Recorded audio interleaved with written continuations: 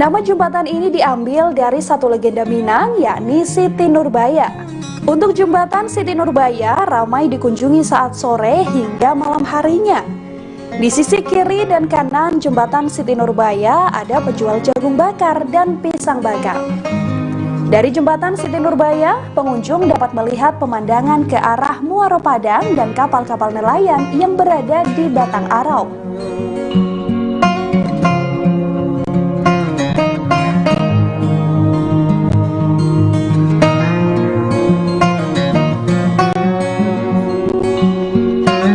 Bagi yang ingin mengunjungi jembatan Siti Nurbaya, dapat memesan transportasi online karena untuk transportasi umum seperti angkot tidak tersedia rute ke sini.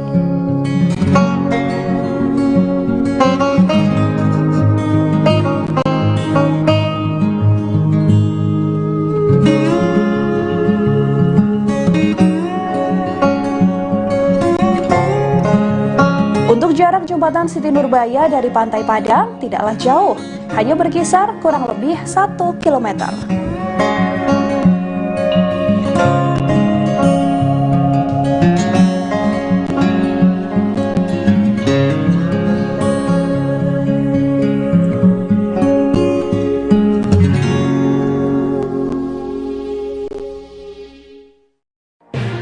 Tribun News Live Update.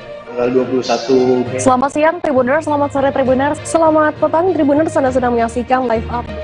Informasi teraktual dan terupdate dari siang hingga petang kami sajikan untuk Anda. Menewaskan 2 orang penumpang, yang mana kedua penumpang Kami perdalam dengan laporan langsung dari lokasi kejadian dan narasumber terpercaya. Benar-benar menghukum mereka-mereka yang terlibat, menghentikan terduga pelaku yang ingin laporan terkait peristiwa pompong hilang kontak menabrak sejumlah pemotor yang melintas tepat.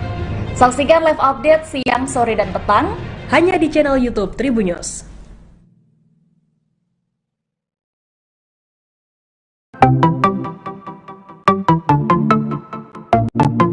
Halo Tribuners, waktu sudah menunjukkan pukul 8 waktu Indonesia Timur.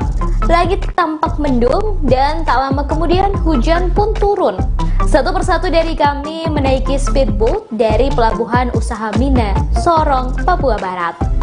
Yap, pagi itu Minggu 3 Juli 2022 kami akan berkeliling seharian di Raja Ampat, pulau yang berada di ujung barat Papua. Perjalanan kali ini akan dipandu oleh pemandu wisata kami bernama Randy. Keseluruhan bersama awak kapal berjumlah 14 orang. Mereka berasal dari berbagai daerah seperti Jakarta, Solo, Jawa Barat, Sumatera Utara, juga mereka dari Papua. Sebelum perjalanan, pemandu rombongan mengingatkan untuk tidak membuang sampah sembarangan. Deru suara mesin speedboat terdengar cukup kencang. Sampai-sampai kami harus mengeraskan suara ketika berbincang agar terdengar satu sama lain. Setelah menempuh perjalanan sekira 2,5 jam, akhirnya kami sampai di lokasi pertama, Piai Nemo. Tempat ini menjadi favorit banyak orang dalam mengabadikan momen. Gerimis tidak menyurutkan kami untuk menaiki tangga berbahan kayu hingga sampai di puncak spot berfoto yang sudah disediakan. Sesampainya di puncak, saya langsung menghela napas dalam-dalam. Takjub melihat betapa indahnya deretan batu karang yang tingginya hingga beberapa meter di atas permukaan air. Batu karang tersebut seperti membentuk pulau-pulau kecil dan indah. Pemandangan yang sangat eksotis ini tersohor hingga penjuru dunia loh Tribuners. Piai Nemo sebenarnya sangat akrab dengan masyarakat Indonesia karena pemandangan deretan karang berbentuk pulau ini ada di uang kertas Rp100.000. Sayangnya tiba-tiba hujan turun cukup lebat. Kami pun bergantian turun mencari tempat berteduh di beberapa simpang tangga yang sudah disediakan seperti gazebo. Di tengah hujan, kami beristirahat di shelter sambil menikmati air kelapa. Sejumlah warga pulau sekitar tampak berjualan seperti kelapa muda, pernak-pernik, ikan-ikan kering, kopi, dan lainnya. Kemudian kami kembali ke kapal untuk melanjutkan perjalanan. Syukurlah hujan pun reda sebelum sampai di lokasi kedua Tribuners. Kami tiba di Telaga Bintang. Untuk meraih puncak pun tidak sejauh Piai Nemo, namun medannya cukup berat. Kami harus menaiki batu-batu karang yang keras dan tajam. Harus bergantian lantaran jalurnya hanya cukup untuk satu orang. Sampai di atas, kami bisa melihat batu karang tinggi yang membentuk seperti pulau-pulau kecil. Dan seperti namanya, kami bisa menyaksikan telaga berbentuk bintang. Di bawah airnya terlihat sangat jernih. Kami bisa melihat batu karang serta ikan-ikan dengan mata telanjang. Tak lama rombongan melanjutkan perjalanan menggunakan kapal, yaitu ke kampung wisata Arborek. Menurut Putu, fotografer wisata kami, lokasi ini adalah kampung wisata pertama yang ada di Raja Ampat loh. Arborek masuk 10 besar desa wisata terbaik di Indonesia. Daya tarik lain tempat ini adalah memiliki dasar laut yang sangat menawan. Anda bisa bersnorkeling, melihat karang dan berbagai biota laut.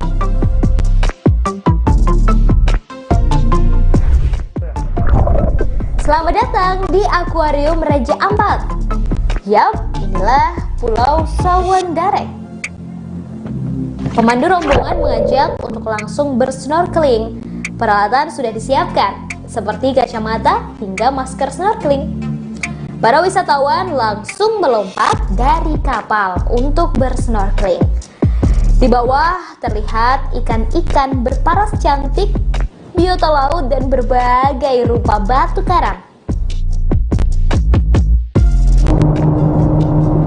Tempat terakhir yang kami kunjungi tak kalah indah, yakni Pulau Pasir Timbul. Seperti namanya, pulau ini muncul 3 kali dalam satu hari. Pukul 6 waktu Indonesia Timur, pukul 11 waktu Indonesia Timur, dan 15 waktu Indonesia Timur. Masing-masing sekitar 30 menit. Tepatnya saat air laut surut. Kapal kami menepi di sekitar pasir putih pulau ini yang berada bukan di pinggir daratan, tetapi lebih menjorok seolah muncul pasir di laut. Wisatawan tampak berfoto di pulau ini berlatar pulau roti yang memang bentuknya menyerupai roti. Anak-anak pun terlihat senang bermain pasir putih.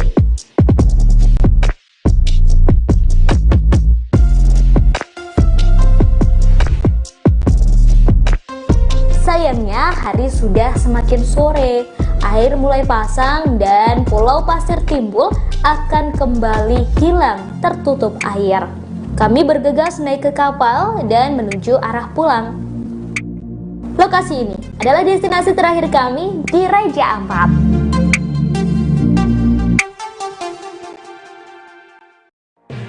Tribun News Live Update.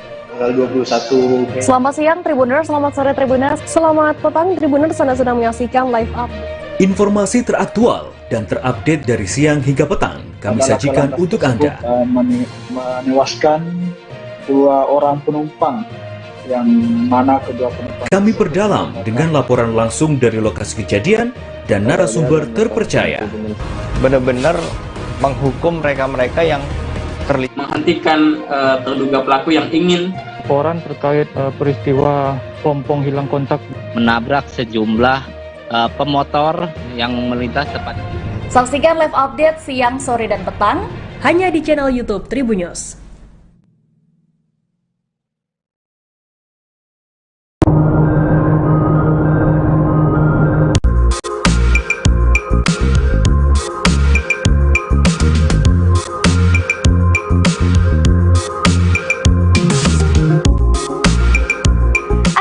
Kami tiba di Pulau Pasir Timbul, Raja Ampat, Papua Barat.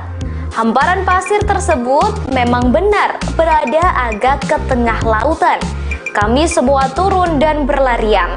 Bahkan seorang wanita tampak asyik berjoget dan sang suami merekam aksinya menggunakan ponsel.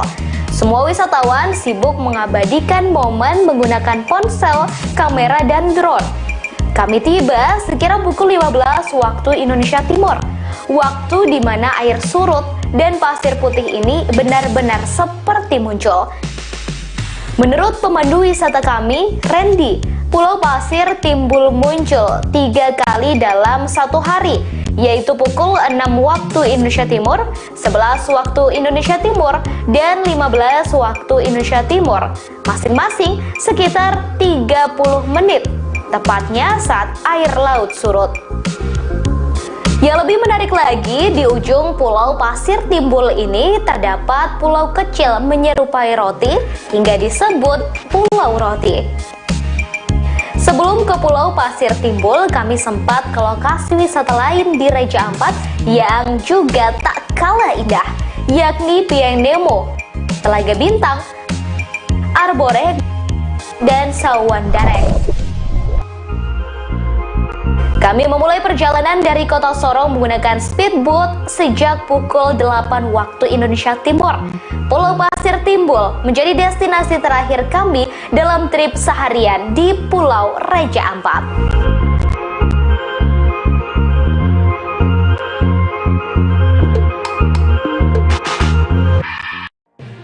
Tribun News Live Update. 21. Selamat siang Tribuners, selamat sore Tribuners, selamat petang Tribuners, Anda sedang menyaksikan live update. Informasi teraktual dan terupdate dari siang hingga petang kami sajikan untuk Anda. Menewaskan 2 orang penumpang, yang mana kedua penumpang. Kami perdalam dengan laporan langsung dari lokasi kejadian dan narasumber terpercaya.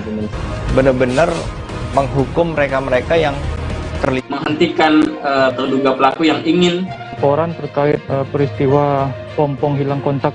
Menabrak sejumlah pemotor yang melintas tepat. Saksikan live update siang, sore, dan petang hanya di channel YouTube Tribun News.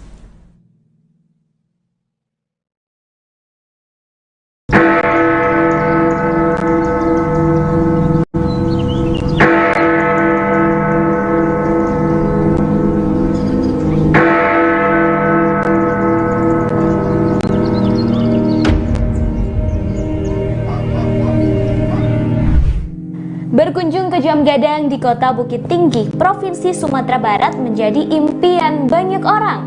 Sebagai bangunan bersejarah yang menjadi ikon pariwisata Indonesia, hampir tak banyak orang yang tak kenal dengan menara itu. Terkadang berpose di depan Jam Gadang menjadi sebuah keharusan bila berkunjung ke Sumatera Barat, terutama Kota Bukit Tinggi. Tak hanya bagi pelancong dari luar Sumber, namun juga bagi warga Sumber sendiri yang tak pernah bosan berfoto dan menikmati Jam Gadang. Bangunan Jam Gadang terdiri dari 4 sisi seperti persegi panjang yang berdiri dengan lantai dasar mirip tapak bangunan beranjung. Sepintas dari luar bangunan Jam Gadang, setelah tapak bangunan hanya terlihat 4 tingkat. Namun aslinya dari dalam terdapat 6 tingkat. Hal itu karena pandangan mengikuti tiang bangunan yang berjumlah 4 buah setelah tapak dan jendela kaca yang ada pada keempat sisinya. Sebelum menaiki menara ini, terdapat 2 tangga yang berada di samping kiri pintu masuk menara. Pintu masuk menghadap ke arah barat. Setiap tingkat bangunan dihubungkan dengan tangga melingkar yang kian ke atas, kian kecil karena mengikuti pola bangunan yang mengerucut ke atas. Di bagian atas terdapat atap bergonjong 4 yang semuanya berbahan kayu dan penuh ukiran khas Minangkabau. Ruangan paling menakjubkan tentu ruangan yang berisikan mesin-mesin jam gadang. Mesin yang disebut-sebut hanya ada 2 di dunia. Satu di Jam Gadang dan satu lagi dipakai untuk menggerakkan jam raksasa menara Big Ben di London, Inggris, yang juga menjadi kebanggaan negara itu. Beranjak ke bagian puncak menara, terdapat sebuah lonceng berukuran besar. Di tengah-tengah lonceng terdapat tulisan B. Fortman, Rellinghausen, dan Iwe Germany. Diketahui Fordman adalah nama belakang Bernhard Fordman, si pembuat jam, dan Recklinghausen, nama kota di Jerman, tempat mesin jam ini diproduksi pada 1892. Lonceng ini selalu berbunyi setiap waktu menunjukkan menit ke 00. Misal pukul 8 waktu Indonesia Barat dan sebagainya.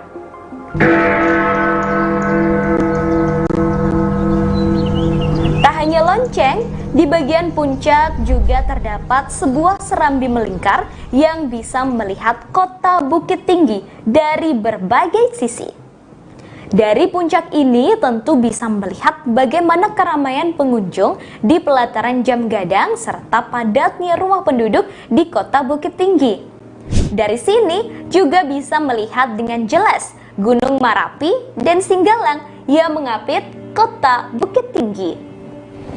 Yang menjadi generator kota ini adalah Jam Gadang. Oke, Jam Gadang. Wali Kota Bukit Tinggi Erman Safar mengatakan bangunan Jam Gadang ini didirikan pada 1926 dan selesai pada 1927 pada masa kolonial Belanda. Pembangunannya diprakarsai oleh Hendrik Roelof Rookmaker yang ketika itu menjabat sebagai sekretaris di Fort de Kock atau yang kini Bukit Tinggi. Sementara bangunan didesain oleh seorang arsitek asal Koto Gadang Agam bernama Yasid Raijo Mangkuto. Erman mengatakan pembangunannya memakan biaya 21.000 gulden, 15.000 untuk bangunannya dan 6.000 untuk pekerja. Orang nomor satu di Bukit Tinggi itu menyebut menara Jam Gadang ini dibangun tanpa menggunakan besi sebagai penyangga. Sama halnya dengan menara masjid tua di Minangkabau, bangunannya dibangun hanya menggunakan bata merah dengan kapur putih bercampur pasir sebagai perekat. Diketahui mesin jam gadangnya didatangkan dari Jerman oleh Ratu Belanda Wilhelmina sebagai hadiah karena berhasil merebut Fort de Kock ketika itu. Setelah dibangun, jam gadang ini pernah mengalami perubahan bentuk saat pendudukan Jepang dengan bangunan khas negeri Sakura. Pasca kemerdekaan, bangunannya juga mengalami perubahan ke bentuk yang sekarang ini. Hingga berdiri kokoh saat ini, bangunan jam gadang sudah melewati berbagai perbaikan dan renovasi.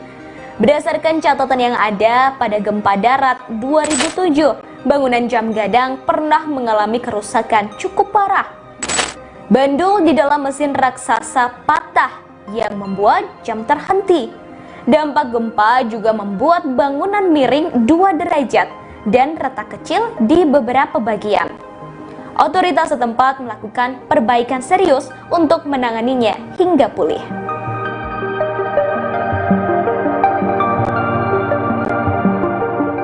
Terima kasih sudah nonton. Jangan lupa like, subscribe, dan share ya.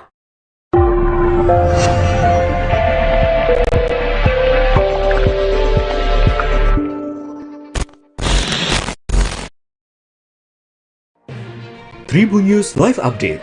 Tanggal 21. Selamat siang Tribuners, selamat sore Tribuners, selamat petang Tribuners, Anda sedang menyaksikan live update. Informasi teraktual dan terupdate dari siang hingga petang kami sajikan untuk Anda.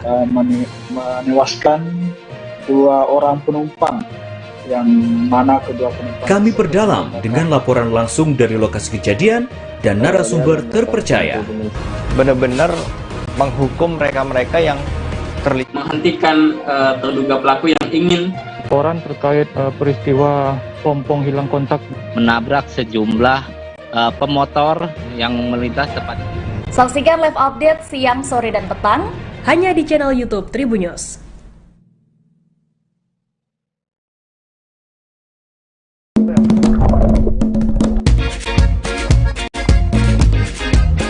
Selamat datang di Akuarium Raja Ampat, Pulau Sawandarek.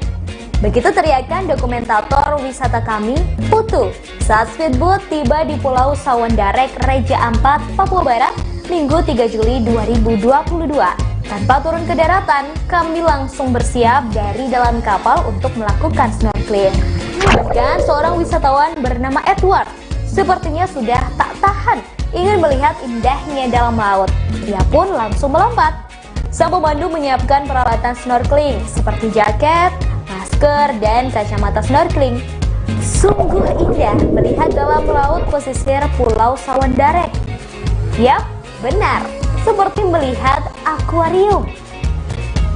Air yang jernih membuat mata kita bahkan tanpa kacamata snorkeling bisa melihat jelas keindahan dalam Laut Raja Ampat. Warna-warni ikan dengan beragam jenis, batu karang bermacam bentuk dan unik, dan berbagai biota laut lain yang sangat memanjakan mata. Tak hanya snorkeling, sejumlah wisatawan juga melakukan diving hingga ke dasar laut. Pulau Sawandarek merupakan satu dari sejumlah tempat terbaik untuk snorkeling dan diving di Raja Ampat.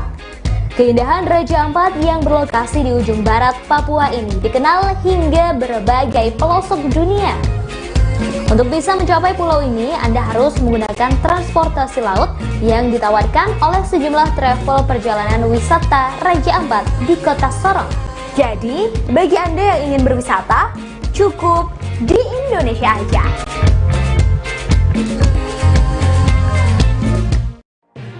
Tribun News Live Update. 21. Selamat siang Tribuners, selamat sore Tribuners, selamat petang Tribuners, Anda sedang menyaksikan live up. Informasi teraktual dan terupdate dari siang hingga petang kami sajikan untuk Anda. Menewaskan 2 orang penumpang, yang mana kedua penumpang. Kami perdalam dengan laporan langsung dari lokasi kejadian dan narasumber terpercaya. Benar-benar menghukum mereka-mereka yang terlibat menghentikan terduga pelaku yang ingin Laporan terkait peristiwa pompong hilang kontak menabrak sejumlah pemotor yang melintas tepat. Saksikan live update siang, sore, dan petang hanya di channel YouTube Tribun News.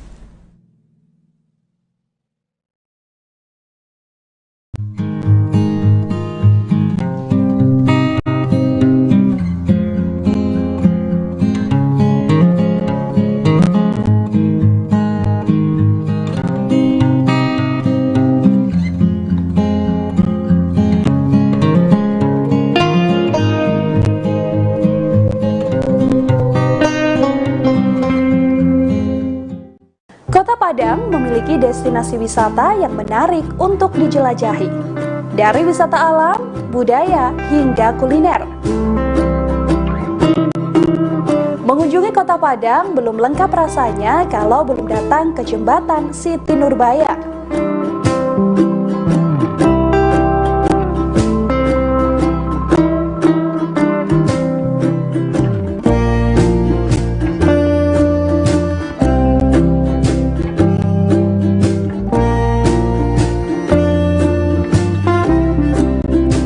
Jembatan Siti Nurbaya terletak di kawasan Padang Selatan, Kota Padang, Sumatera Barat. Menghubungkan antara Gunung Padang dan kawasan Kota Tua. Jembatan Siti Nurbaya, salah satu ikon wisata Kota Padang.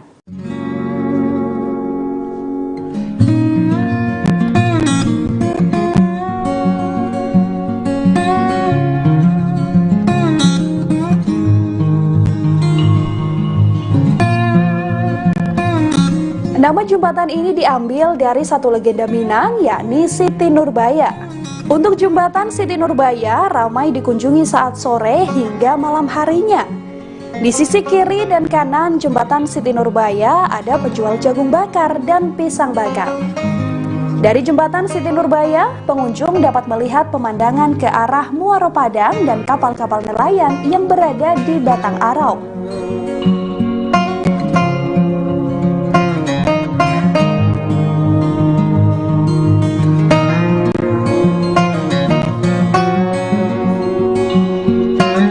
Bagi yang ingin mengunjungi jembatan Siti Nurbaya, dapat memesan transportasi online karena untuk transportasi umum seperti angkot tidak tersedia rute ke sini.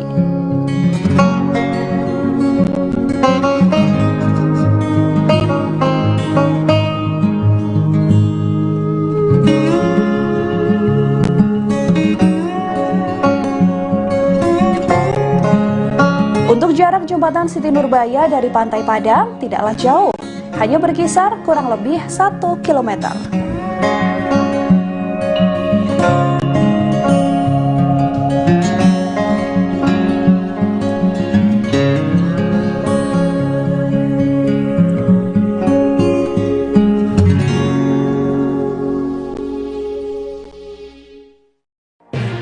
Tribun News Live Update.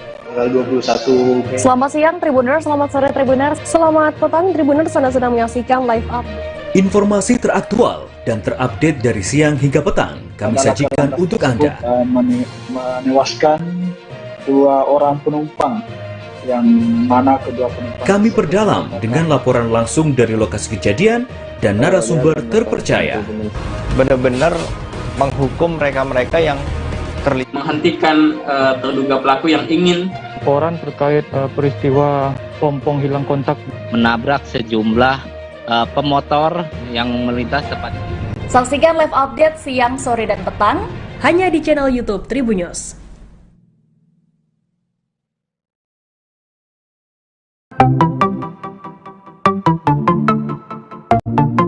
Halo Tribuners, waktu sudah menunjukkan pukul 8 waktu Indonesia Timur. Langit tampak mendung dan tak lama kemudian hujan pun turun. Satu persatu dari kami menaiki speedboat dari Pelabuhan Usaha Minar, Sorong, Papua Barat. Yap, pagi itu Minggu 3 Juli 2022, kami akan berkeliling seharian di Raja Ampat, pulau yang berada di ujung barat Papua. Perjalanan kali ini akan dipandu oleh pemandu wisata kami bernama Randy. Keseluruhan bersama awak kapal berjumlah 14 orang. Mereka berasal dari berbagai daerah seperti Jakarta, Solo, Jawa Barat, Sumatera Utara, juga mereka dari Papua. Sebelum perjalanan, pemandu rombongan mengingatkan untuk tidak membuang sampah sembarangan. Deru suara mesin speedboat terdengar cukup kencang. Sampai-sampai kami harus mengeraskan suara ketika berbincang agar terdengar satu sama lain. Setelah menempuh perjalanan sekira 2,5 jam, akhirnya kami sampai di lokasi pertama, Piai Nemo. Tempat ini menjadi favorit banyak orang dalam mengabadikan momen. Gerimis tidak menyurutkan kami untuk menaiki tangga berbahan kayu hingga sampai di puncak spot berfoto yang sudah disediakan. Sesampai di puncak, saya langsung menghela napas dalam-dalam. Takjub melihat betapa indahnya deretan batu karang yang tingginya hingga beberapa meter di atas permukaan air. Batu karang tersebut seperti membentuk pulau-pulau kecil dan indah. Pemandangan yang sangat eksotis ini tersohor hingga penjuru dunia loh Tribuners. Piai Nemo sebenarnya sangat akrab dengan masyarakat Indonesia karena pemandangan deretan karang berbentuk pulau ini ada di uang kertas Rp100.000.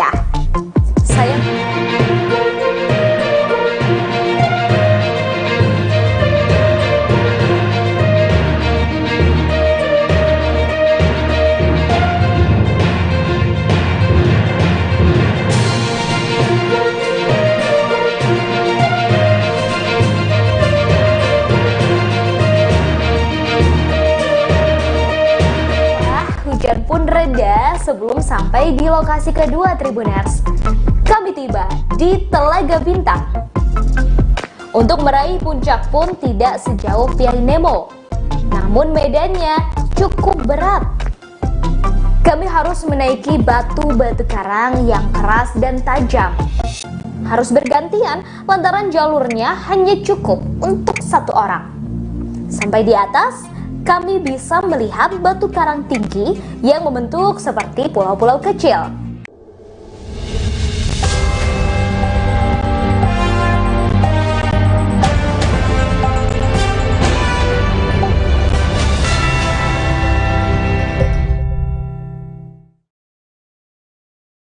Selamat siang Tribuners, saat ini Anda sedang menyaksikan program Live Update Tribun News Siang edisi Jumat 4 November 2022. Informasi seputar peristiwa yang terjadi di tanah air akan kami hadirkan untuk Anda selama sekira 1,5 jam ke depan. Bersama saya Diamita dan reporter kami dari berbagai daerah di Indonesia. Inilah Live Update Tribun News Siang selengkapnya. Kita menuju informasi pertama, bangunan rumah milik Ubardin, warga Kelurahan Kayu Kunyit, Bengkulu Selatan terpaksa dibongkar. Pembongkaran atas keputusan dari Pengadilan Negeri Mana karena bangunan rumah berdiri di tanah milik Wahun yang merupakan tetangganya sendiri. Sebelumnya diketahui berbagai cara mediasi juga sudah dilakukan pemilik bangunan agar tidak dirobohkan. Saat ini kami sudah terhubung dengan reporter Tribun Bengkulu, ada rekan Ahmad Sandy Kurniawan. Silakan rekan, bisa Anda informasikan terkait kasus ini? Oke, terima kasih rekan Dea yang ada di studio.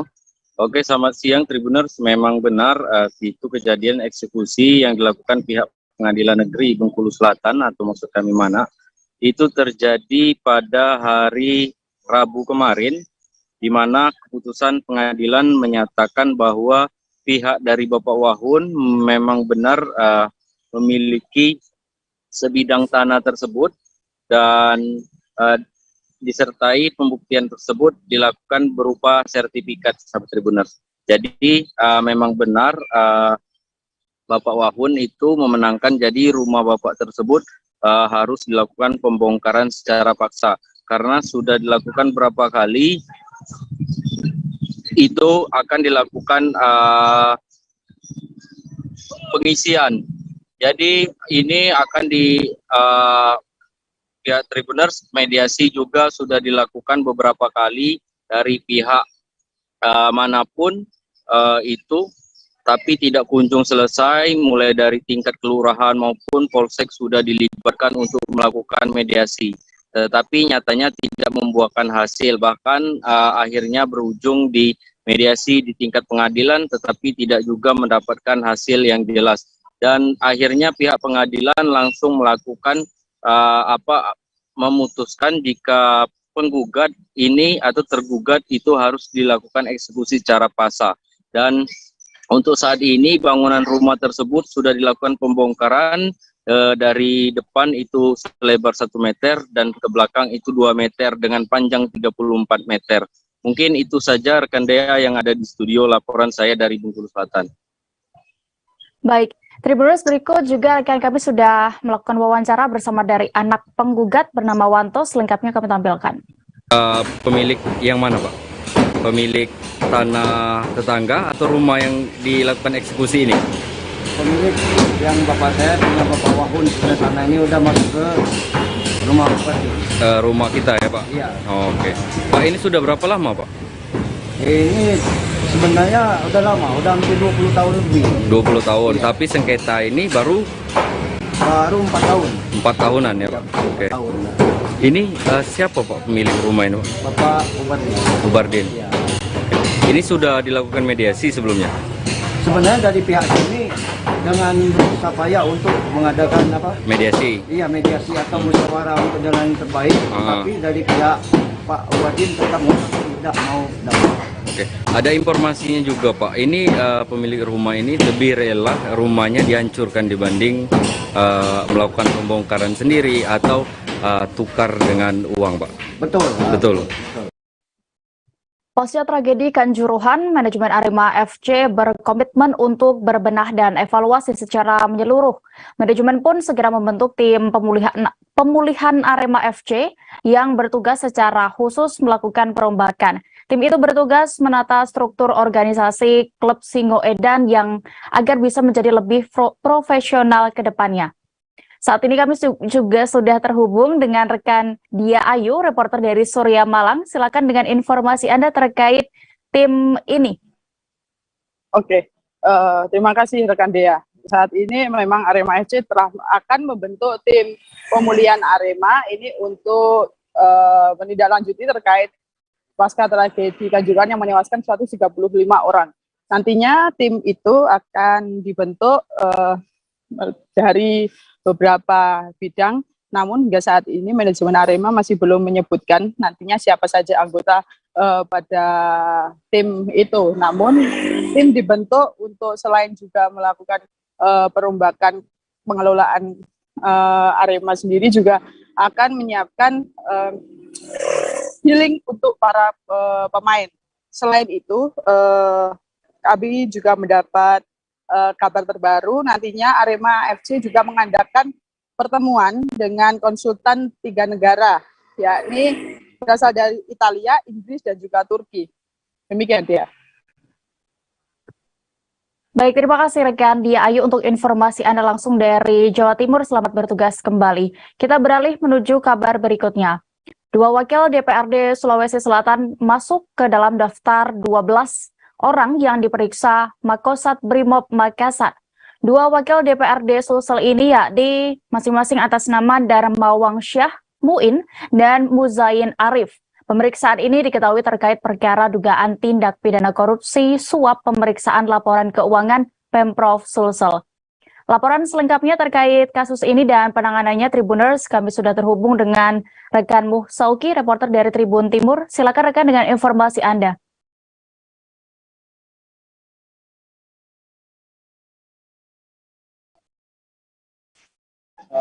Kemarin Komisi Pemberantasan Korupsi terkait tindak pidana dugaan korupsi laporan keuangan di Dinas PUTR tahun 2020. Dari 12 orang tersebut, 2 diantaranya merupakan Wakil Ketua DPRD Provinsi Sulawesi Selatan, Bapak Darmawan Syah Muin, dan Bapak Muzain Arif. Mereka 12 orang ini diperiksa di kantor Makosat Brimob di Jalan KS Kubun, Kecamatan Kariso, Kota Makassar. Menurut keterangan anggota Brimob yang kami temui, Bapak Itu Riwan diperiksa oleh penyidik KPK pagi hingga malam, dan dari pemeriksaan tersebut hingga kini kami masih melakukan penyelidikan apa hasil dari pemeriksaan tersebut. Sebelumnya 2 hari yang lalu juga Ketua DPRD juga penyidik KPK terkait dugaan korupsi. Mungkin itu yang bisa kami sampaikan. Baik, terima kasih rekan Sauki untuk laporan Anda dari Sulawesi Selatan. Selamat kembali bertugas. Kita beralih ke Jawa Tengah. Informasi pemotongan gaji karyawan yang menerima bantuan subsidi upah atau BSU di warung spesial Sambal Solo viral. Komisi 4 DPRD Solo langsung melakukan sidak ke warung tersebut yang berada di cabang Manahan di Kecamatan Banjarsari pada Kamis 3 November 2022 kemarin. Hasilnya didapati 50% lebih karyawan di warung SS Manahan tidak terdaftar BPJS Ketenagakerjaan. Saat ini kami sudah terhubung dengan reporter Tribun Solo, ada rekan Ahmad Syarifuddin. Silakan bisa Anda laporkan mengenai terkait ini.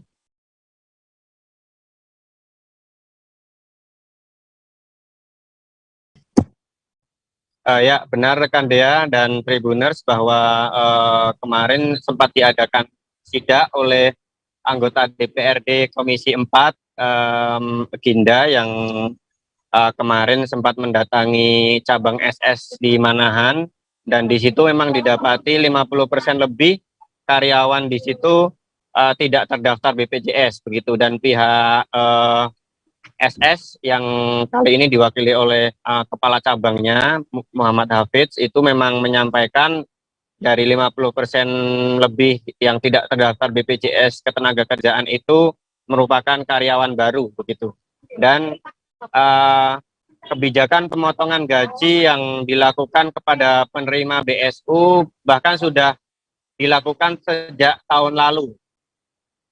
Tapi kemudian berita terakhir menyebutkan bahwa kebijakan pemotongan gaji penerima BSU ini sudah dibatalkan oleh manajemen pusat dari Spesial Sambal, dan kemudian akhirnya pihak Kementerian Ketenagakerjaan juga tidak jadi untuk memberikan sanksi kepada warung Spesial Sambal. Begitu rekan Dia. Baik, terima kasih rekan Ahmad Syarifuddin untuk laporan Anda. Selamat bertugas kembali. Kita menuju informasi berikutnya. 5 daerah di Nusa Tenggara Timur melaporkan adanya kasus gagal ginjal akut pada anak. Sejauh ini ada 4 anak yang dinyatakan meninggal dunia dan 1 orang masih dirawat. Laporan itu terkonfirmasi melalui Ikatan Dokter Anak Indonesia atau IDAI NTT pada beberapa waktu terakhir. Untuk mengetahui data lebih detailnya Tribuners dan bagaimana situasi di sana, kami sudah terhubung dengan reporter Pos Kupang. Silakan rekan Irfan Hoy dengan informasi Anda. Ya, Dea dan Tribuners, benar sekali berkaitan dengan laporan kasus gagal ginjal anak yang ada di Nusa Tenggara Timur. Nah, sejauh ini sudah ada 5 laporan yang masuk ke Ikatan Dokter Anak Indonesia Provinsi NTT sendiri. Dari 5 anak itu 4 diantaranya meninggal dunia, dinyatakan meninggal dunia, dan 1 orang di Kabupaten Nagekeo, Nusa Tenggara Timur masih dilakukan perawatan. Nah, pihak dokter anak NTT sendiri sejauh ini terus memantau atau terus memonitor perkembangan terkait dengan kasus gagal ginjal anak di Nusa Tenggara Timur. Bahkan mereka juga sempat merekomendasikan atau meminta kepada rumah sakit milik pemerintah provinsi agar mendatangkan alat cuci darah anak, karena di NTT sendiri sampai dengan sejauh ini tidak ada alat cuci darah khusus untuk anak, sehingga beberapa kasus seperti di Sumba Barat yang rencananya akan dirujuk ke Rumah Sakit Sangla Denpasar Bali tidak sempat, sehingga mereka dari dokter anak di NTT sendiri sudah menyampaikan itu. Dan informasi terakhir yang diperoleh bahwa alat tersebut sudah dipesan oleh pihak rumah sakit di Profesor Johannes Kupang, dan dalam beberapa waktu ke depan akan tiba di Nusa Tenggara Timur yang kemudian bisa digunakan. Nah, untuk terkait dengan imbauan sendiri dari dokter anak yang ada di NTT sendiri, mereka meminta kalaupun orang tua ataukah keluarga pasien yang melihat anak atau pasien mereka yang sudah ada muncul gejala seperti tidak buang air kecil lebih dari 12 jam, demam, batuk, hingga pilek, maka segera mungkin dibawa ke rumah sakit atau fasilitas kesehatan terdekat, yang kemudian bisa dimungkinkan untuk dirujuk ke rumah sakit dengan fasilitas kesehatan yang lebih bagus. Begitu dia. Baik, terima kasih rekan Irfan Hoy untuk informasi Anda. Selamat bertugas kembali. Kita beralih menuju Provinsi Bangka. Siswa SMKN 2 Pangkal Pinang meninggal dunia pasca bermain sepak bola dalam ajang turnamen Bubble Sport Game 2022. Pelajar atas nama Gusti Suyansyah tersebut sebelumnya terjatuh seusai menanduk bola. Ia juga sempat mendapatkan perawatan intensif di RSUD Depati Hamzah, namun kemudian dinyatakan meninggal dunia. Untuk mengetahui kronologi lengkap kejadian ini, Tribuners akan disampaikan oleh rekan Rizky Irianda Palevi, reporter Bangka Post yang sudah bergabung di sana. Silakan. Ya, Dea, kabar duka kini kembali datang dari dunia olahraga cabur sepak bola. Usai seorang siswa bernama Gusti Suyansyah yang masih duduk di kelas 2 SMK Negeri 2 Pangkal Pinang meninggal dunia setelah melakoni pertandingan sepak bola dalam turnamen yang digelar oleh Provinsi Bangka Belitung Bubble Sport Game 2022. Kejadian naas tersebut terjadi pada Rabu 2 November lalu sekitar pukul 14.30. Saat itu Gusti sempat menanduk bola, namun saat sundulan tersebut tidak ada benturan ataupun hadangan dari lawan. Jadi posisinya atau laga yang baru berjalan 5 menit itu, posisi Gusti ini benar-benar kosong, tidak ada halangan saat menerima bola sundulan. Namun setelah sundulan tersebut tak berselang lama, Gusti ini tiba-tiba ambruk di tengah lapangan, dan hal ini pun membuat Gusti langsung ditarik ke pinggir lapangan untuk mendapatkan perawatan medis. Namun saat diberikan penanganan medis, Gusti ini justru muntah-muntah sebanyak 3 kali dan membuat pihak medis langsung membawa Gusti menggunakan ambulan ke RSUD Depati Hamzah Bangka Pinang. Di RSUD sempat mendapatkan perawatan intensif. Gusti pun akhirnya mengembuskan nafas terakhirnya pada sekitar pukul 8 malam ya, pada Rabu kemarin. Sementara itu hari ini pihak sekolah dari SMK Negeri 2 Pangkal Pinang pun juga sudah menggelar doa bersama untuk Gusti Suyansyah. Lebih lanjut juga untuk kesehariannya di sekolah, Kepsek dari SMK Negeri 2 Pangkal Pinang Muhammad Afaljan juga membeberkan Gusti Suyansyah ini merupakan siswa yang gemar dan aktif berolahraga, dan hal tersebut pun dibuktikan dengan selalu dipilihnya Gusti Suyansyah dalam tim inti cabur sepak bola dan futsal, serta merupakan pemain andalan dalam setiap turnamen yang diikuti SMK Negeri 2 Pangkal Pinang. Lalu juga dari hasil ronsen yang diterima untuk korban ini mengalami pendarahan di kepalanya pada Rabu kemarin. Rencananya pada Rabu lalu itu juga Gusti ini akan melakukan operasi bedah pada keesokan harinya atau Kamis pagi. Namun untuk dokter operasi bedah ini saat itu tidak ada di Pangkal Pinang, masih ada di Belitung, sehingga masih menunggu. Dan namun rencana tersebut pun akhirnya kandas dikarenakan Gusti sudah meninggal pada malam harinya pada Rabu jam 8 malam. Demikian Dea. Baik, terima kasih rekan Rizky Irianda untuk laporan Anda. Selamat kembali bertugas. Kita beralih ke informasi selanjutnya. Nur Sifa Sukmawati, warga desa Kurau Utara, Kecamatan Bumi Makmur, Kabupaten Tanah Laut, mengalami obesitas. Berat badan perempuan 26 tahun ini mencapai sekira 190 kg.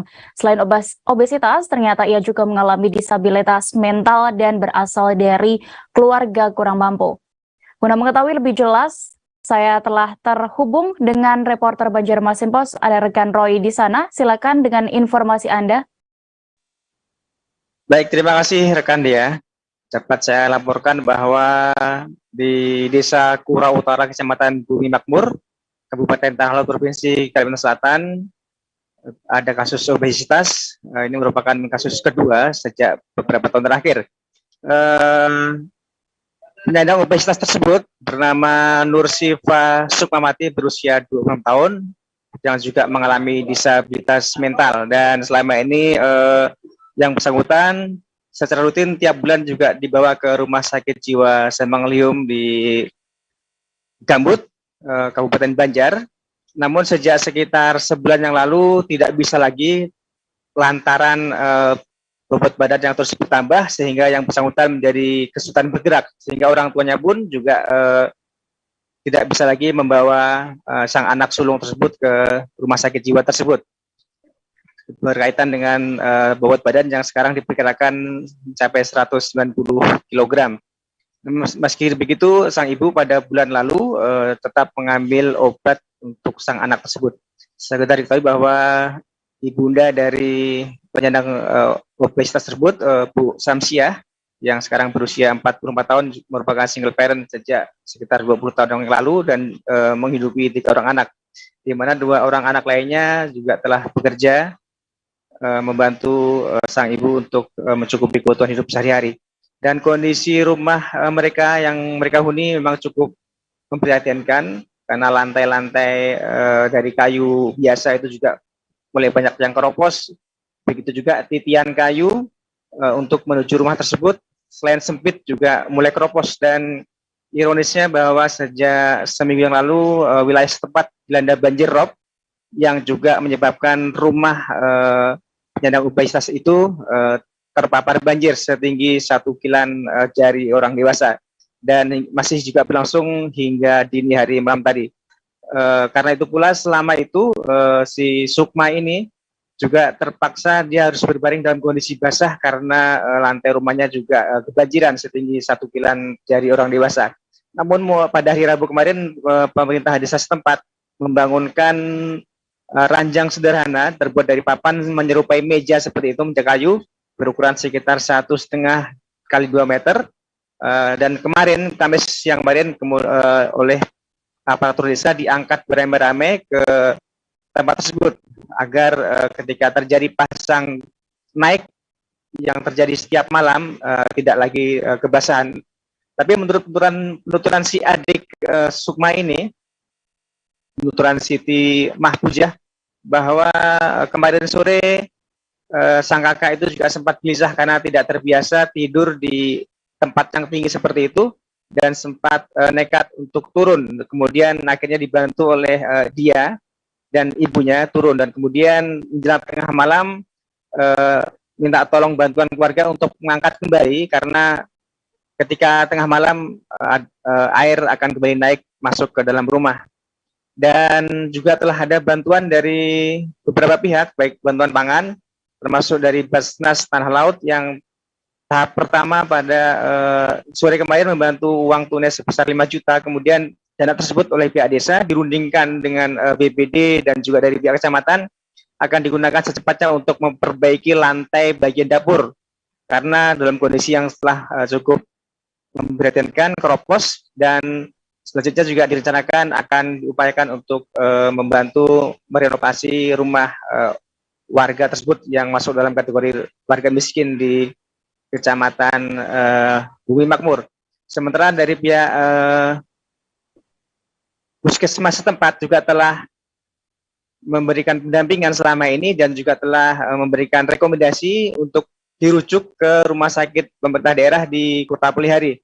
Namun memang sampai saat ini dari pihak keluarga, terutama dari sang ibu, masih bingung karena ketika sang anak dibawa ke rumah sakit, maka yang dibingungkan adalah siapa yang akan menjaga, karena sang ibu itu juga bekerja menjual kue untuk mencari nafkah, untuk mencukupi kehidupan hidupnya, dan itulah yang sementara ini masih belum bisa diputuskan terkait ketika ada keinginan dari pihak petugas kesehatan untuk merawat si Sukma ini ke rumah sakit daerah di Kota Pelihari yang berjarak puluhan kilometer dari tempat tinggalnya. Sedemikian dia yang dapat saya laporkan. Baik, terima kasih rekan Roy untuk laporan Anda di Kabupaten Tanah Laut. Selamat bertugas kembali. Kita beralih ke Jawa Timur. Tim SAR gabungan akhirnya menemukan bocah yang hilang di Sungai Song, Kecamatan Kauman, Tulungagung. Korban berinisial MWZ, 12 tahun, ditemukan meninggal dunia setelah 4 hari dilakukan penyisiran sungai. Proses pencarian dilakukan sejak kejadian, yakni hari pertama pada Senin 31 Oktober 2022 lalu. Saat ini kami sudah terhubung dengan reporter Surya, ada rekan David Yohanes, silakan dengan laporan Anda. Ya, terima kasih rekan Dea.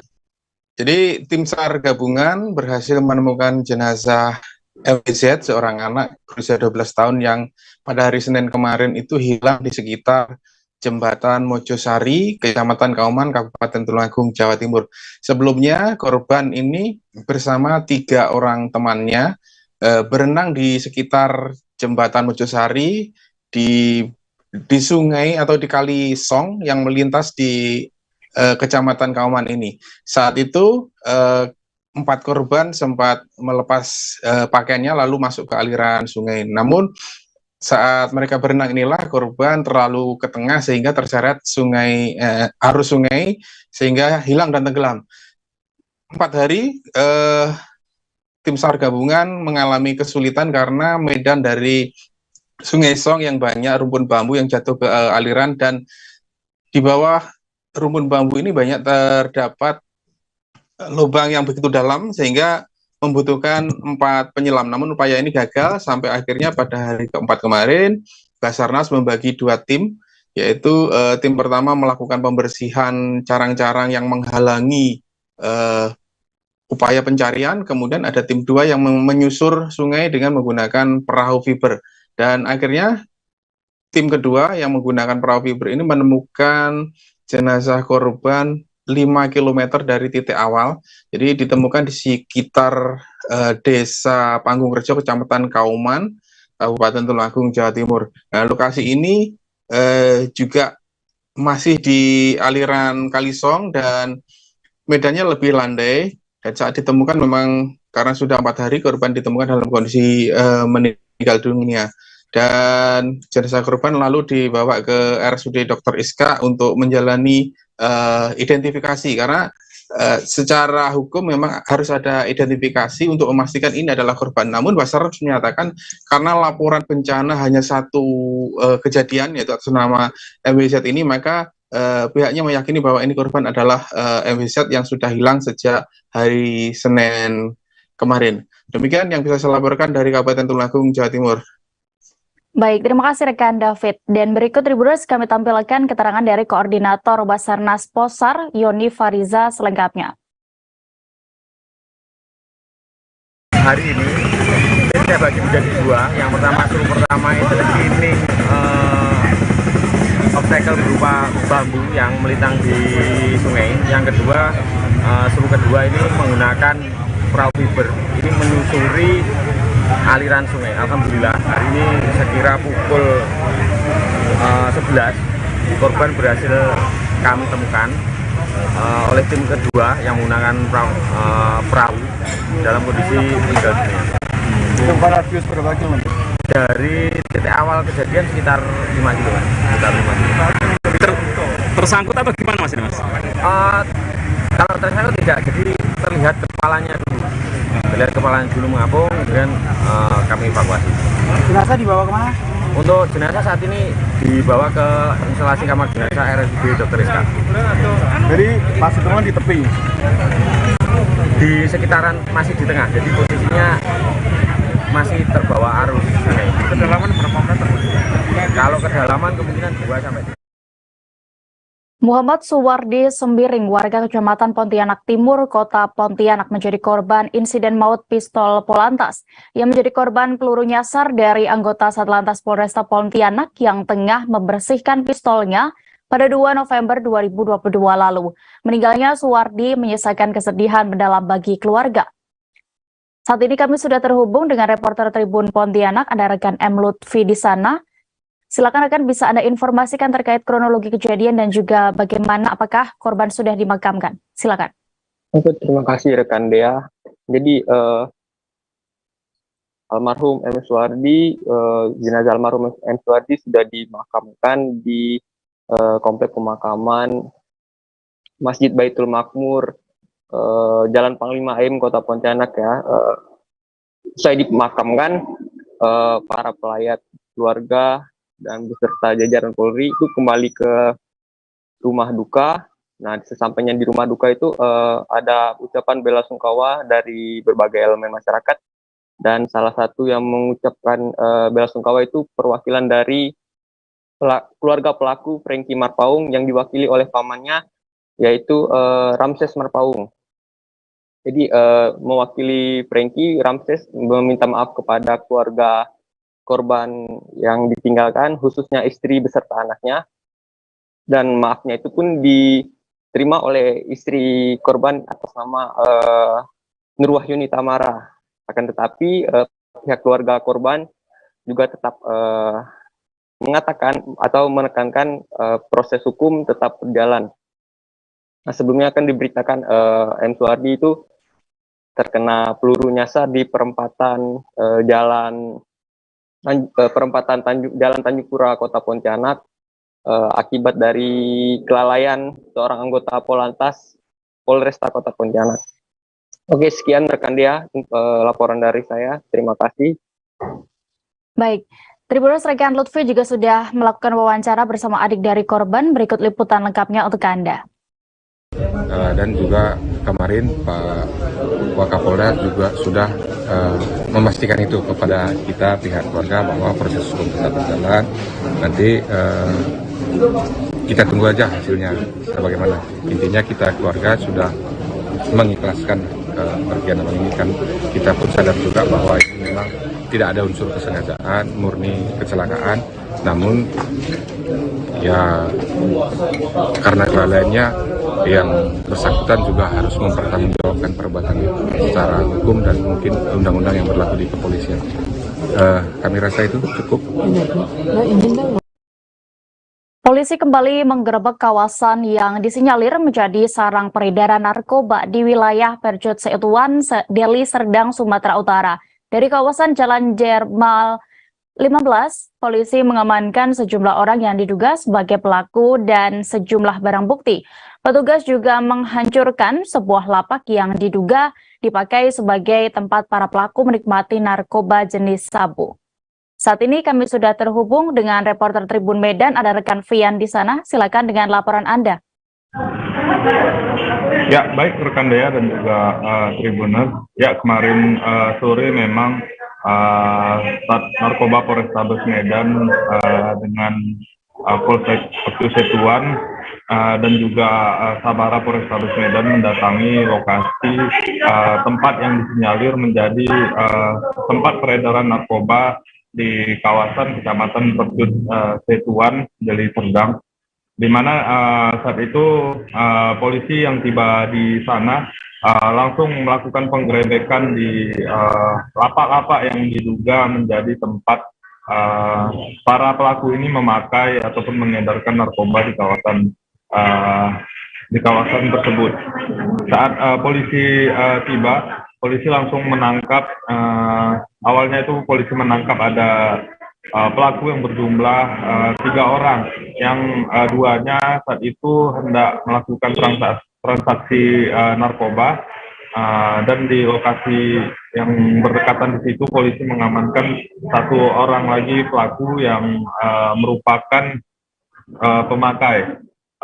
Kemudian polisi melakukan penggeledahan di segala titik di lokasi tersebut dan mendapati sejumlah puluhan alat tempat isap sabu ataupun bom, yaitu berjumlah ada 51 botol. Barang bukti itu langsung disita oleh pihak kepolisian, dan polisi juga menyita sedikitnya ada 7 unit sepeda motor yang ditinggalkan pemiliknya. Pada saat polisi tiba di sana memang sempat ada aksi kejar-kejaran antara polisi dan para pelaku ini. Namun sebagian pelaku ada yang berhasil melarikan diri sehingga meninggalkan sepeda motornya di lokasi. Nah, sepeda motor tersebut dan juga ada 2 unit becak motor langsung diamankan oleh pihak polisian dan dibawa ke Polsek Percut Setuan. Nah, dari keempatnya ini memang awalnya setelah diamankan oleh pihak polisian sempat tidak mengaku mereka itu terlibat narkoba di kawasan tersebut. Namun setelah diinterogasi oleh pihak polisian barulah keempatnya ini mengaku datang ke sana memang hendak membeli narkoba. Ya, ini mungkin penggerebekan yang kesekian kalinya dilakukan oleh pihak kepolisian di kawasan tersebut. Karena memang di kawasan Derma 15 ini dikenal sebagai tempat yang sering terjadi transaksi narkoba. Saat ini keempat pelaku tersebut beserta barang buktinya sudah diamankan di Satuan Narkoba Polrestabes Medan untuk dilakukan pengembangan ataupun pemeriksaan lebih lanjut. Dari tangan pelaku juga polisi sempat menyita barang bukti narkoba itu tidak banyak, hanya di bawah 1 gram. Nah, saat ini tempatnya masih dalam proses pemeriksaan oleh pihak kepolisian dan masih menjalani berbagai tes seperti tes urin ataupun yang lain sebagainya. Ya, sekian dari saya, Dea, kembali ke studio. Baik, terima kasih rekan Fian. Berikut Tribuners kita tampilkan keterangan dari Kanit 1 Satres Narkoba Polrestabes Medan, Ibtu Wisnu Graha Paramaarta. Selengkapnya. Arahan Kapolri yang sebelumnya bahwa ada kegiatan program pelaksanaan untuk quick wins presisi, sehingga atas dari hal tersebut melalui dari Kapolrestabes Medan memerintahkan agar melakukan optimalisasi terhadap pemberantasan segala bentuk jenis perjudian dan penyalahgunaan tindak pidana narkotika. Oleh karena itu kami dari Sat Narkoba Polrestabes Medan bersama juga dengan Polsek Percut Setuan dan juga Sat Sabara Polrestabes Medan melakukan kegiatan grebek kampung narkoba yang tepatnya di Derma 15. Apa aja Bang ditemukan Bang di sana, Bang? Dari hasil kegiatan GKN kami mengamankan ada 4. Polisi mengungkap peran 9 pelaku ruda paksa terhadap gadis 13 tahun di Kabupaten Sampang, Madura, Jawa Timur. Pemerkosaan tersebut terjadi di sebuah tempat kos di Kabupaten Pamekasan. Rata-rata para pelaku berusia 19 tahun dan satu di antaranya masih di bawah umur. Saat ini kami sudah terhubung dengan rekan Hanggara Pratama, reporter dari Tribun Madura. Silakan dengan laporan Anda terkait update penanganan kasus ini. Baik, terima kasih rekan Dea. Jadi dapat kami melaporkan pada 1 November 2022 kemarin, Polres Sampang telah berhasil mengamankan salah satu dari pelaku ruda paksa oleh 9 orang terhadap gadis 13 tahun. Dan pelaku berinisial F masih di bawah umur berusia 17 tahun yang tidak lain adalah teman korban yang baru berkenalan selama 2 hari melalui Facebook. Atas proses penyidikan terhadap pelaku berinisial F ini terungkap identitas 8 para pelaku paksa, bahkan rata-rata usianya masih 19 tahun. Mereka merupakan GS 25 tahun, GR 19 tahun, RN 19 tahun, SH 19 tahun, FN 19 tahun, AS 21 tahun, RK 19 tahun, NI 19 tahun, dan yang berhasil diamankan F, yakni 17 tahun, dan semuanya berasal dari Kabupaten Sampang. Berdasarkan keterangan dari Kapolres Sampang, AKBP Arman, mereka memiliki peran berbeda, artinya tidak semua pelaku melakukan pemerkosaan terhadap korban yang dilakukan di salah satu kos-kosan di Desa Patemon, Kabupaten Pamekasan pada 22 Oktober 2022 malam. Namun yang melakukan pemerkosaan ada 5 orang termasuk F, kemudian sisanya 4 orang berperan memegang korban. Namun Polres Sampang masih belum bisa menjelaskan siapa 5 orang yang telah melakukan pemerkosaan karena informasi yang didapat ini masih bersifat sepihak. Sehingga Polres Sampang terus melakukan pendalaman sekaligus pengejaran terhadap 8 pelaku yang kini masih berstatus buron. Sementara patut diketahui juga bahwa berdasarkan keterangan Kapolres Sampang AKBP Arman, salah satu pelaku berinisial F yang berhasil diamankan ini merupakan pelaku yang memiliki inisiatif pertama untuk melecehkan korban. Sebab dia sebelumnya memendam nafsu kepada korban saat melihat foto korban di Facebook. Kemudian baru menjemput korban ke rumahnya pada 22 Oktober 2022 malam, menggunakan sepeda motor untuk mengajak korban jalan-jalan ke Taman Kota Sampang. Kemudian bergeser ke Kabupaten Pamekasan hingga akhirnya menuju ke kos-kosan yang merupakan milik temannya, sedangkan di kos-kosan itu sudah ada para pelaku lainnya sehingga terjadilah ruda paksa. Demikian rekan Dea, kembali ke studio. Terima kasih. Baik, Tribuners, terkait kasus ini rekan Hanggara juga sudah menghimpun keterangan dari Kapolres Sampang AKBP Arman, berikut liputan lengkapnya. Siang ini kami merilis ungkap perkara kasus membawa lari anak di bawah umur, kemudian dilakukan pencabulan atau pemerkosaan terhadap korban oleh pelaku yang awalnya jumlah 2 orang membawa lari dari rumah, kemudian bersama teman-temannya berjumlah 9 orang melakukan pencabulan terhadap korban. Jadi TKP perlu saya luruskan, ada 2 TKP. Yang pertama TKP di Sampang itu membawa kabur korban atau anak di bawah umur.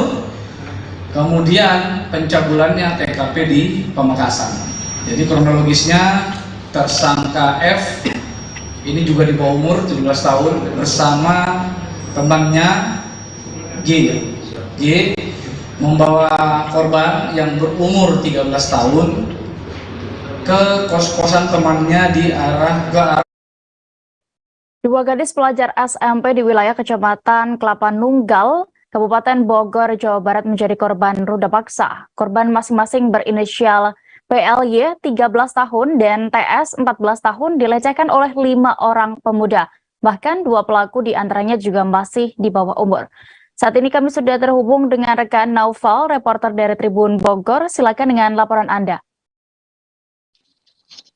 Baik, rekan Dea dan juga rekan-rekan Tribuners, dapat kami informasikan bahwa pihak kepolisian Polres Bogor telah berhasil mengungkap terkait kasus ruda paksa atau kasus persetubuhan yang dilakukan oleh 5 kawanan pemuda terhadap 2 orang gadis SMP di wilayah Kecamatan Kelapa Nunggal, Kabupaten Bogor.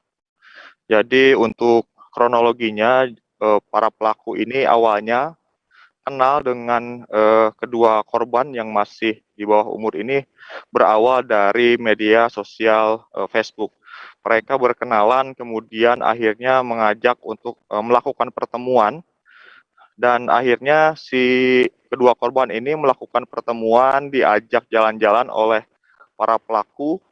Namun pada akhirnya kedua korban ini dibawa oleh para pelaku ke sebuah rumah yang memang biasa kerap dijadikan tempat kumpul-kumpul para pelaku dan rekan-rekannya.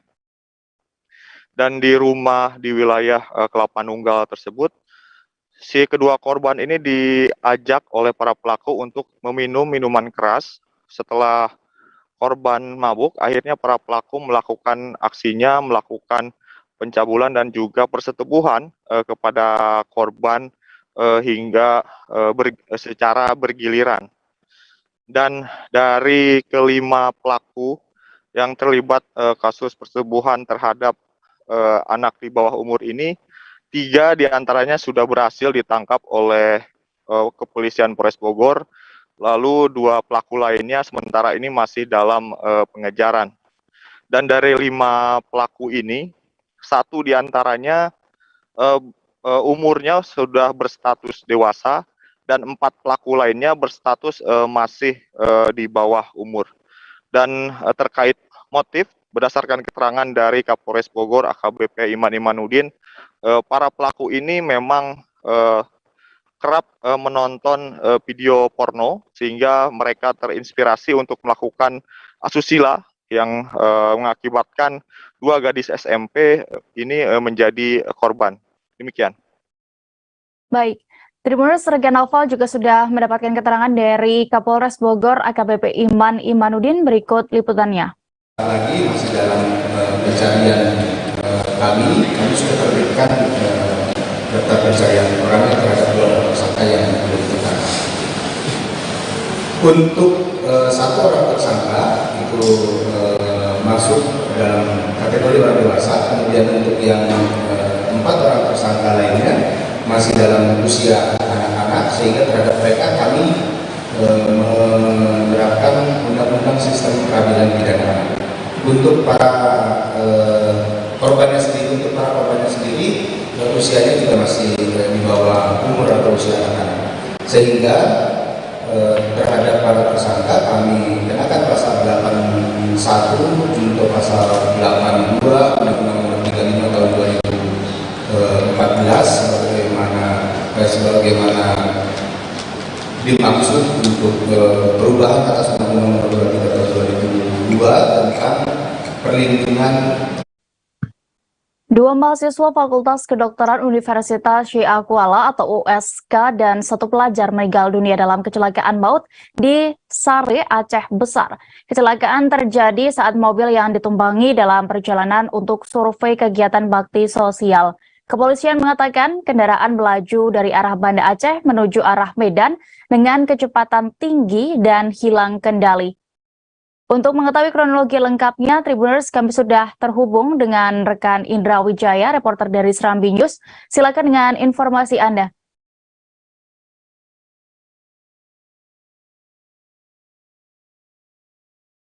Halo, rekan Indra.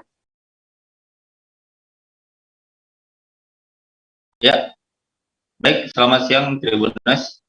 Dapat kami sampaikan, setelah terjadi laka lantas yang mengakibatkan 2 orang mahasiswa Fakultas Kedokteran Universitas Syekh Kuala dan 1 orang pelajar di Kecamatan Lembah Selawa, Kabupaten Aceh Besar pada Kamis pagi kemarin meninggal dunia dalam kecelakaan tersebut. Menurut keterangan yang kami terima dari Kasat Lantas Polres Aceh Besar AKP Rina Bintar mengatakan bahwa kejadian tersebut terjadi sekitar pukul 8 pagi kemarin, di mana berdasarkan kronologi kejadian, mobil yang ditumpangi oleh para mahasiswa USK Fakultas Kedokteran USK itu saat kejadian hendak pergi berangkat untuk melakukan survei bakti sosial di salah satu desa di Aceh Besar. Nah, dalam mobil yang ditumpangi para korban yakni Toyota Avanza dengan PL 819JJ melaju dari arah Kota Banda Aceh menuju Medan dengan kecepatan tinggi. Selain itu, yang berada di dalam mobil penumpang tersebut yakni selain korban, yakni menurut kami ulangi, yang berada di dalam mobil penumpang itu yakni atas nama Anissa Khairina Putri Siagian, alamat dari umur 20 tahun, beralamat dari Provinsi Jakarta. Kemudian David Irfan Maulana yang beralamat dari Kabupaten Sumatera Utara, maksud kami Provinsi Sumatera Utara. Dua korban ini merupakan mahasiswa Fakultas Kedokteran Unsia dan meninggal saat dilakukan penanganan di puskesmas setempat. Sementara rekannya yakni Muhammad Adil Maulivi, Muhammad Rasul Akram Nina, Farhatani Ramadhani, dan pengendara mobil Toyota tersebut Muhammad Faris Kausar itu hanya mengalami luka ringan. Selain itu, dalam laka lantas tersebut juga mengakibat satu orang pelajar atas nama Indra, umur 14 tahun, yang beralamat di Desa Sare, Kecamatan Lombasalawa, meninggal dunia. Sementara satu orang lagi temannya yang masih juga berprofesi sebagai pelajar atas nama Muhammad Rizky, 14 tahun, itu mengalami luka ringan. Nah, berdasarkan kronologi kejadian, rombongan dari Fakultas Kedokteran Unsia itu melaju dari arah Kota Banda Aceh menuju Medan dengan kecepatan tinggi. Namun saat tiba di tempat kejadian perkara, diduga mobil yang ditumpangi para rombongan baksos itu mengalami hilang kendali, yang kemudian supir yakni Muhammad Faris Kausar diduga membanting setir ke arah berlawanan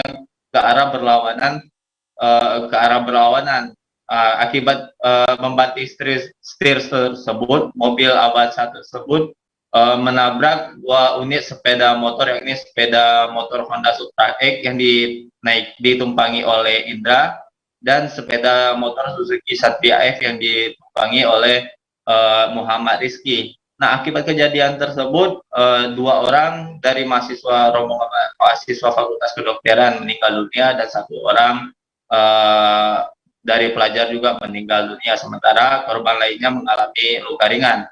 Nah, update terbaru yang kami terima dari pihak Universitas Siakuala bahwa para korban dari FK ini sudah dilakukan penanganan pada sore kemarin. Penanganan itu berupa pemulangan kedua jenazah yang berasal dari Jakarta dan Provinsi Sumatera Utara untuk dikembalikan kembali ke kampung halaman.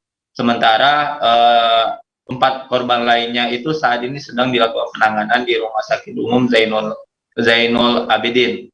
Akibat kejadian tersebut juga pihak dari Kasat Lantas Polres Aceh Besar menaksir kerugian material dari kejadian tersebut mencapai 80 juta rupiah. Demikian rekannya.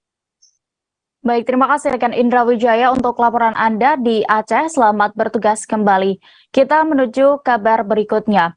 Seorang pria 36 tahun ditemukan tidak bernyawa di dalam rumahnya kawasan Dusun Kelapa Kera, Desa Air Merbau, Tanjung Pandang, Belitung. Lelaki itu bernama Widodo, warga asal Purwodadi, Jawa Tengah. Selesai dievakuasi, jenazah langsung diautopsi tim Inafis Satreskrim Polres Belitung dan tim RSUD Haji Marsidi Judono di Kabupaten Belitung. Untuk mengetahui informasi lebih detailnya, kami sudah terhubung dengan rekan Disa Ariandi, reporter Pos Belitung. Silakan rekan dengan kabar terbaru terkait kejadian ini. Baik, betul sekali Dea, bahwa pada Kamis 3 November 2022 kemarin ditemukan sosok jenazah yang berada dalam rumah ataupun di kontrakan yang beralamatkan di Jalan Raya Sijuk, Dusun Kelapa Kera, Desa Air Merbau, Tanjung Pandang, Belitung, dalam kondisi membusuk. Dan seluruh tubuh dari korban tersebut membiru. di mana korban ini bernama Widodo, 36 tahun, merupakan warga Purwodadi, Jawa Tengah. Korban di dalam rumah tersebut hanya seorang diri dan berada di Belitung merantau. Sejak 3 tahun belakangan, korban selalu bolak-balik pulang kampung antara Belitung dan Purwodadi, di mana pada Kamis kemarin korban ditemukan meninggal dunia oleh rekannya, yaitu Supardi, di mana saat itu Supardi ingin menjenguk korban dan membicarakan soal pekerjaan. Namun setelah membuka pintu sekitar pukul 13.00 ternyata korban sudah meninggal dunia dalam kondisi jenazah ataupun tubuh korban sudah membusuk dan membiru. Dari informasi yang kami dapatkan dari rekan korban yang lain, yaitu Pur, korban sebelumnya sempat mengeluh sakit, di mana sebelum sakit pada Sabtu pekan kemarin korban sempat berkunjung ke rumah rekannya dengan membawa buah, dan pada saat itu juga korban sempat berbaring sebentar di rumah rekannya yang beralamatkan di Kampung Amau. Kemudian juga pada saat itu korban mengeluhkan sakit kepada rekannya. Pada hari Minggu kemarin, korban sempat membuat status di WhatsApp, di mana status tersebut juga mengeluhkan kondisi tubuh korban yang kurang sehat, dan pada saat itu juga korban membuat status masuk angin. Kemudian setelah itu korban sudah tidak terlihat lagi dan terakhir ditemukan, maksud kami telah ditemukan meninggal dunia pada Kamis kemarin. Korban merupakan pekerja swasta yang sehari-hari bekerja sebagai pembuat profil bangunan di Belitung. Kami juga sudah mengkonfirmasi dengan Kasat Reskrim Polres Belitung, itu Edi Purwanto. Dari hasil visum yang telah dilakukan oleh pihak kepolisian Satreskrim Polres Belitung, tidak ditemukan tanda-tanda kekerasan di sekujur tubuh korban, dan juga polisi sudah memintai keterangan kepada sejumlah saksi ataupun sahabat korban. Dari hasil keterangan tersebut diduga kuat memang korban meninggal dunia karena sakit. Dan untuk jenazah korban tadi malam sudah dikuburkan di tempat pemakaman umum di Belitung. Demikian, dia kembali ke studio. Baik, terima kasih rekan Disa Ariandi untuk laporan Anda. Selamat bertugas kembali. Kita menuju kabar berikutnya di Kepulauan Riau. Tribuners, vaksinasi massal di Grand Mall Batam diserbu warga pengunjung pada Kamis 3 November 2022 kemarin. Bahkan masih banyak warga pengunjung yang tidak kebagian antrean hingga harus kembali datang esok harinya. Antusias warga berburu vaksin booster di lokasi tersebut pun terbilang tinggi. Saat ini kami sudah terhubung dengan reporter Tribun Batam, ada rekan Beres Lumban Tobing di sana. Silakan rekan. Oke, baik. Selamat siang rekan Dea, selamat siang Tribuners. Perlu kami informasikan begitu, pelaksanaan vaksinasi kembali digelar di Kota Batam setelah hampir 2 bulan lamanya dosis vaksin sudah tidak tersedia begitu. Nah, warga pun sudah lama menunggu sebenarnya. Nah, jadi kemarin hari pertama pelaksanaan vaksinasi digelar di salah satu pusat perbelanjaan di Grand Mall Batam. Antusias warga masyarakat untuk mendapatkan vaksin ini sangat terbilang tinggi. Gitu. Apalagi lokasi pelaksanaan vaksinasi hanya di 2 lokasi. Nah, seperti yang terlihat di Grand Mall Batam, itu dosis yang tersedia hanya sebanyak 200, sementara jumlah pengunjung itu mencapai ratusan. Jadi ketika warga datang, itu dosis vaksin sudah tidak tersedia. Akibatnya banyak warga pengunjung yang merasa kecewa. Nah, tidak hanya di Grand Mall Batam, namun juga di SP Plaza begitu. Nah, ada sebanyak 300 dosis vaksin di sana, namun jumlah masyarakat yang datang itu sudah mencapai ribuan. Bahkan petugas sampai melakukan tindakan tegas untuk membubarkan kunjungan jumlah massa. Bahkan pada saat pulang begitu bubar, ada beberapa kendaraan yang tersenggol begitu hingga nyaris terjadi baku hantam. Nah, menurut keterangan dari kepolisian sektor Lubuk Baja begitu, pelaksanaan vaksinasi akan terus digelar, namun untuk mengantisipasi adanya kerumunan masyarakat, jumlah dosis di sebanyak 200 dosis di Grand Mall Batam, 350 di SP Plaza. Mungkin demikian rekan, terima kasih. Baik, terima kasih rekan Beres Lumban Tobing untuk informasi Anda. Selamat bertugas kembali. Kita beralih ke kabar berikutnya. Dinas Pemuda dan Olahraga atau Dispora Kabupaten Bogor, Jawa Barat meresmikan Rumah Ide Pemuda. Rumah Ide Pemuda ini berada di Ruko Cibinong City Center, Kelurahan Pekansari, Cibinong, Kabupaten Bogor. Pihak Dispora menjelaskan hal ini merupakan suatu gagasan untuk mewadahi kaum muda di Kabupaten Bogor dalam hal positif. Informasi terkait pendirian Rumah Ide Pemuda ini, Tribuners, akan disampaikan rekan Amar, reporter dari Tribun Bogor. Silakan dengan informasi Anda. Baik, terima kasih rekan Dea dan Tribuners dimanapun Anda berada. Jadi Dinas Pemuda dan Olahraga atau Dispora Kabupaten Bogor launching Rumah Ide Pemuda di Ruko Cibinong City Center, Kelurahan Pakansari, Kecamatan Cibinong, Kabupaten Bogor pada hari Kamis, tanggal 3 November 2022. Kepala Dinas Pemuda dan Olahraga Kabupaten Bogor, Asnan Ape, mengatakan Rumah Ide Pemuda ini merupakan suatu gagasan untuk mewadahi kaum muda di Kabupaten Bogor dalam hal yang positif. Di tempat ini juga para pemuda bisa melakukan konsultasi seputar wirausaha dan akan dimentori oleh Himpunan Pengusaha Muda Indonesia atau HIPMI, kemudian ada dari Forum UMKM dan KPK Kabupaten Bogor. Nah, selain itu di Rumah Ide Pemuda ini juga para pemuda yang datang bisa berkonsultasi tentang permasalahan yang dialaminya dalam kesehariannya. Jadi tersedia juga konsultasi psikologi dan akan diberikan secara gratis di Rumah Ide Pemuda ini. Nah, di samping itu Ketua HIPMI Kabupaten Bogor Ahmad Hidayat mengatakan tujuan pembentukan Rumah Ide Pemuda ini untuk mengarahkan para wirausaha muda dalam memulai usahanya. Nah, menurutnya di tengah persaingan bisnis yang sangat ketat saat ini, salah satu tujuan dari teman-teman HIPMI yaitu mentoring anak-anak yang mau usaha, seperti mengarahkan untuk mendaftarkan nomor induk perusahaannya atau NIB, dan kemudian bagaimana cara membuat akses permodalan dan aksesibilitas dari market. Menurutnya kedua hal tersebut saat ini yang sangat diperlukan oleh wirausaha muda untuk diketahui dalam membangun usaha bisnisnya.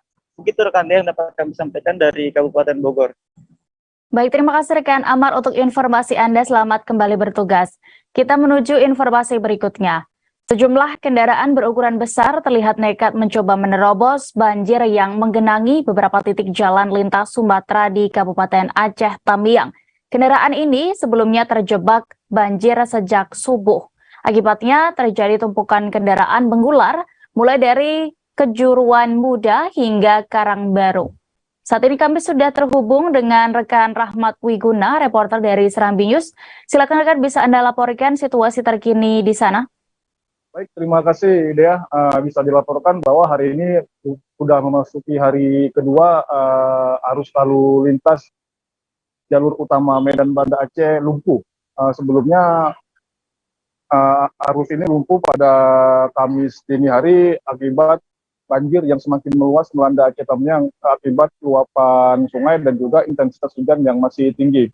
Dari amatan terbaru bahwa kemacetan ini masih terjadi, bahkan bisa dikatakan lebih parah karena antrian kendaraan yang semula hanya berada di kawasan Aceh Tamiang kini sudah mengular hingga mencapai perbatasan dengan Kabupaten Langkat yang merupakan sudah masuk wilayah Sumatera Utara. Namun bagi beberapa kendaraan berukuran besar seperti bus dan truk pengangkut bahan pangan, pengemudi mencoba tetap nekat menerobos banjir dengan dipandu oleh petugas gabungan dari TNI, Polri maupun Dinas Perhubungan Kabupaten Nakita Tamiang.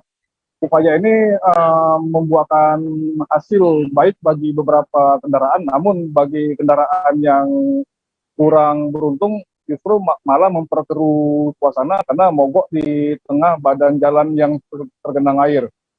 Ini imbasnya membuat beberapa insiden yang sangat vital bisa terhambat, seperti tadi pagi ada jenazah yang tertahan 5 jam. Jenazah ini merupakan warga Aceh Tamiang yang meninggal dirawat di sebuah rumah sakit di Medan.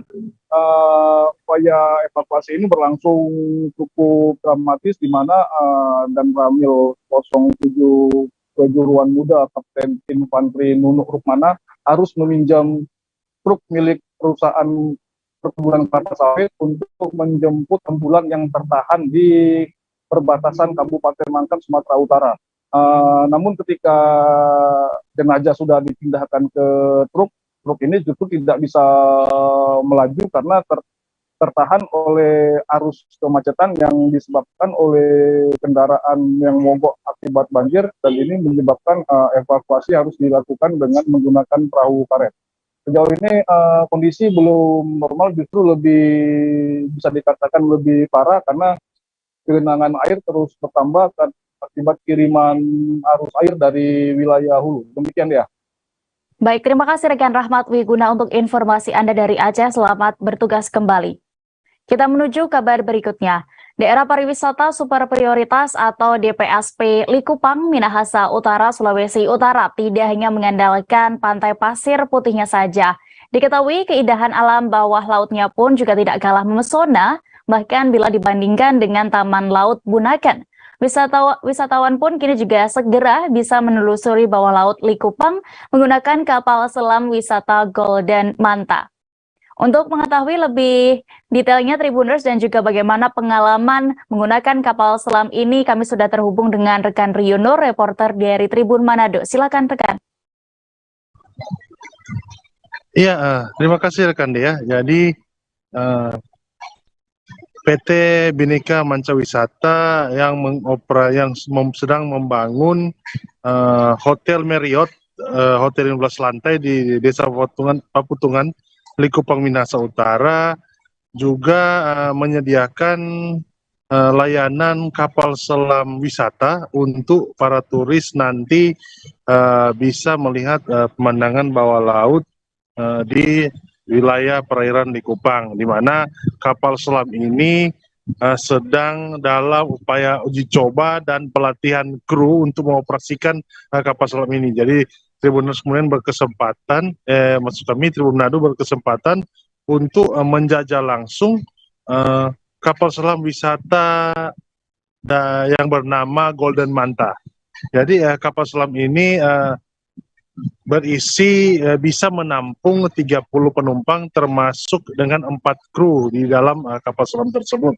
Kapal selam ini setelah diuji coba oleh penumpang bisa turun menyelam hingga ke kedalaman 30 meter, di mana rombongan itu datang start dari dermaga Desa Munte, Likupang, Kabupaten Minahasa Utara, kemudian menyusur perairan, kapal selam menyusur ke perairan wilayah Likupang menuju ke Pulau Bangka di Likupang, di mana perjalanannya memakan waktu sekitar 1 jam, di mana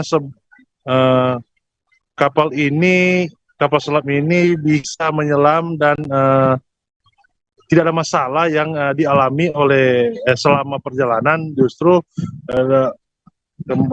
para penumpang di dalam kapal selam ini bisa menikmati pemandangan yang sudah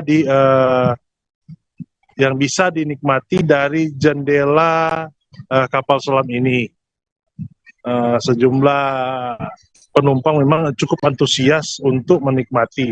Namun sejauh ini kapal selam ini baru uji coba, belum untuk melayani turis. Nanti rencananya bulan Desember kapal selam ini akan di launching, kemudian pada awal Januari sudah siap untuk melayani para turis yang datang ke Minasa Utara, Provinsi Utara, yang ingin menyaksikan pemandangan bawah laut di perairan wilayah Likupang.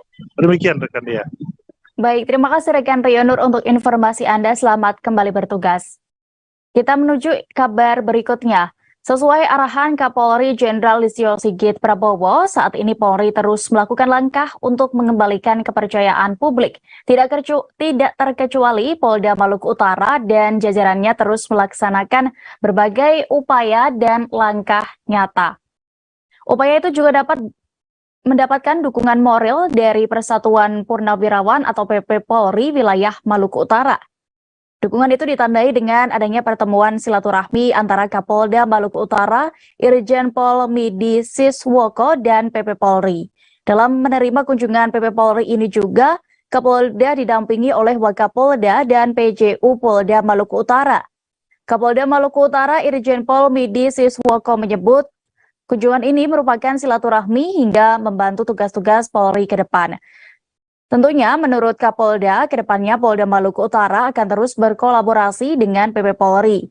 Di sisi lain, Polda akan mendukung dan membahas perkembangan organisasi PP Polri. Hal itu menurut Jenderal Bintang 2 ini sebagai upaya untuk membantu tugas-tugas Polri yang semakin kompleks. Sebab masa dinas yang berakhir di kepolisian bukanlah faktor untuk tidak lagi memberikan pengabdian untuk negara dan membantu tugas.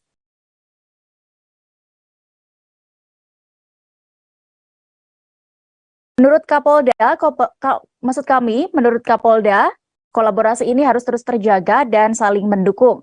Sementara Kabid Humas Polda Maluku Utara, Kombes Mikael Irwan Tamsil menjelaskan bahwa organisasi PP Polri adalah organisasi yang dibentuk untuk tetap menjaga dan membina sinergitas di Polri.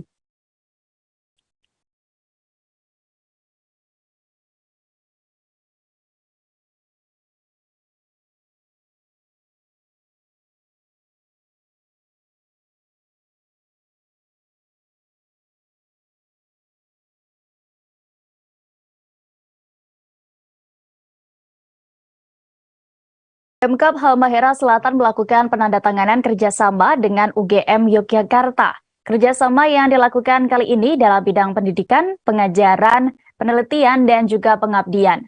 Bertujuan untuk meningkatkan progres Labuha Smart City yang telah didesain tim Smart City Halmahera Selatan. Kepala Babelitbanda Halmahera Selatan, M. Tahrim, Imam mengatakan bahwa selain kerjasama di bidang pendidikan, dalam kesempatan itu juga Bupati Halmahera Selatan, Usman Sidik, juga melakukan kerjasama dengan UGM di bidang lain, dalam rangka mendukung terwujudnya pelaksanaan program andalan pemerintahan Usaman Basam, yakni Labuha Smart City. Menurutnya kerjasama itu bertujuan untuk meningkatkan progres Smart City.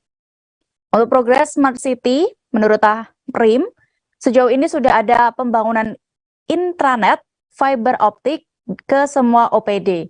Kemudian pembangunan pusat data center atau server, pembangunan command center, pembangunan layanan berbasis elektronik atau SPBE, pengembangan portal penghubung layanan terintegrasi, dan pengembangan aplikasi super apps.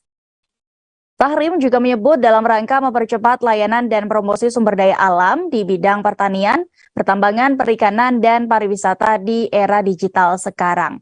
Maka komponen-komponen yang berbaur dengan digitalisasi harus disediakan. Dengan begitu, layanan pun akan semakin cepat diekspos.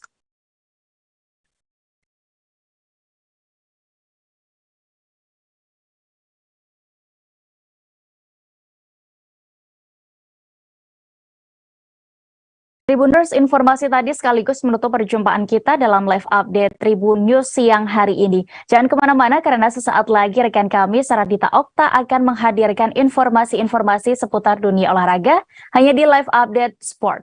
Dan saya Diamita beserta kru live update siang yang bertugas pamit. Terima kasih untuk kebersamaan Anda. Sampai jumpa.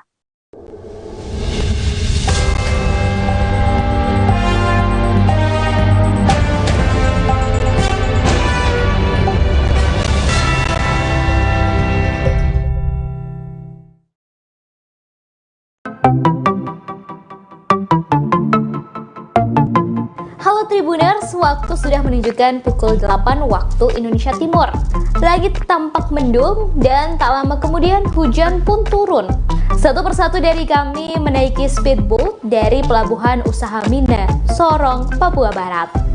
Yap, pagi itu Minggu 3 Juli 2022, kami akan berkeliling seharian di Raja Ampat, pulau yang berada di ujung barat Papua. Perjalanan kali ini akan dipandu oleh pemandu wisata kami bernama Randy. Keseluruhan bersama awak kapal berjumlah 14 orang. Mereka berasal dari berbagai daerah seperti Jakarta, Solo, Jawa Barat, Sumatera Utara, juga mereka dari Papua. Sebelum perjalanan, pemandu rombongan mengingatkan untuk tidak membuang sampah sembarangan. Deru suara mesin speedboat terdengar cukup kencang. Sampai-sampai kami harus mengeraskan suara ketika berbincang agar terdengar satu sama lain. Setelah menempuh perjalanan sekira 2,5 jam, akhirnya kami sampai di lokasi pertama, Piai Nemo. Tempat ini menjadi favorit banyak orang dalam mengabadikan momen. Gerimis tidak menyurutkan kami untuk menaiki tangga berbahan kayu hingga sampai di puncak spot berfoto yang sudah disediakan. Sesampainya di puncak, saya langsung menghela napas dalam-dalam. Takjub melihat betapa indahnya deretan batu karang yang tingginya hingga beberapa meter di atas permukaan air. Batu karang tersebut seperti membentuk pulau-pulau kecil dan indah. Pemandangan yang sangat eksotis ini tersohor hingga penjuru dunia loh Tribuners. Piai Nemo sebenarnya sangat akrab dengan masyarakat Indonesia karena pemandangan deretan karang berbentuk pulau ini ada di uang kertas Rp100.000. Sayangnya tiba-tiba hujan turun cukup lebat. Kami pun bergantian turun mencari tempat berteduh di beberapa simpang tangga yang sudah disediakan seperti gazebo. Di tengah hujan, kami beristirahat di shelter sambil menikmati air kelapa. Sejumlah warga pulau sekitar tampak berjualan seperti kelapa muda, pernak-pernik, ikan-ikan kering, kopi, dan lainnya. Kemudian kami kembali ke kapal untuk melanjutkan perjalanan. Syukurlah hujan pun reda sebelum sampai di lokasi kedua Tribuners. Kami tiba di Telaga Bintang. Untuk meraih puncak pun tidak sejauh Piai Nemo, namun medannya cukup berat. Kami harus menaiki batu-batu karang yang keras dan tajam. Harus bergantian lantaran jalurnya hanya cukup untuk satu orang. Sampai di atas, kami bisa melihat batu karang tinggi yang membentuk seperti pulau-pulau kecil. Dan seperti namanya, kami bisa menyaksikan telaga berbentuk bintang. Di bawah airnya terlihat sangat jernih. Kami bisa melihat batu karang serta ikan-ikan dengan mata telanjang. Tak lama rombongan melanjutkan perjalanan menggunakan kapal, yaitu ke kampung wisata Arborek. Menurut Putu, fotografer wisata kami, lokasi ini adalah kampung wisata pertama yang ada di Raja Ampat loh. Arborek masuk 10 besar desa wisata terbaik di Indonesia. Daya tarik lain tempat ini adalah memiliki dasar laut yang sangat menawan.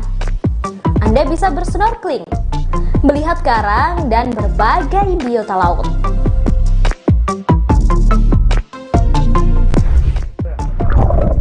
Selamat datang di Akuarium Raja Ampat. Yap, inilah Pulau Sawandarek. Pemandu rombongan mengajak untuk langsung bersnorkeling. Peralatan sudah disiapkan, seperti kacamata hingga masker snorkeling. Para wisatawan langsung melompat dari kapal untuk bersnorkeling. Di bawah terlihat ikan-ikan berparas cantik, biota laut dan berbagai rupa batu karang.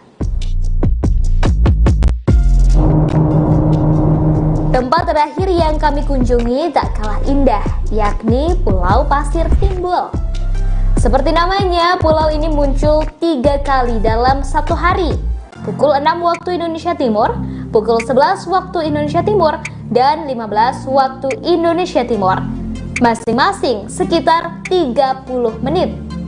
Tepatnya saat air laut surut. Kapal kami menepi di sekitar pasir putih pulau ini yang berada bukan di pinggir daratan, tetapi lebih menjorok seolah muncul pasir di laut. Wisatawan tampak berfoto di pulau ini berlatar pulau roti yang memang bentuknya menyerupai roti. Anak-anak pun terlihat senang bermain pasir putih.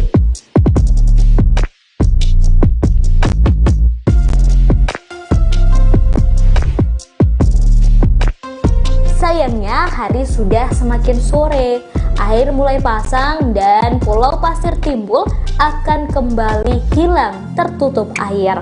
Kami bergegas naik ke kapal dan menuju arah pulang. Lokasi ini adalah destinasi terakhir kami di Raja Ampat.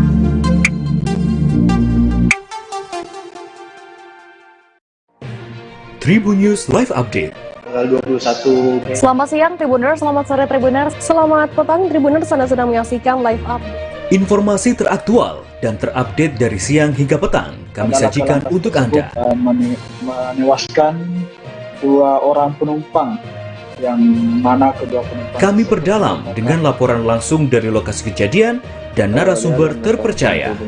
Benar-benar menghukum mereka-mereka yang terlibat, menghentikan terduga pelaku yang ingin laporan terkait peristiwa pompong hilang kontak menabrak sejumlah pemotor yang melintas tepat. Saksikan live update siang, sore, dan petang hanya di channel YouTube Tribun News.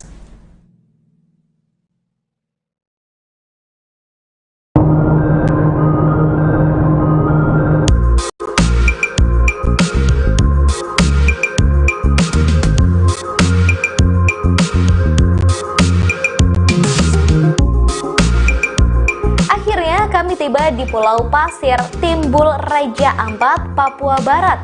Hamparan pasir tersebut memang benar berada agak ke tengah lautan. Kami semua turun dan berlarian. Bahkan seorang wanita tampak asyik berjoget dan sang suami merekam aksinya menggunakan ponsel. Semua wisatawan sibuk mengabadikan momen menggunakan ponsel, kamera, dan drone.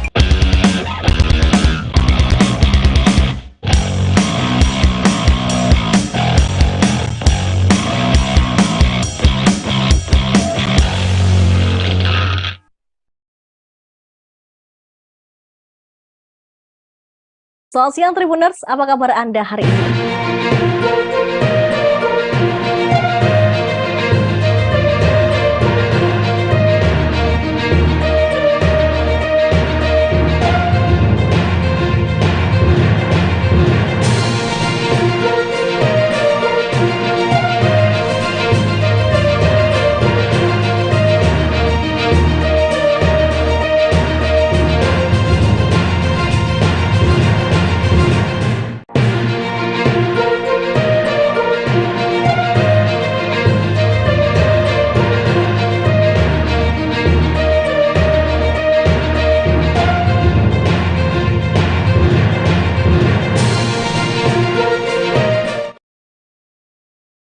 Anda sedang menyaksikan program live update Tribun News Siang edisi Jumat 4 November 2022.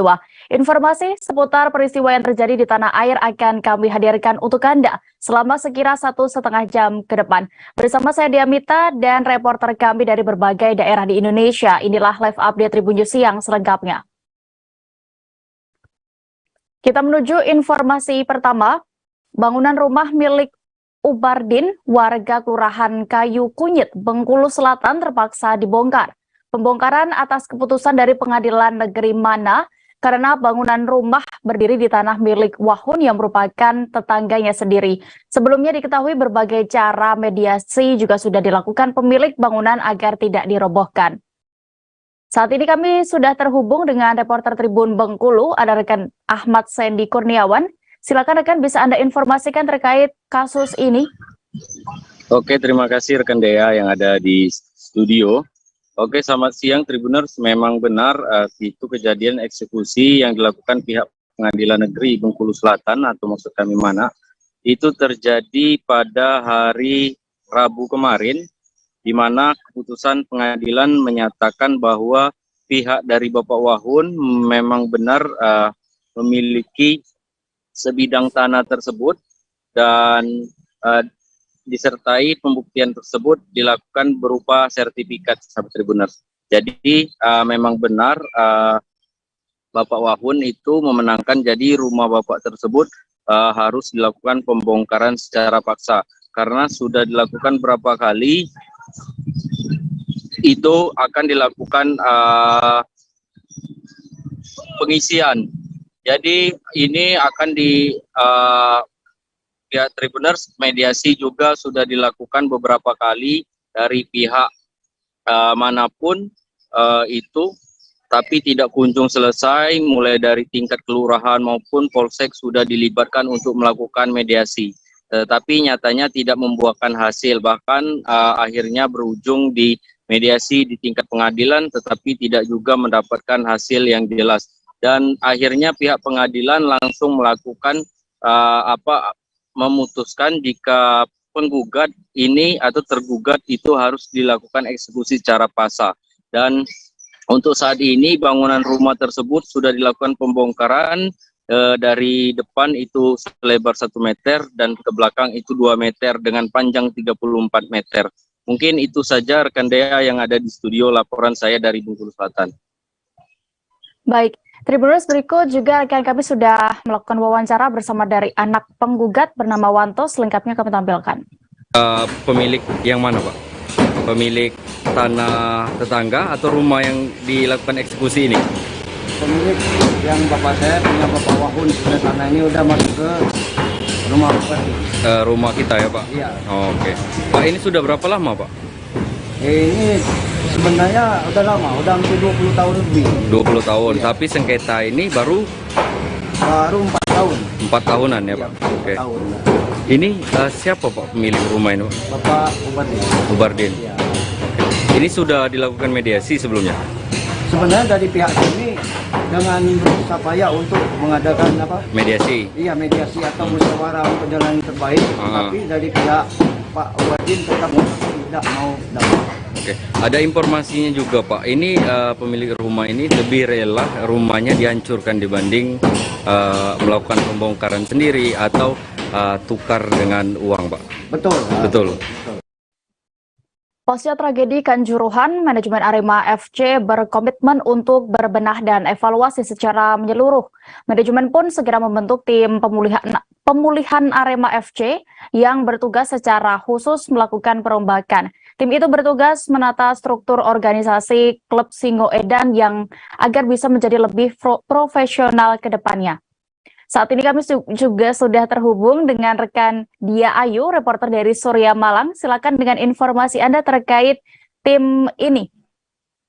Oke, terima kasih rekan Dea. Saat ini memang Arema FC telah akan membentuk tim pemulihan Arema ini untuk menindaklanjuti terkait pasca tragedi Kanjuruhan yang menewaskan 135 orang. Nantinya tim itu akan dibentuk dari beberapa bidang, namun hingga saat ini manajemen Arema masih belum menyebutkan nantinya siapa saja anggota pada tim itu. Namun tim dibentuk untuk selain juga melakukan perombakan pengelolaan Arema sendiri, juga akan menyiapkan healing untuk para pemain.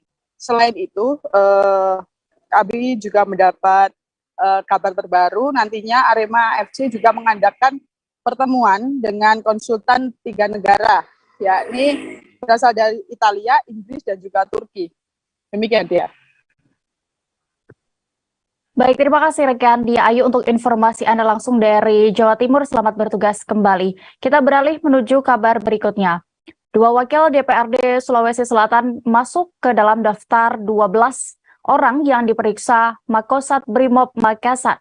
2 wakil DPRD Sulsel ini yakni masing-masing atas nama Darmawang Syah Muin dan Muzain Arif. Pemeriksaan ini diketahui terkait perkara dugaan tindak pidana korupsi suap pemeriksaan laporan keuangan Pemprov Sulsel.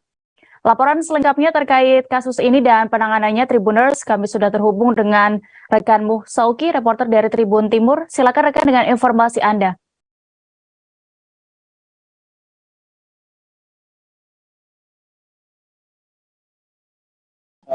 Kemarin Komisi Pemberantasan Korupsi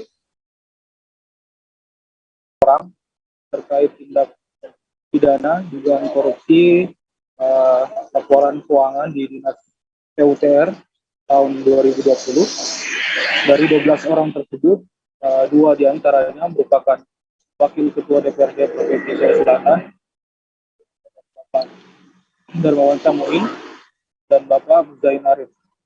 Mereka 12 orang ini diperiksa di kantor Makosat Brimob di Jalan KS Subun, Kecamatan Kariso, Kota Makassar.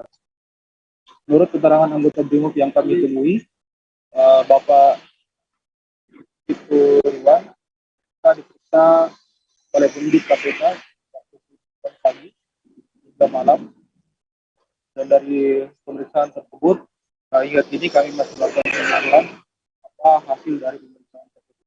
Sebelumnya 2 hari yang lalu juga Ketua DPRD juga penyidik KPK terkait dugaan korupsi. Mungkin itu yang bisa kami sampaikan. Baik, terima kasih rekan Sauki untuk laporan Anda dari Sulawesi Selatan. Selamat kembali bertugas. Kita beralih ke Jawa Tengah. Informasi pemotongan gaji karyawan yang menerima bantuan subsidi upah atau BSU di warung spesial Sambal Solo viral. Komisi 4 DPRD Solo langsung melakukan sidak ke warung tersebut yang berada di cabang Manahan di Kecamatan Banjarsari pada Kamis 3 November 2022 kemarin. Hasilnya didapati 50% lebih karyawan di warung SS Manahan tidak terdaftar BPJS Ketenagakerjaan. Saat ini kami sudah terhubung dengan reporter Tribun Solo, ada rekan Ahmad Syarifuddin. Silakan, bisa Anda laporkan mengenai terkait ini.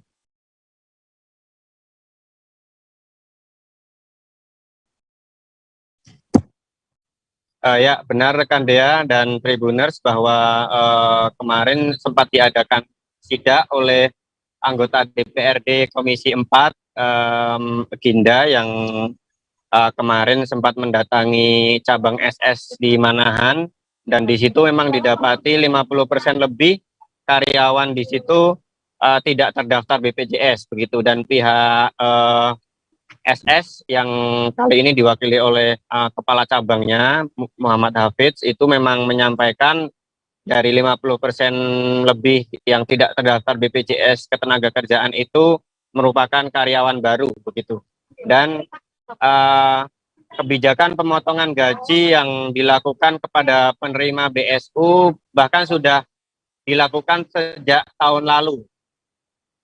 Tapi kemudian berita terakhir menyebutkan bahwa kebijakan pemotongan gaji penerima BSU ini sudah dibatalkan oleh manajemen pusat dari Spesial Sambal, dan kemudian akhirnya pihak Kementerian Ketenagakerjaan juga tidak jadi untuk memberikan sanksi kepada warung Spesial Sambal.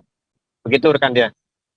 Baik, terima kasih rekan Ahmad Syarifuddin untuk laporan Anda. Selamat bertugas kembali. Kita menuju informasi berikutnya. 5 daerah di Nusa Tenggara Timur melaporkan adanya kasus gagal ginjal akut pada anak. Sejauh ini ada 4 anak yang dinyatakan meninggal dunia dan 1 orang masih dirawat. Laporan itu terkonfirmasi melalui Ikatan Dokter Anak Indonesia atau IDAI NTT pada beberapa waktu terakhir. Untuk mengetahui data lebih detailnya Tribuners dan bagaimana situasi di sana, kami sudah terhubung dengan reporter Pos Kupang. Silakan rekan Irfan Hoy dengan informasi Anda. Ya, Dea dan Tribuners, benar sekali berkaitan dengan laporan kasus gagal ginjal anak yang ada di Nusa Tenggara Timur. Nah, sejauh ini sudah ada 5 laporan yang masuk ke Ikatan Dokter Anak Indonesia Provinsi NTT sendiri.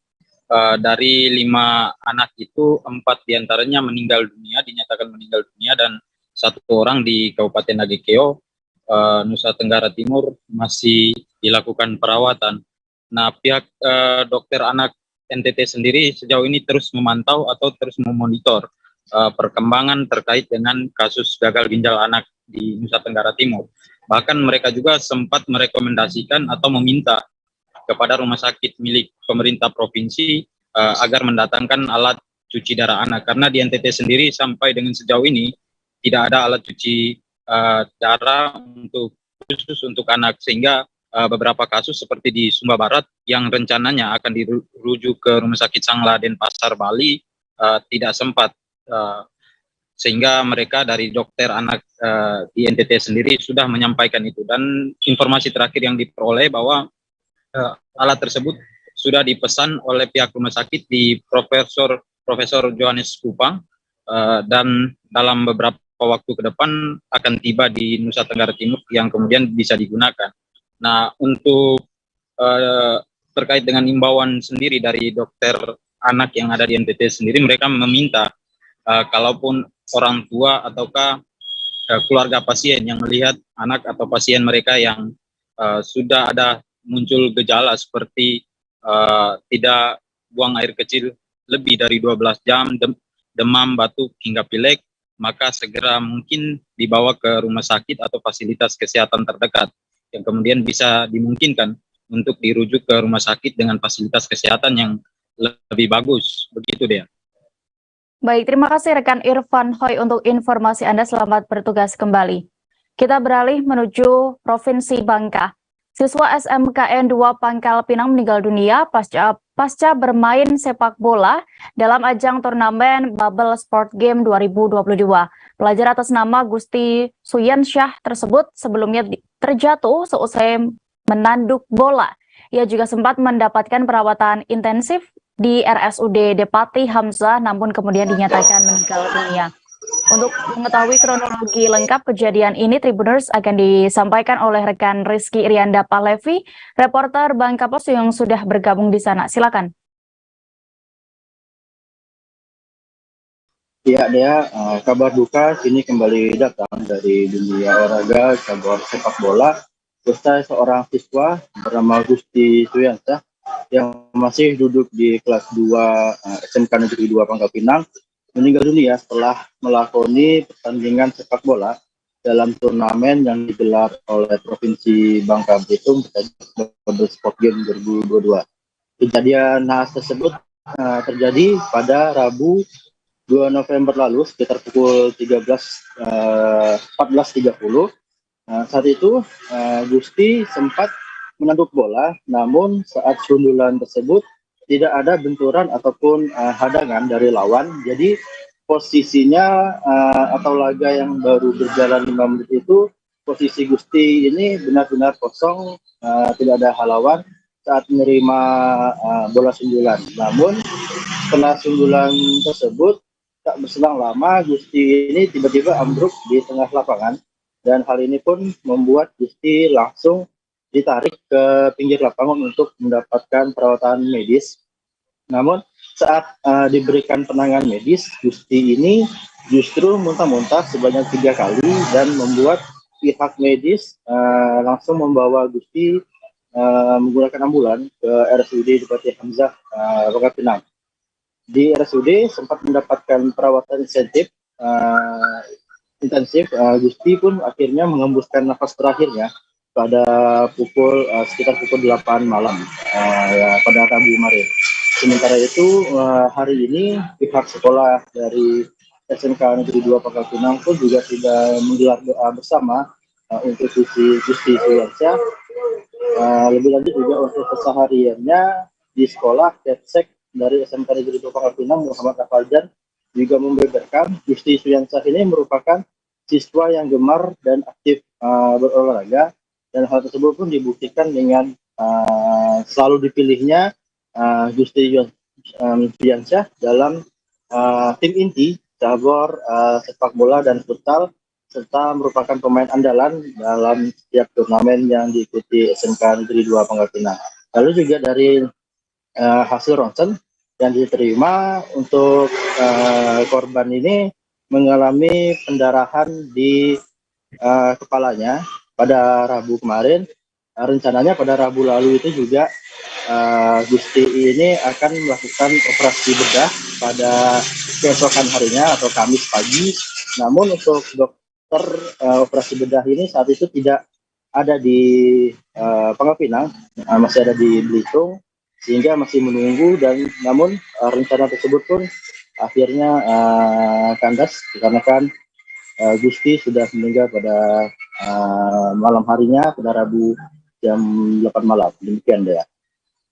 Baik, terima kasih rekan Rizky Irianda untuk laporan Anda. Selamat kembali bertugas. Kita beralih ke informasi selanjutnya.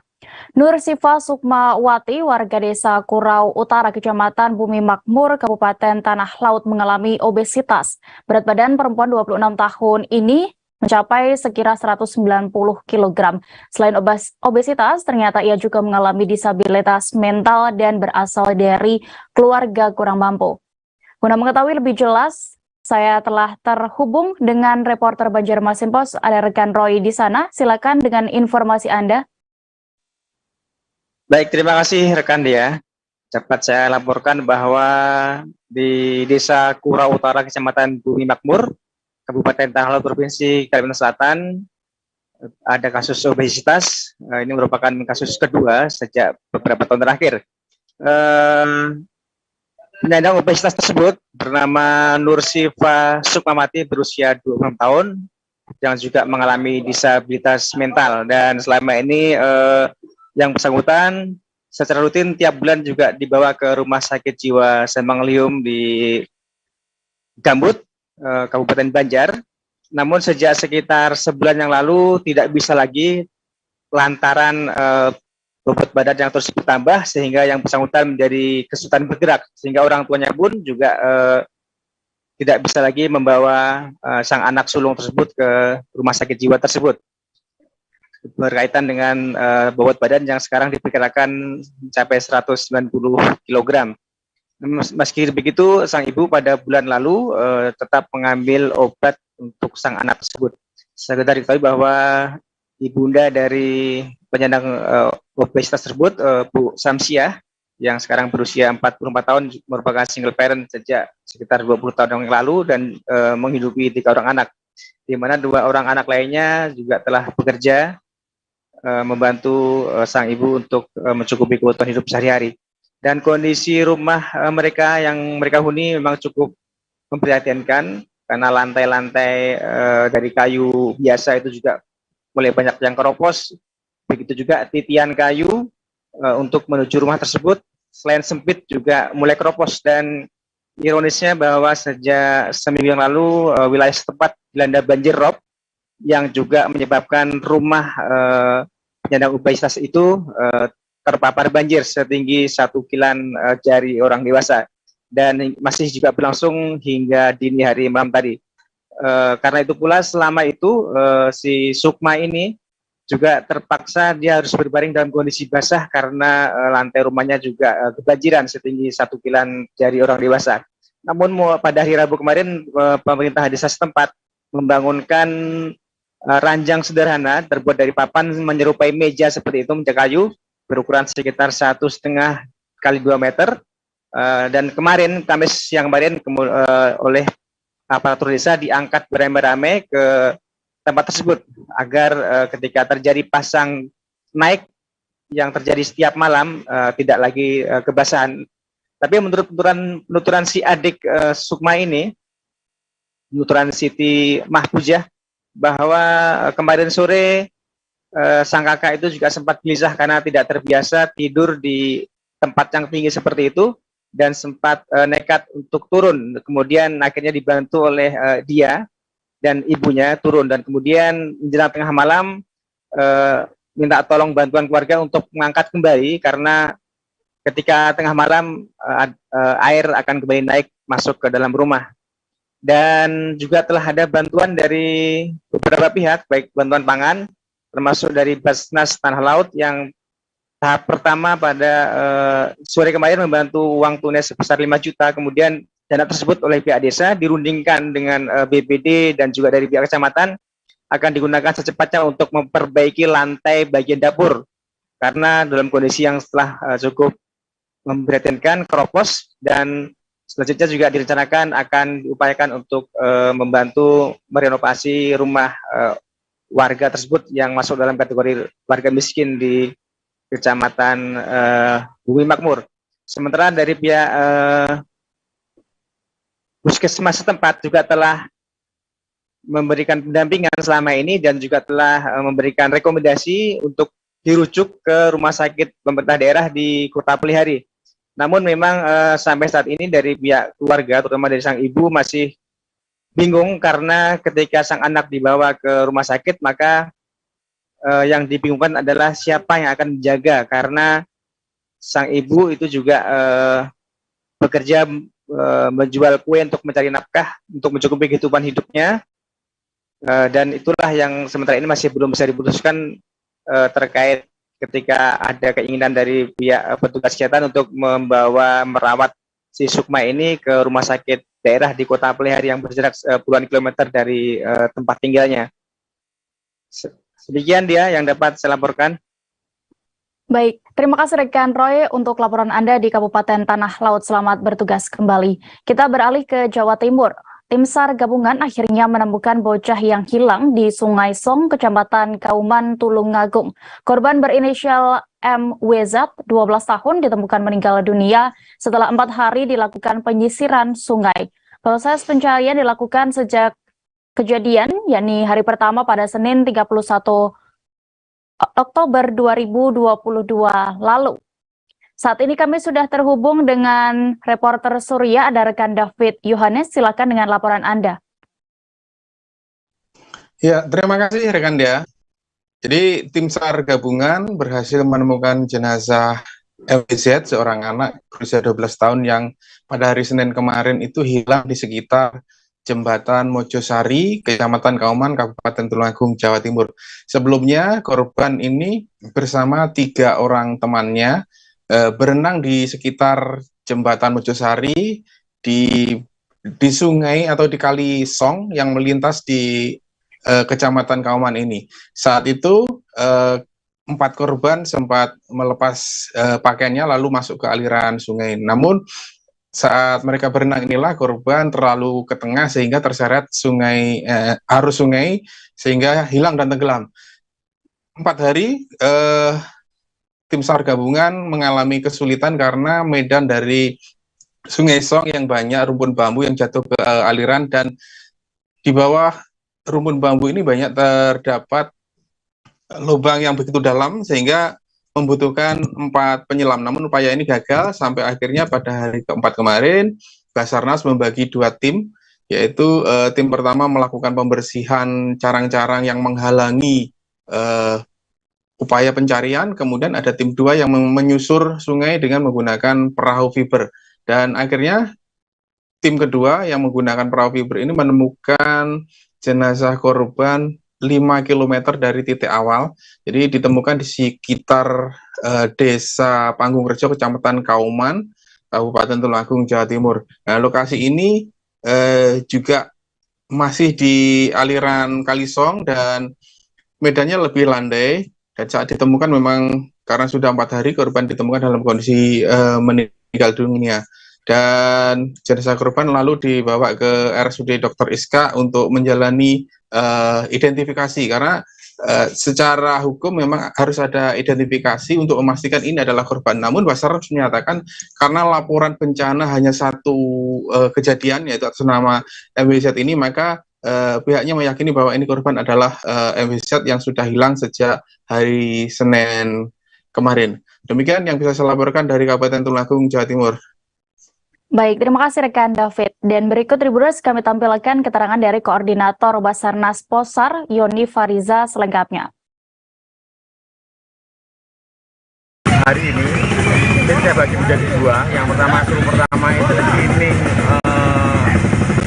obstacle berupa bambu yang melintang di sungai. Yang kedua, suruh kedua ini menggunakan perahu fiber. Ini menyusuri aliran sungai. Alhamdulillah hari ini sekira pukul 11 korban berhasil kami temukan oleh tim kedua yang menggunakan perahu dalam kondisi meninggal. Tempat radius berapa kilometer? Dari titik awal kejadian sekitar 5 km. Tersangkut atau gimana Mas ini Mas? Kalau tersangkut tidak, jadi terlihat kepalanya dulu. Terlihat kepalanya dulu mengapung, kemudian kami evakuasi. Jenazah dibawa kemana?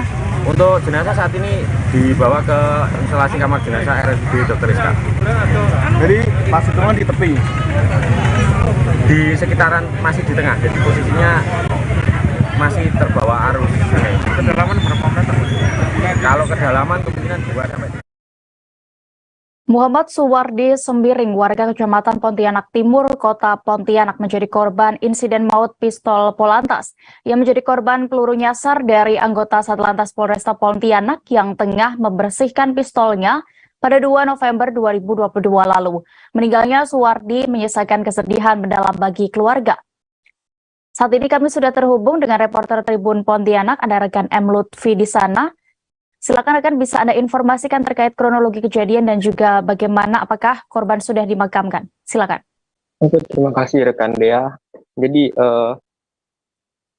almarhum M. Suwardi, jenazah almarhum M. Suwardi sudah dimakamkan di komplek pemakaman Masjid Baitul Makmur, Jalan Panglima Aim, Kota Pontianak ya.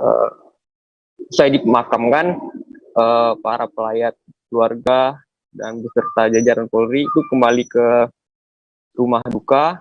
Nah, sesampainya di rumah duka itu ada ucapan bela sungkawa dari berbagai elemen masyarakat, dan salah satu yang mengucapkan bela sungkawa itu perwakilan dari keluarga pelaku Franky Marpaung yang diwakili oleh pamannya, yaitu Ramses Marpaung.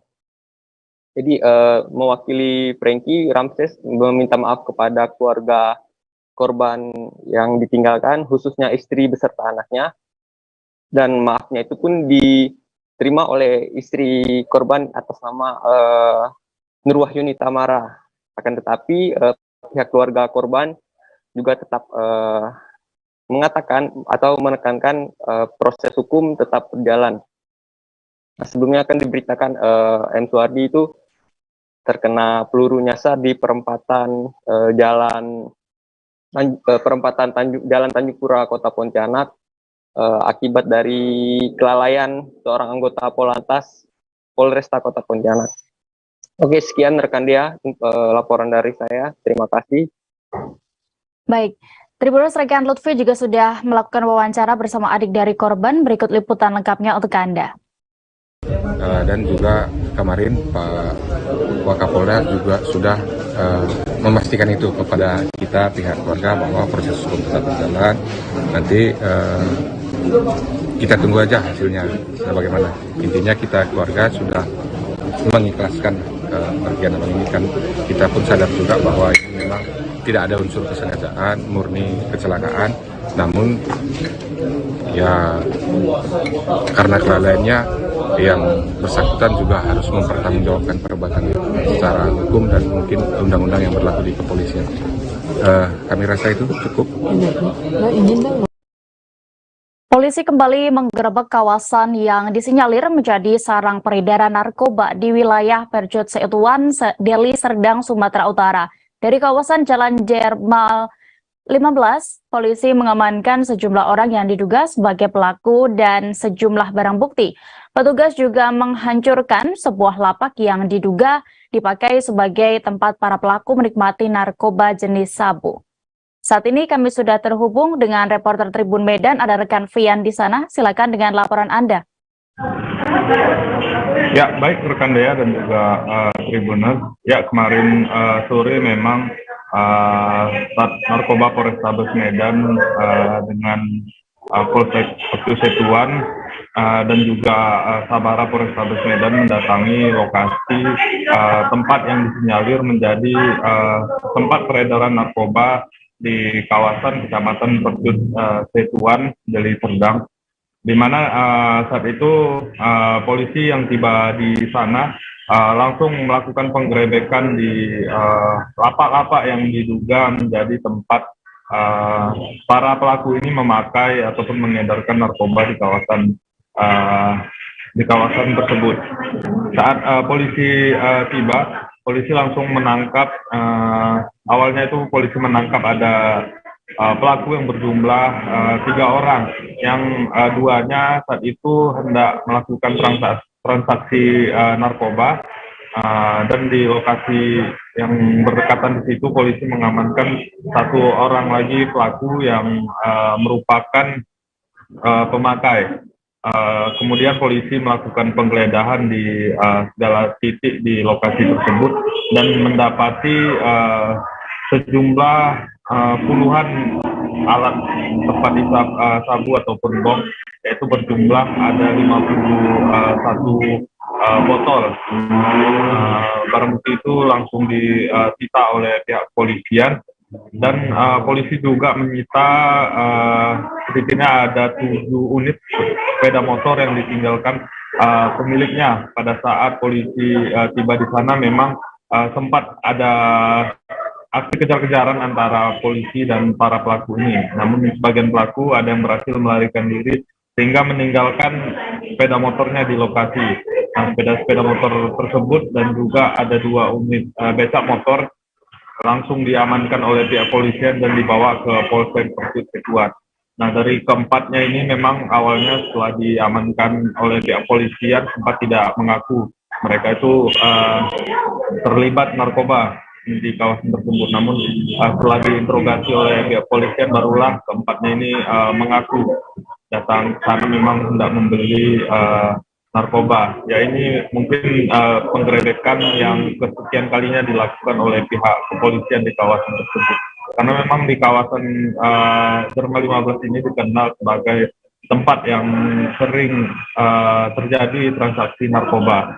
Saat ini keempat pelaku tersebut beserta barang buktinya sudah diamankan di Satuan Narkoba Polrestabes Medan untuk dilakukan pengembangan ataupun pemeriksaan lebih lanjut.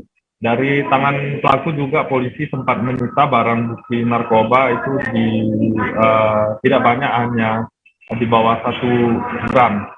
Nah, saat ini keempatnya masih dalam proses pemeriksaan oleh pihak kepolisian dan masih menjalani berbagai tes seperti tes urin ataupun yang lain sebagainya. Ya, sekian dari saya, Dea, kembali ke studio.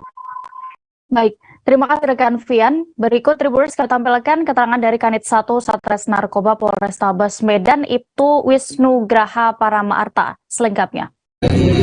Arahan Kapolri yang sebelumnya bahwa ada kegiatan program pelaksanaan untuk quick wins presisi, sehingga atas dari hal tersebut melalui dari Kapolrestabes Medan memerintahkan agar melakukan optimalisasi terhadap pemberantasan segala bentuk jenis perjudian dan penyalahgunaan tindak pidana narkotika. Oleh karena itu, kami dari Sat Narkoba Polrestabes Medan bersama juga dengan Polsek Percut Setuan dan juga Sat Sabara Polrestabes Medan melakukan kegiatan grebek kampung narkoba yang tepatnya di Derma 15. Apa aja Bang ditemukan Bang di sana Bang? Dari hasil kegiatan GKN kami mengamankan ada 4. Polisi mengungkap peran 9 pelaku ruda paksa terhadap gadis 13 tahun di Kabupaten Sampang, Madura, Jawa Timur. Pemerkosaan tersebut terjadi di sebuah tempat kos di Kabupaten Pamekasan. Rata-rata para pelaku berusia 19 tahun dan 1 di antaranya masih di bawah umur. Saat ini kami sudah terhubung dengan rekan Hanggara Pratama, reporter dari Tribun Madura. Silakan dengan laporan Anda terkait update penanganan kasus ini. Baik, terima kasih rekan Dea. Jadi dapat kami melaporkan pada 1 November 2022 kemarin, Polres Sampang telah berhasil mengamankan salah satu dari pelaku ruda paksa oleh 9 orang terhadap gadis 13 tahun dan pelaku berinisial F masih di bawah umur berusia 17 tahun yang tidak lain adalah teman korban yang baru berkenalan selama 2 hari melalui Facebook. Atas proses penyidikan terhadap pelaku berinisial F ini terungkap identitas 8 para pelaku paksa, bahkan rata-rata usianya masih 19 tahun. Mereka merupakan GS 25 tahun, GR 19 tahun, RN 19 tahun, SH 19 tahun, FN 19 tahun, AS 21 tahun, RK 19 tahun, NI 19 tahun, dan yang berhasil diamankan F yakni 17 tahun dan semuanya berasal dari Kabupaten Sampang. Berdasarkan keterangan dari Kapolres Sampang AKBP Arman, mereka memiliki peran berbeda, artinya tidak semua pelaku melakukan pemerkosaan terhadap korban yang dilakukan di salah satu kos-kosan di Desa Patemon, Kabupaten Pamekasan pada 22 Oktober 2022 malam. Namun yang melakukan pemerkosaan ada 5 orang termasuk F, kemudian sisanya 4 orang berperan memegang korban. Namun Polres Sampang masih belum bisa menjelaskan siapa 5 orang yang telah melakukan pemerkosaan karena informasi yang didapat ini masih bersifat sepihak. Sehingga Polres Sampang terus melakukan pendalaman sekaligus pengejaran terhadap 8 pelaku yang kini masih berstatus buron. Sementara patut diketahui juga bahwa berdasarkan keterangan Kapolres Sampang AKBP Arman, salah satu pelaku berinisial F yang berhasil diamankan ini merupakan pelaku yang memiliki inisiatif pertama untuk melecehkan korban. Sebab dia sebelumnya memendam nafsu kepada korban saat melihat foto korban di Facebook. Kemudian baru menjemput korban ke rumahnya pada 22 Oktober 2022 malam menggunakan sepeda motor untuk mengajak korban jalan-jalan ke Taman Kota Sampang. Kemudian bergeser ke Kabupaten Pamekasan hingga akhirnya menuju ke kos-kosan yang merupakan milik temannya, sedangkan di kos-kosan itu sudah ada para pelaku lainnya sehingga terjadilah ruda paksa. Demikian rekan Dea, kembali ke studio. Terima kasih. Baik, Tribuners, terkait kasus ini rekan Hanggara juga sudah menghimpun keterangan dari Kapolres Sampang AKBP Arman, berikut liputan lengkapnya. Siang ini kami merilis ungkap perkara kasus membawa lari anak di bawah umur, kemudian dilakukan pencabulan atau pemerkosaan terhadap korban oleh pelaku yang awalnya jumlah 2 orang membawa lari dari rumah, kemudian bersama teman-temannya berjumlah 9 orang melakukan pencabulan terhadap korban. Jadi TKP perlu saya luruskan, ada 2 TKP. Yang pertama TKP di Sampang itu membawa kabur korban atau anak di bawah umur. Kemudian pencabulannya TKP di Pamekasan. Jadi kronologisnya tersangka F ini juga di bawah umur 17 tahun bersama temannya G membawa korban yang berumur 13 tahun ke kos-kosan temannya ke arah. 2 gadis pelajar SMP di wilayah Kecamatan Kelapa Nunggal, Kabupaten Bogor, Jawa Barat menjadi korban ruda paksa. Korban masing-masing berinisial PLY 13 tahun dan TS 14 tahun dilecehkan oleh 5 orang pemuda. Bahkan 2 pelaku diantaranya juga masih di bawah umur. Saat ini kami sudah terhubung dengan rekan Naufal, reporter dari Tribun Bogor. Silakan dengan laporan Anda. Baik, rekan Dea dan juga rekan-rekan Tribuners, dapat kami informasikan bahwa pihak kepolisian Polres Bogor telah berhasil mengungkap terkait kasus ruda paksa atau kasus persetubuhan yang dilakukan oleh 5 kawanan pemuda terhadap 2 orang gadis SMP di wilayah Kecamatan Kelapa Nunggal, Kabupaten Bogor. Jadi untuk kronologinya, para pelaku ini awalnya kenal dengan kedua korban yang masih di bawah umur ini berawal dari media sosial Facebook. Mereka berkenalan, kemudian akhirnya mengajak untuk melakukan pertemuan, dan akhirnya si kedua korban ini melakukan pertemuan, diajak jalan-jalan oleh para pelaku. Namun pada akhirnya kedua korban ini dibawa oleh para pelaku ke sebuah rumah yang memang biasa kerap dijadikan tempat kumpul-kumpul para pelaku dan rekan-rekannya. Dan di rumah di wilayah Kelapa Nunggal tersebut, si kedua korban ini diajak oleh para pelaku untuk meminum minuman keras. Setelah korban mabuk, akhirnya para pelaku melakukan aksinya, melakukan pencabulan dan juga persetubuhan kepada korban hingga secara bergiliran. Dan dari kelima pelaku yang terlibat kasus persetubuhan terhadap anak di bawah umur ini, 3 diantaranya sudah berhasil ditangkap oleh kepolisian Polres Bogor, lalu 2 pelaku lainnya sementara ini masih dalam pengejaran. Dan dari 5 pelaku ini, 1 diantaranya umurnya sudah berstatus dewasa, dan 4 pelaku lainnya berstatus masih di bawah umur. Dan terkait motif, berdasarkan keterangan dari Kapolres Bogor AKBP Iman Imanuddin, para pelaku ini memang kerap menonton video porno sehingga mereka terinspirasi untuk melakukan asusila yang mengakibatkan 2 gadis SMP ini menjadi korban. Demikian. Baik. Tribuners, rekan Naufal juga sudah mendapatkan keterangan dari Kapolres Bogor AKBP Iman Imanuddin. Berikut liputannya. Lagi masih dalam pencarian kami sudah terbitkan daftar pencarian orang terhadap 2 tersangka yang belum ditangkap. Untuk 1 orang tersangka itu masuk dalam kategori orang dewasa, kemudian untuk yang 4 orang tersangka lainnya masih dalam usia anak-anak, sehingga terhadap mereka kami menerapkan undang-undang sistem peradilan pidana. Untuk para korbannya sendiri, usianya juga masih di bawah umur atau usia anak-anak, sehingga terhadap para tersangka kami kenakan pasal 81 junto pasal 82 Undang-Undang Nomor 35 tahun 2014 sebagaimana dimaksud untuk perubahan atas Undang-Undang Nomor 23 tahun 2002 tentang perlindungan. 2 mahasiswa Fakultas Kedokteran Universitas Syekh Kuala atau USK dan 1 pelajar meninggal dunia dalam kecelakaan maut di Sare, Aceh Besar.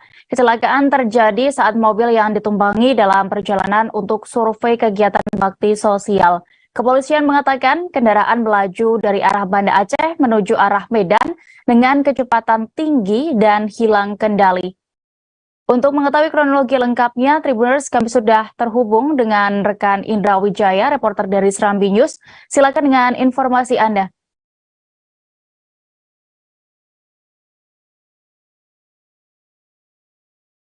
Halo, rekan Indra. Ya, baik. Selamat siang, Tribuners. Dapat kami sampaikan, setelah terjadi laka lantas yang mengakibatkan 2 orang mahasiswa Fakultas Kedokteran Universitas Syekh Kuala dan 1 orang pelajar di Kecamatan Lembah Selawa, Kabupaten Aceh Besar pada Kamis pagi kemarin meninggal dunia dalam kecelakaan tersebut. Menurut keterangan yang kami terima dari Kasat Lantas Polres Aceh Besar AKP Rina Bintar mengatakan bahwa kejadian tersebut terjadi sekitar pukul 8 pagi kemarin, di mana berdasarkan kronologi kejadian, mobil yang ditumpangi oleh para mahasiswa USK Fakultas Kedokteran USK itu saat kejadian hendak pergi berangkat untuk melakukan survei bakti sosial di salah satu desa di Aceh Besar. Nah, dalam mobil yang ditumpangi para korban yakni Toyota Avanza dengan PL 819JJ melaju dari arah kota Banda Aceh menuju Medan dengan kecepatan tinggi. Selain itu, yang berada di dalam mobil penumpang tersebut yakni selain korban, yakni menurut kami ulangi, yang berada di dalam mobil penumpang itu yakni atas nama Anissa Khairina Putri Siagian, alamat dari umur 20 tahun, beralamat dari Provinsi Jakarta. Kemudian David Irfan Maulana yang beralamat dari Kabupaten Sumatera Utara, maksud kami Provinsi Sumatera Utara. Dua korban ini merupakan mahasiswa Fakultas Kedokteran Unsia dan meninggal saat dilakukan penanganan di puskesmas setempat. Sementara rekannya yakni Muhammad Nadil Maulivi, Muhammad Rasul Akram Nina, Farhatani Ramadhani, dan pengendara mobil Toyota tersebut Muhammad Faris Kausar itu hanya mengalami luka ringan. Selain itu, dalam laka lantas tersebut juga mengakibat satu orang pelajar atas nama Indra, umur 14 tahun, yang beralamat di Desa Sare, Kecamatan Lomba Selawa, meninggal dunia. Sementara satu orang lagi temannya yang masih juga berprofesi sebagai pelajar, atas nama Muhammad Rizky, 14 tahun, itu mengalami luka ringan. Nah, berdasarkan kronologi kejadian, rombongan dari Fakultas Kedokteran Unsia itu melaju dari arah kota Banda Aceh menuju Medan dengan kecepatan tinggi. Namun saat tiba di tempat kejadian perkara, diduga mobil yang ditumpangi para rombongan baksos itu mengalami hilang kendali, yang kemudian supir yakni Muhammad Faris Kausar diduga membanting setir ke arah berlawanan akibat membanting setir tersebut, mobil Avanza tersebut menabrak dua unit sepeda motor, yakni sepeda motor Honda Supra X yang ditumpangi oleh Indra dan sepeda motor Suzuki Satria F yang ditumpangi oleh Muhammad Rizky. Nah, akibat kejadian tersebut, dua orang dari rombongan mahasiswa Fakultas Kedokteran meninggal dunia dan satu orang dari pelajar juga meninggal dunia, sementara korban lainnya mengalami luka ringan. Nah, update terbaru yang kami terima dari pihak Universitas Siakuala bahwa para korban dari FK ini sudah dilakukan penanganan pada sore kemarin. Penanganan itu berupa pemulangan kedua jenazah yang berasal dari Jakarta dan Provinsi Sumatera Utara untuk dikembalikan kembali ke kampung halaman. Sementara 4 korban lainnya itu saat ini sedang dilakukan penanganan di Rumah Sakit Umum Zainul Abidin. Akibat kejadian tersebut juga pihak dari Kasat Lantas Polres Aceh Besar menaksir kerugian material dari kejadian tersebut mencapai 80 juta rupiah. Demikian rekannya. Baik, terima kasih rekan Indra Wijaya untuk laporan Anda di Aceh. Selamat bertugas kembali. Kita menuju kabar berikutnya. Seorang pria 36 tahun ditemukan tidak bernyawa di dalam rumahnya kawasan Dusun Kelapa Kera, Desa Air Merbau, Tanjung Pandang, Belitung. Lelaki itu bernama Widodo, warga asal Purwodadi, Jawa Tengah. Selesai dievakuasi, jenazah langsung diautopsi tim Inafis Satreskrim Polres Belitung dan tim RSUD Haji Marsidi Judono di Kabupaten Belitung. Untuk mengetahui informasi lebih detailnya, kami sudah terhubung dengan rekan Disa Ariandi, reporter Pos Belitung. Silakan rekan dengan kabar terbaru terkait kejadian ini. Baik, betul sekali Dea, bahwa pada Kamis 3 November 2022 kemarin ditemukan sesosok jenazah yang berada dalam rumah ataupun di kontrakan yang beralamatkan di Jalan Raya Sijuk, Dusun Kelapa Kera, Desa Air Merbau, Tanjung Pandang, Belitung, dalam kondisi membusuk. Dan seluruh tubuh dari korban tersebut membiru, di mana korban ini bernama Widodo, 36 tahun, merupakan warga Purwodadi, Jawa Tengah. Korban di dalam rumah tersebut hanya seorang diri dan berada di Belitung merantau. Sejak 3 tahun belakangan, korban selalu bolak-balik pulang kampung antara Belitung dan Purwodadi, di mana pada Kamis kemarin korban ditemukan meninggal dunia oleh rekannya yaitu Supardi, di mana saat itu Supardi ingin menjenguk korban dan membicarakan soal pekerjaan. Namun setelah membuka pintu sekitar pukul 13.00 ternyata korban sudah meninggal dunia dalam kondisi jenazah ataupun tubuh korban sudah membusuk dan membiru. Dari informasi yang kami dapatkan dari rekan korban yang lain yaitu Pur, korban sebelumnya sempat mengeluh sakit, di mana sebelum sakit pada Sabtu pekan kemarin korban sempat berkunjung ke rumah rekannya dengan membawa buah, dan pada saat itu juga korban sempat berbaring sebentar di rumah rekannya yang beralamatkan di Kampung Amau. Kemudian juga pada saat itu korban mengeluhkan sakit kepada rekannya. Pada hari Minggu kemarin korban sempat membuat status di WhatsApp, di mana status tersebut juga mengeluhkan kondisi tubuh korban yang kurang sehat, dan pada saat itu juga korban membuat status masuk angin. Kemudian setelah itu korban sudah tidak terlihat lagi dan terakhir ditemukan, maksud kami telah ditemukan meninggal dunia pada Kamis kemarin. Korban merupakan pekerja swasta yang sehari-hari bekerja sebagai pembuat profil bangunan di Belitung. Kami juga sudah mengkonfirmasi dengan Kasat Reskrim Polres Belitung, Ibtu Edi Purwanto, dari hasil visum yang telah dilakukan oleh pihak kepolisian Satreskrim Polres Belitung, tidak ditemukan tanda-tanda kekerasan di sekujur tubuh korban, dan juga polisi sudah memintai keterangan kepada sejumlah saksi ataupun sahabat korban. Dari hasil keterangan tersebut diduga kuat memang korban meninggal dunia karena sakit. Dan untuk jenazah korban tadi malam sudah dikuburkan di tempat pemakaman umum di Belitung. Demikian, dia kembali ke studio. Baik, terima kasih rekan Disa Ariandi untuk laporan Anda. Selamat bertugas kembali. Kita menuju kabar berikutnya di Kepulauan Riau. Tribuners, vaksinasi massal di Grand Mall Batam diserbu warga pengunjung pada Kamis 3 November 2022 kemarin.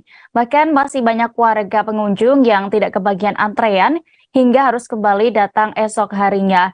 Antusias warga berburu vaksin booster di lokasi tersebut pun terbilang tinggi.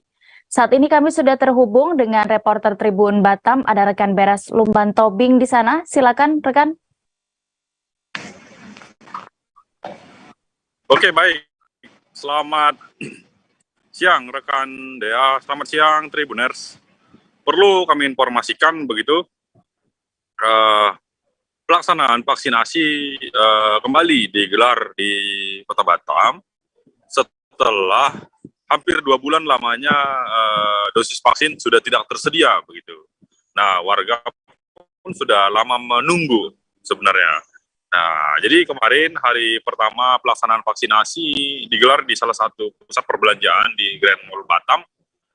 Antusias warga masyarakat untuk mendapatkan vaksin ini sangat terbilang tinggi. Gitu. Apalagi lokasi pelaksanaan vaksinasi hanya di 2 lokasi. Nah, seperti yang terlihat di Grand Mall Batam, itu dosis yang tersedia hanya sebanyak 200, sementara jumlah pengunjung itu mencapai ratusan. Jadi ketika warga datang, itu dosis vaksin sudah tidak tersedia. Akibatnya banyak warga pengunjung yang merasa kecewa. Nah, tidak hanya di Grand Mall Batam, namun juga di SP Plaza begitu. Nah, ada sebanyak 300 dosis vaksin di sana. Namun jumlah masyarakat yang datang itu sudah mencapai ribuan. Bahkan petugas sampai melakukan tindakan tegas untuk membubarkan kunjungan jumlah massa. Bahkan pada saat pulang begitu bubar, ada beberapa kendaraan yang tersenggol begitu hingga nyaris terjadi baku hantam.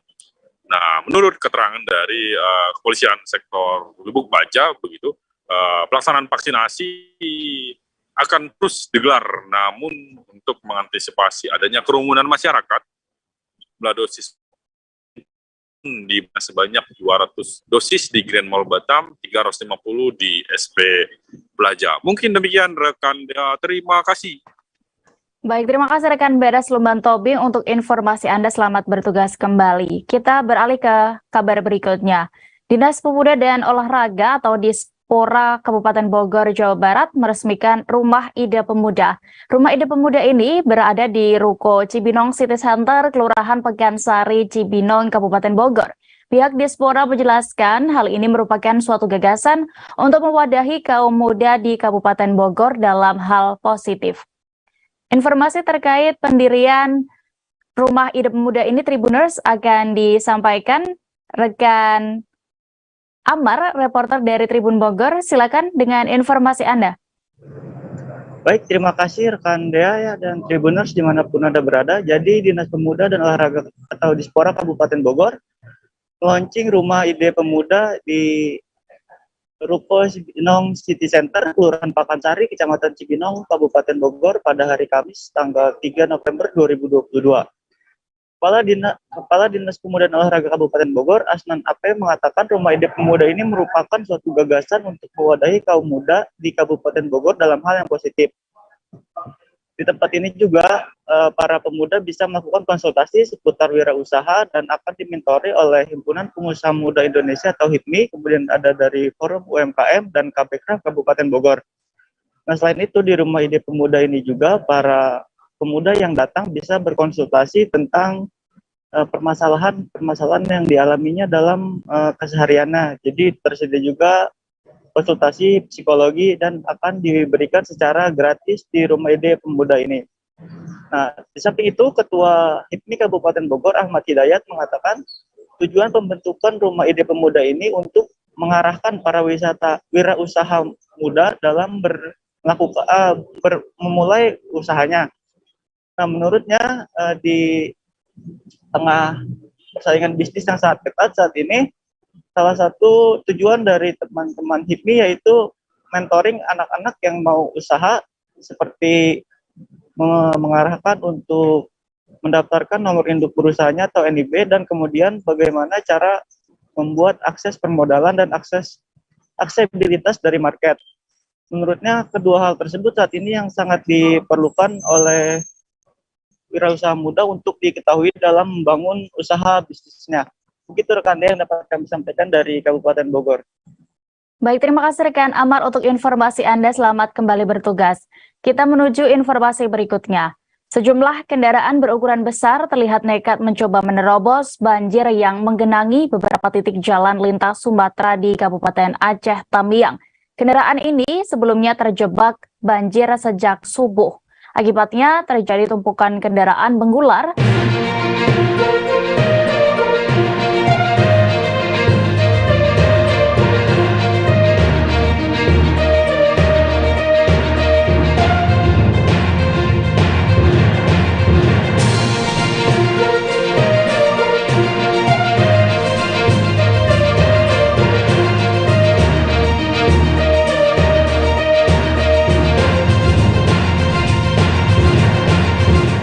Halo Tribuners, jumpa lagi bersama dengan saya, Kusnula Syaifa, dalam Berita Selebritis Lampung. Kami akan menyajikan informasi terupdate dan menarik seputar selebritis tanah air. Dan inilah Berita Selebritis selengkapnya. Berita pertama, akui sifat pemilihnya membuat susah mendapat pasangan. Chand Kelvin belajar dari perceraian teman selebritis.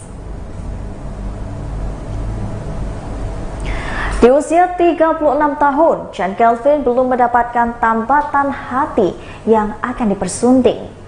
Padahal, Chand Kelvin secara terang-terangan membutuhkan sosok istri demi bisa naik ke fase hidup selanjutnya.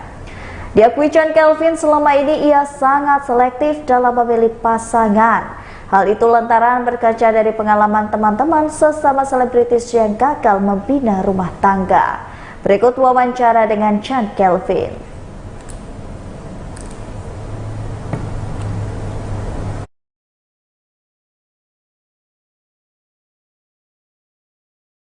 Inspiratif lah. Kemarin-kemarin kok jarang kelihatan di TV nih, sibuk apa sih Chan? Apakah ada apa, project apa? Regulernya di situ, di TV itu. Ada TV kan? Jadi gitu di sana pokoknya. Terus sisanya ya ada kerjaan-kerjaan lain lah di luar dari entertainment yang lagi kerja. Apa memang sekarang dibatasin kegiatannya atau gimana sih Chan? Enggak juga. Saya ada kantor juga sekarang, saya berkantor di Kuningan. Saya bikin ada production house, ada IO-nya juga. Sekarang juga emang lagi bikin beberapa acara dan sama doain mau bikin layar lebar sama web series juga lah di beberapa OTT lah. Berarti lebih sibuk di usaha kerja ya sekarang? Itu juga, kalau syuting sih masih, tapi regulernya di itu acara safari. Kalau memilih membangun PH itu dan kenapa memilih? Karena apa ya, kalau kita berbisnis, saya sih lebih sesuai harus sama passion ya, karena ya selama ini saya dari kecil juga beranjaknya dari entertainment, dari persyutingan, dari acting, film, semua segala macam, dan kalau ada kerjaan ya kenapa tidak yang sefrekuensi aja gitu, yang sevisi dan misi gitu.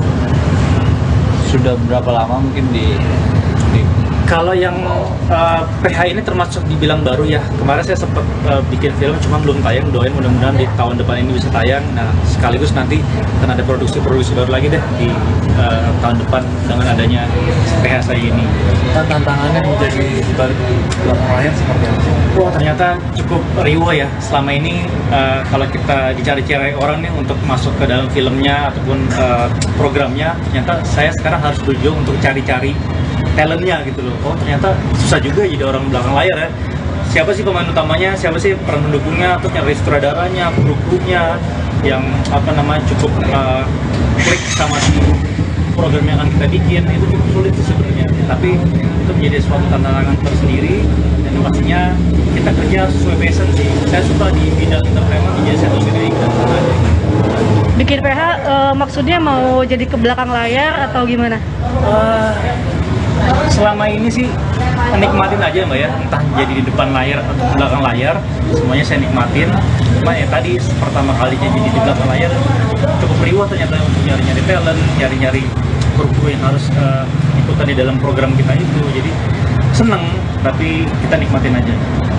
Konsepnya lebih kayak gimana sih Chan? Apa kayak podcast gitu apa gitu? PH Mas, jadi PH tuh kayak kita bisa layar lebar, kita bisa bikin web series, terus juga ada IO-nya juga, kita ngurusin acara-acara juga gitu. Sejauh ini udah bikin apa aja dari PH itu? Kalau kan yang ini termasuk baru ya, baru sekitar 2 bulan 3 bulan ini saya meng-create ini PH, dan insya Allah dalam waktu dekat ini ada film-film layar lebar dan juga web series dan juga event lah yang akan kita kerjakan. Oh, jadi baru karya perdana ya? Insya Allah ya. Cuman waktu itu kan saya sempat ada filmnya, cuman belum tayang. Dibarengin aja nanti sama ini di tahun depan, doain. Ini bikin PH, apa kamu akan nanti nextnya nggak akan muncul di TV, jadi di belakang layar aja apa gimana? Oh enggak, saya tetap harus muncul walaupun tidak sering, tapi tetap passion tetap harus dilakukan, karena acting ngomong di depan kamera adalah salah satu kesenangan tersendiri, tidak bisa terbayarkan oleh apapun gitu kan. Tapi di balik itu semua, kita semua menyadari lah kalau di dunia entertainment ini tidak selamanya, tetapi kita harus mempunyai kaki di tempat lain lagi yang bisa untuk kedepannya nanti gitu. Kemarin kan sempat melanjutin kuliah gitu Chan. Ya. Sekarang nah itu masalah kuliah kemarin tuh gara-gara pandemi ya yang sangat berkepanjangan, kuliahnya akhirnya terlambat selama hampir 2 tahunan lah akhirnya gitu, karena yang kemarin kan kuliahnya di Malaysia dan boleh balik ke sana, waktu itu kan nggak boleh kan, dan sekarang akhirnya belum sempat ke sana lagi, baru akan dilanjutkan lagi, dan doain mudah-mudahan ya di awal-awal tahun depan lah kerjaan di production house berjalan dan juga kuliahnya selesai gitu. Berarti kan sudah terlihat settle nih untuk pasangan sendiri. Nah, kalau itu doain aja. Sebenarnya sih kadang-kadang ada, kadang-kadang enggak. Itu dia, kadang-kadang kelamaan sendiri, kelamaan jadi independent man ya, jadi kayak semuanya tuh kayak udahlah aku bisa selesai sendiri, tapi di satu sisi ya kita butuhkan juga lah namanya pasangan hidup kan untuk melanjutkan kehidupan kita secara jangka panjang gitu, karena ya salah satu ibadah terpanjang adalah berumah tangga. Cuman sampai detik ini belum dapat yang pas, doain mudah-mudahan tahun depan ketemulah sama yang baik. Apa sih kriteria kamu? Apa kamu pemilih banget nih sampai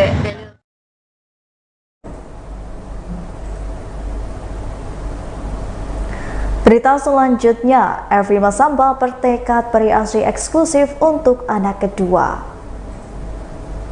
Berkaca dari anak pertama, Evi Masamba bertekad akan memberikan ASI eksklusif untuk anak keduanya. Sebagai informasi, Evi Masamba telah melahirkan anak kedua yang berjenis kelamin laki-laki. Bukan tanpa alasan, jebolan Dangdut Academy 2 ini ogah mengulang perlakuan yang sama terhadap anak pertamanya dulu. Diakui Evi, ia tidak sempat memberikan ASI eksklusif untuk anak pertamanya. Menurut Evi, kedekatannya dengan sang putri tak terjalin erat gara-gara tidak memberikan ASI eksklusif. Berikut wawancara dengan Evi Masamba.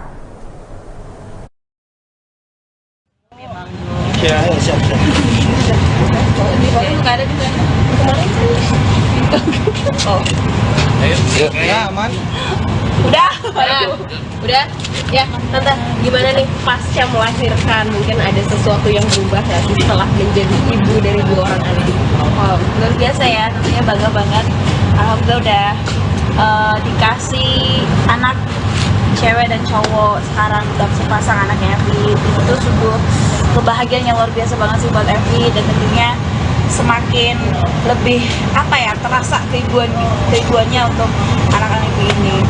Ada yang berubah nggak setelah mungkin dari yang pertama dengan yang kedua? Untuk berubahnya sih mungkin sama aja sih waktu anak pertama dan kedua ini, cuman bedanya anak pertama lebih yang nggak terlalu sulit, kalau anak yang kedua ini agak sulit.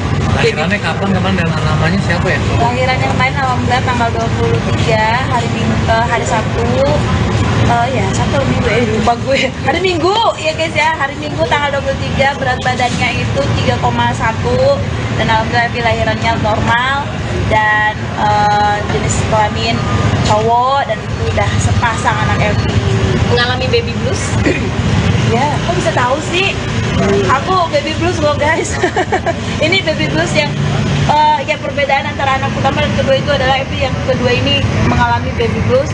Badannya sempat bengkak-bengkak, ya katanya sih itu normal ya, karena aku kemarin sempat nanya ke dokter Evi bahwa itu biasa untuk ibu yang habis melahirkan, dan aku tanya apakah itu bahaya untuk yang habis melahirkan, dan ternyata itu enggak, itu malah justru buat menambah ASI katanya. Aku juga ngerti ya, katanya itu isinya air yang bengkak-bengkak di badan, nah makanya Evi agak tenang sedikit.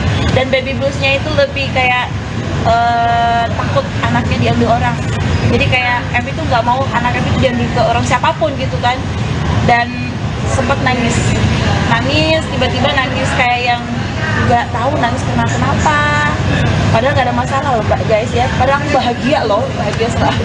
Tapi membagi tugas dengan suami seperti apa? Membagi tugas sih pasti ya, namanya orang tua ya, pasti udah masing-masing udah tahu tahu ininya masing-masing porsi. Untuk ini Evi jagain anak aku, ayah jagain anak yang satu, jadi benar-benar kita saling bagi waktu yang.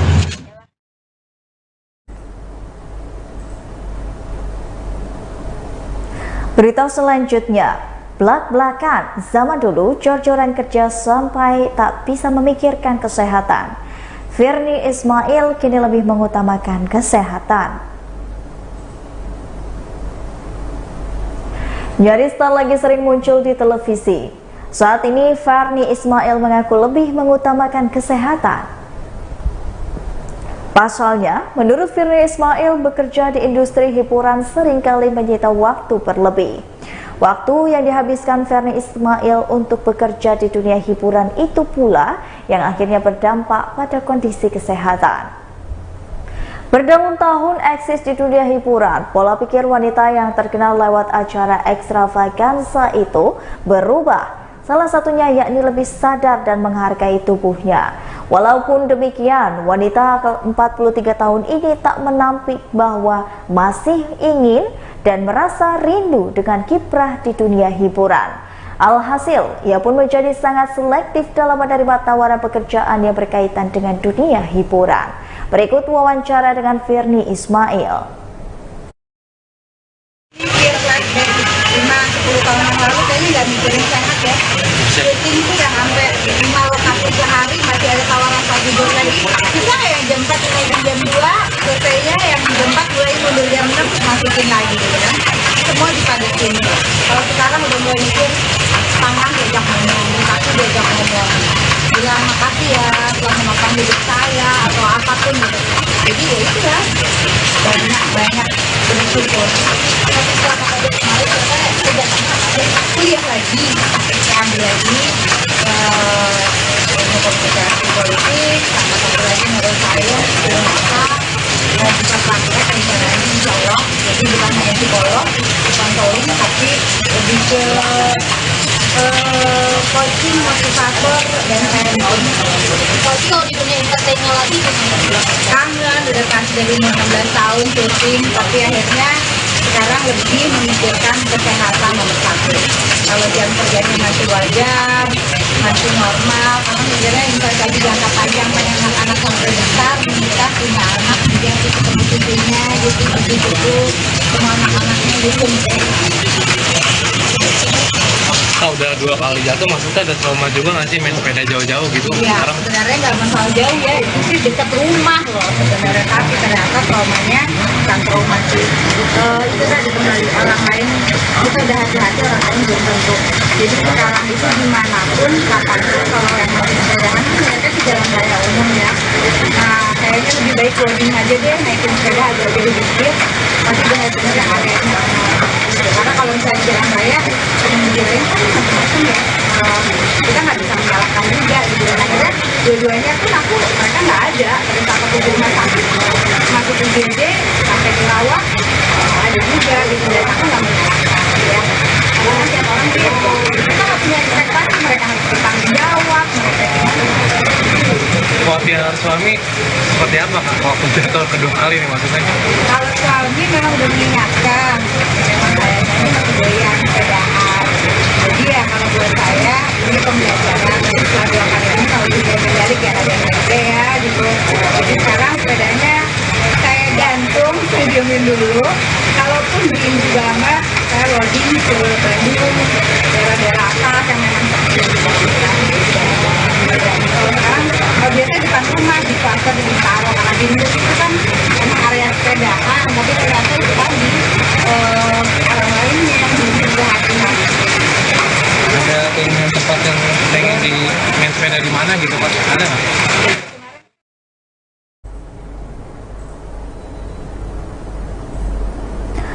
Tangisan Fuji pecah, rayakan ultah tanpa Bibi dan Vanessa di tahun ini. Fujianti Utami atau Fuji berlinang air mata kala merayakan ulang tahun alias ultah yang ke-20 perayaannya ini. Perayaan ultah Fuji kali ini untuk pertama kali tanpa kehadiran Bibi dan juga Vanessa. Diketahui kekasih Torik Halilintar ini, Fujianti Utami, berulang tahun ke-20 pada Kamis 3 November 2022. Bibi Ardiansyah dan Vanessa Angel pergi untuk selama-lamanya tepat sehari setelah ulang tahun Fuji. Di momen ulang tahunnya kali ini, Fuji tak kuasa menahan tangis saat memanjatkan doa.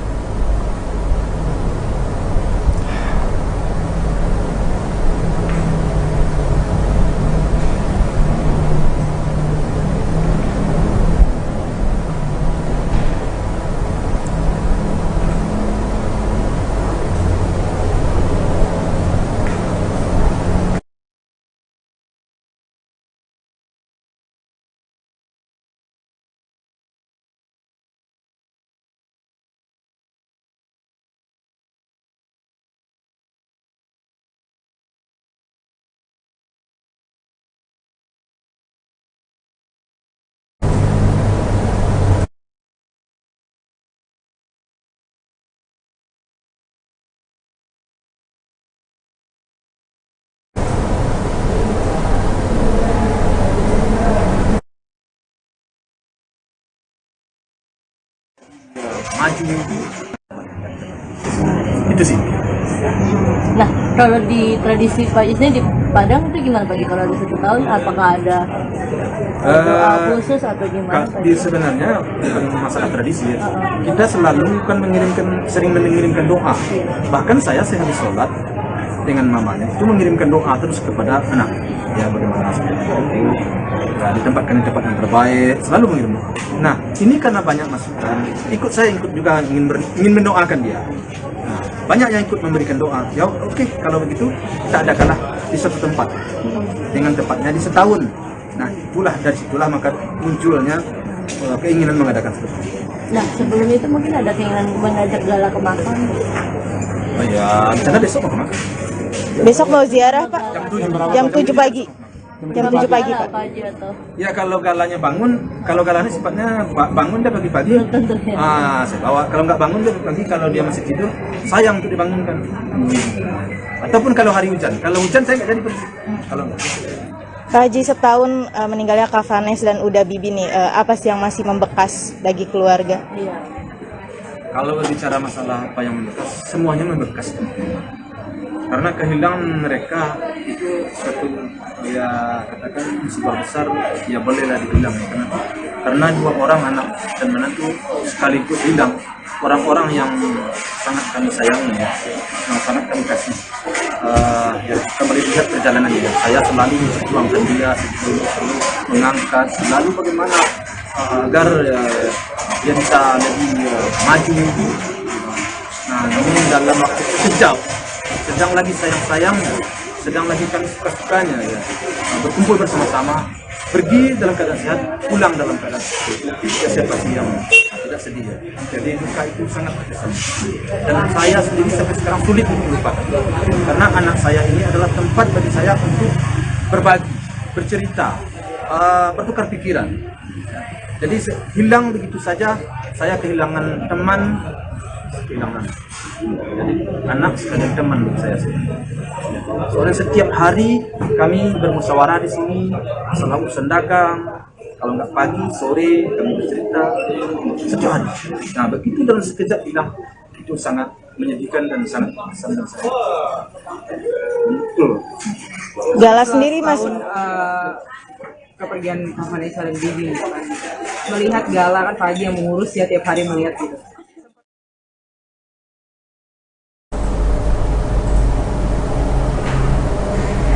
Berita selanjutnya datang dari Iza Zega yang ngotot sebut Bunda Korla dahulunya adalah seorang laki-laki. Sosok Bunda Korla kini terus menjadi sorotan media. Hal tersebut lantaran tingkahnya saat live di media sosial dinilai mampu memberikan keseruan tersendiri bagi para penontonnya. Tak hanya netizen, banyak artis centang biru turut menyoroti kehidupan Bunda Korla. Salah satunya adalah Iza Zega atau yang dikenal sebagai Mami Iza. Namun berbeda dengan selebritas lainnya, Iza Zega justru memberikan opini yang dinilai sebagai serangan terhadap wanita yang memiliki nama asli Cynthia Korla Priscilia itu. Iza Zega dengan kekeh menguatkan bahwa dahulunya Bunda Korla adalah sosok laki-laki yang mengutamakan dan mengatakan hal tersebut telah dikonfirmasi kepada temannya sesama transgender yang dulunya hidup di luar negeri. Mami Iza begitu yakin dengan mendapatkan mengenai jenis kelamin Bunda Korla. Bahkan ia mengungkapkan bahwa Cynthia Korla mendapatkan suaka hingga akhirnya bisa tinggal di Jerman dan tinggal di negara tersebut. Berikut wawancara dengan Iza Zega. Banyak yang kasih itu biasa aja. Tapi bener gak sih Mi? Netizen bilang ajang pansos ke Bunda Korla yang lagi Mami lebih duluan terkenal dibanding dia, jadi nggak mungkin Mami pansos. Enggak lah, Mami lebih duluan go publiknya. 20 tahun yang lalu Mami sudah pegang artis-artis ternama, banyak artis yang Mami auditkan juga. Kalau bilang pansos, ngapain pansos sama orang yang bukan orang dari Indonesia sendiri gitu loh, enggak. Mami tahu dari siapa Mi? Ada si Bunda Korla itu laki-laki? Iya. Dari teman Mami yang ada di Aussie, ada juga di UK, ada juga di Jerman, sama di ada juga di Paris. Berarti ngirim bukti otentik atau foto atau berupa apa sih Mi? Akhirnya tahu mungkin nama aslinya. cari tahu sendiri aja. Nama aslinya yang Mami kenal dia siapa? Tahu deh Bapak Indra, kayaknya kayak Bang Indra kan? Ya Yun ya, nggak tahu nama asli, nggak tahu Mami. Inisialnya mungkin? Tapi memang jenis kelaminnya ya, setahu Mami sih ya, dia bilang gitu laki-laki. Oh dia udah dioperasi berarti? Nggak tahu, Mami nggak begitu tahu. Mami cuma dapat informasi aja seperti itu, gitu loh itu.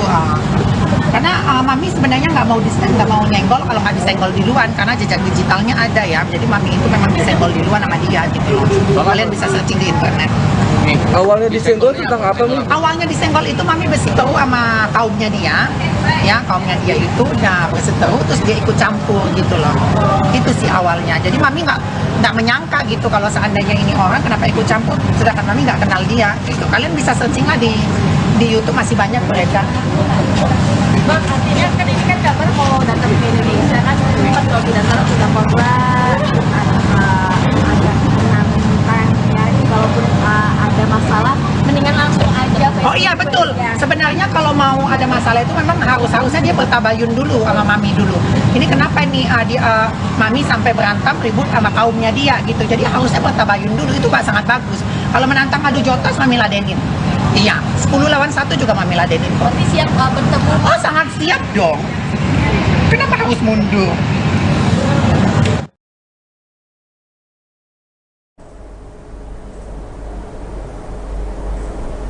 Baiklah Tribuners, itulah tadi berita selebritis bersama dengan saya Kusnula Syaifah. Jangan lupa untuk terus saksikan video selengkapnya di YouTube Tribun Lampung News Video. Follow juga TikTok Tribun Lampung, Instagram Tribun Lampung, dan juga Facebook @Tribun Lampung untuk mendapatkan informasi terupdate lainnya. Selamat siang dan sampai jumpa.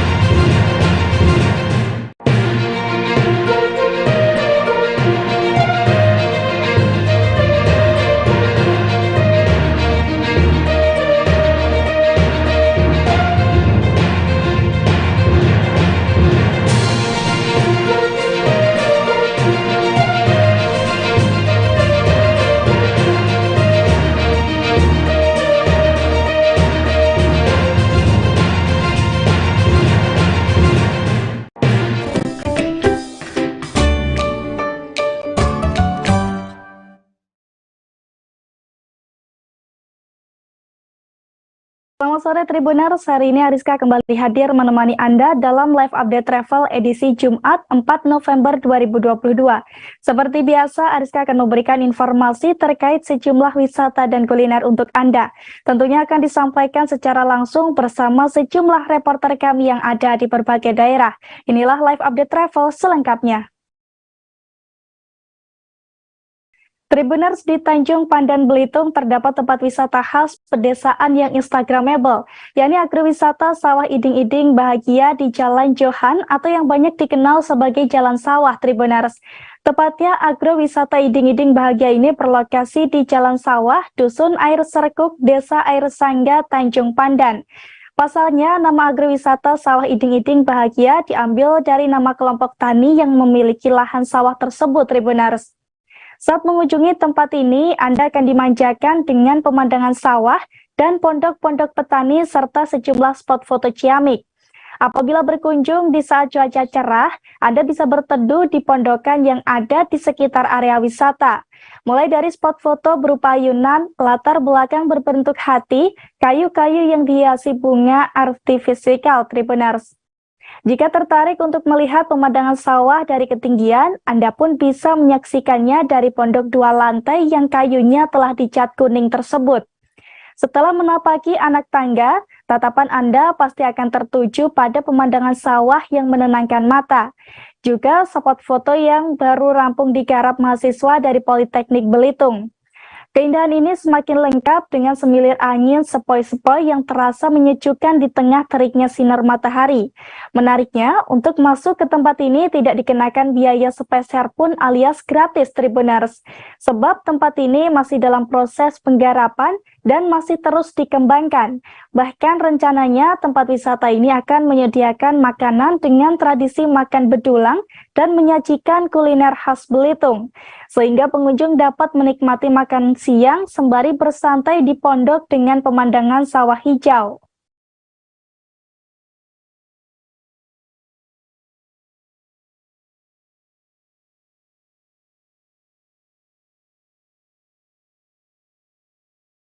Tribuners, di Kota Sanggau ada banyak warung kopi yang bisa Anda kunjungi. Satu di antaranya ada warung kopi Menyandik Tribuners.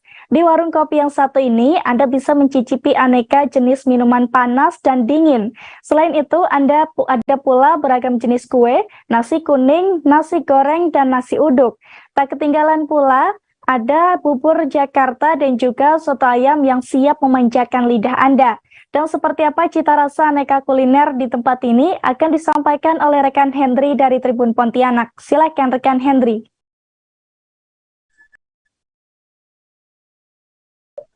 Ya, selamat sore Ariska. Dapat kami laporkan bahwa warung kopi Menyandik yang berlokasi di Jalan Ahmad Yani, Kecamatan Kapuas, Kabupaten Sanggau, Kalimantan Barat, menjadi salah satu tempat ngopi Anda jika berada di Kota Sanggau, Kabupaten Sanggau, Kalimantan Barat. Nah, di warung kopi Menyandik ini selain menyediakan aneka jenis minuman panas dan dingin, juga tersedia beragam jenis kue, nasi kuning, nasi goreng, nasi uduk yang sudah di packing. Selain itu juga ada bubur ayam Jakarta dan juga soto ayam. Nah, salah satu jenis kue yang dimaksud adalah itu ada bolu atau cake, bingka ubi, donat, risoles, kroket, dan juga manisan maram dan beragam jenis kue lainnya. Nah, kue tersebut di packing dan isinya ada yang 2 potong kue, kemudian ada yang 3 potong kue, dan bahkan lebih tergantung jenis kuenya, yang harganya rata-rata itu Rp6.000. Kemudian untuk bolu atau cake ada juga yang berukuran besar yaitu Rp35.000. Nah, kemudian untuk nasi kuning yang di packing yang berukuran kecil itu harganya Rp6.000 dan yang berukuran besar itu Rp12.000. Kemudian untuk bubur ayam itu Rp12.000, kemudian soto ayam itu Rp15.000. Nah, selain yang di packing juga ada yang gorengan dan kue yang belum di packing, artinya bisa dibeli secara satuan saja yang harganya mulai dari 1.000 Tribuners. Nah, untuk Anda yang berada di Sanggau, Kalimantan Barat, nah warung kopi menjadi satu di antara tempat ngopi Anda. Nah, suasananya pun enak untuk santai dan berada di tengah kota Sanggau. Sekian, Ariska. Baik, rekan Henry dari Tribun Pontianak, terima kasih atas laporan Anda. Tribuners, beberapa waktu lalu Sandiaga Uno menghadiri peresmian Festival Gelar Melayu Serumpun 2022 di Istana Maimun Medan, Sumatera Utara. Dalam kesempatan itu, Menparekraf tersebut sempat duet dengan grup band The Massive dengan menyanyikan lagu Jangan Menyerah. Momen mereka pun terekam dalam sebuah video singkat yang dibagikan Menparekraf di akun Instagram resmi milik Sandi Uno. Dengan mengenakan pakaian adat khas Melayu, Sandiaga Uno tampak menikmati membawakan lagu The Massive yang diiringi langsung oleh sang vokalis Rian dan Wali Kota Medan Muhammad Bobi Afif Nasution. Selain duet bersama The Massive, Sandiaga Uno juga sempat menyampaikan harapannya untuk gelaran event tersebut. Pasalnya, melalui event ini, ia berharap mampu membuka peluang usaha dan lapangan kerja bagi masyarakat Medan dan sekitarnya. Sandiaga Uno juga menjelaskan bahwa gelar Melayu Serumpun 2022 ini merupakan festival budaya Melayu yang diikuti oleh sejumlah daerah di Indonesia. Selain itu, 4 negara di Asia Tenggara yang dihuni oleh etnis Melayu juga turut meramaikan, mulai dari Brunei Darussalam, Malaysia, Singapura, dan juga Thailand. Event yang digelar pada 31 Oktober hingga 3 November 2022 ini pun diisi dengan berbagai kegiatan menarik Tribuners. Seperti seni musik dan tarian tradisional khas Melayu, pameran UMKM produk-produk kuliner, kria, dan fashion khas Melayu. Oleh karena itu, ia juga berharap dari event yang termasuk dalam Karisma Event Nusantara 2022 ini diharapkan bisa membangkitkan ekonomi Sumatera Utara, khususnya Medan melalui sektor parekraf. Terlebih event yang sebelumnya dilaksanakan pada 2019 ini sempat tertunda selama 2 tahun akibat adanya pandemi COVID-19.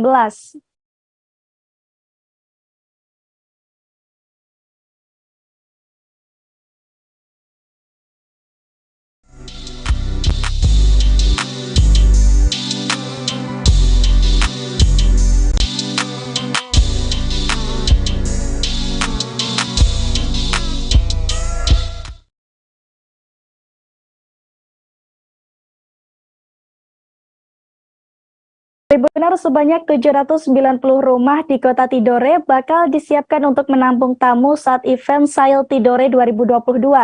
Rumah-rumah warga tersebut nantinya akan dimanfaatkan sebagai homestay dan akan disterilkan 3 hari jelang Sail, Tribuners. Selain homestay, ada pula penginapan terapung yang digunakan untuk menampung para tamu. Dan bagaimana informasi lengkapnya akan dilaporkan oleh rekan Faisal Amin dari Tribun Ternate. Silakan rekan Faisal.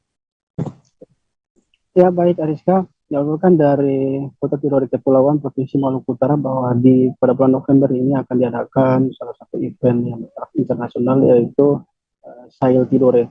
Untuk kesiapannya itu, Sail Tidore akan ditargetkan dihadiri kurang lebih 50.000 wisatawan untuk menyiapkan melayani tamu atau wisatawan. Saat ini pemerintah Kota Tidore Kepulauan telah menyiapkan kurang lebih 790 homestay untuk melayani tamu.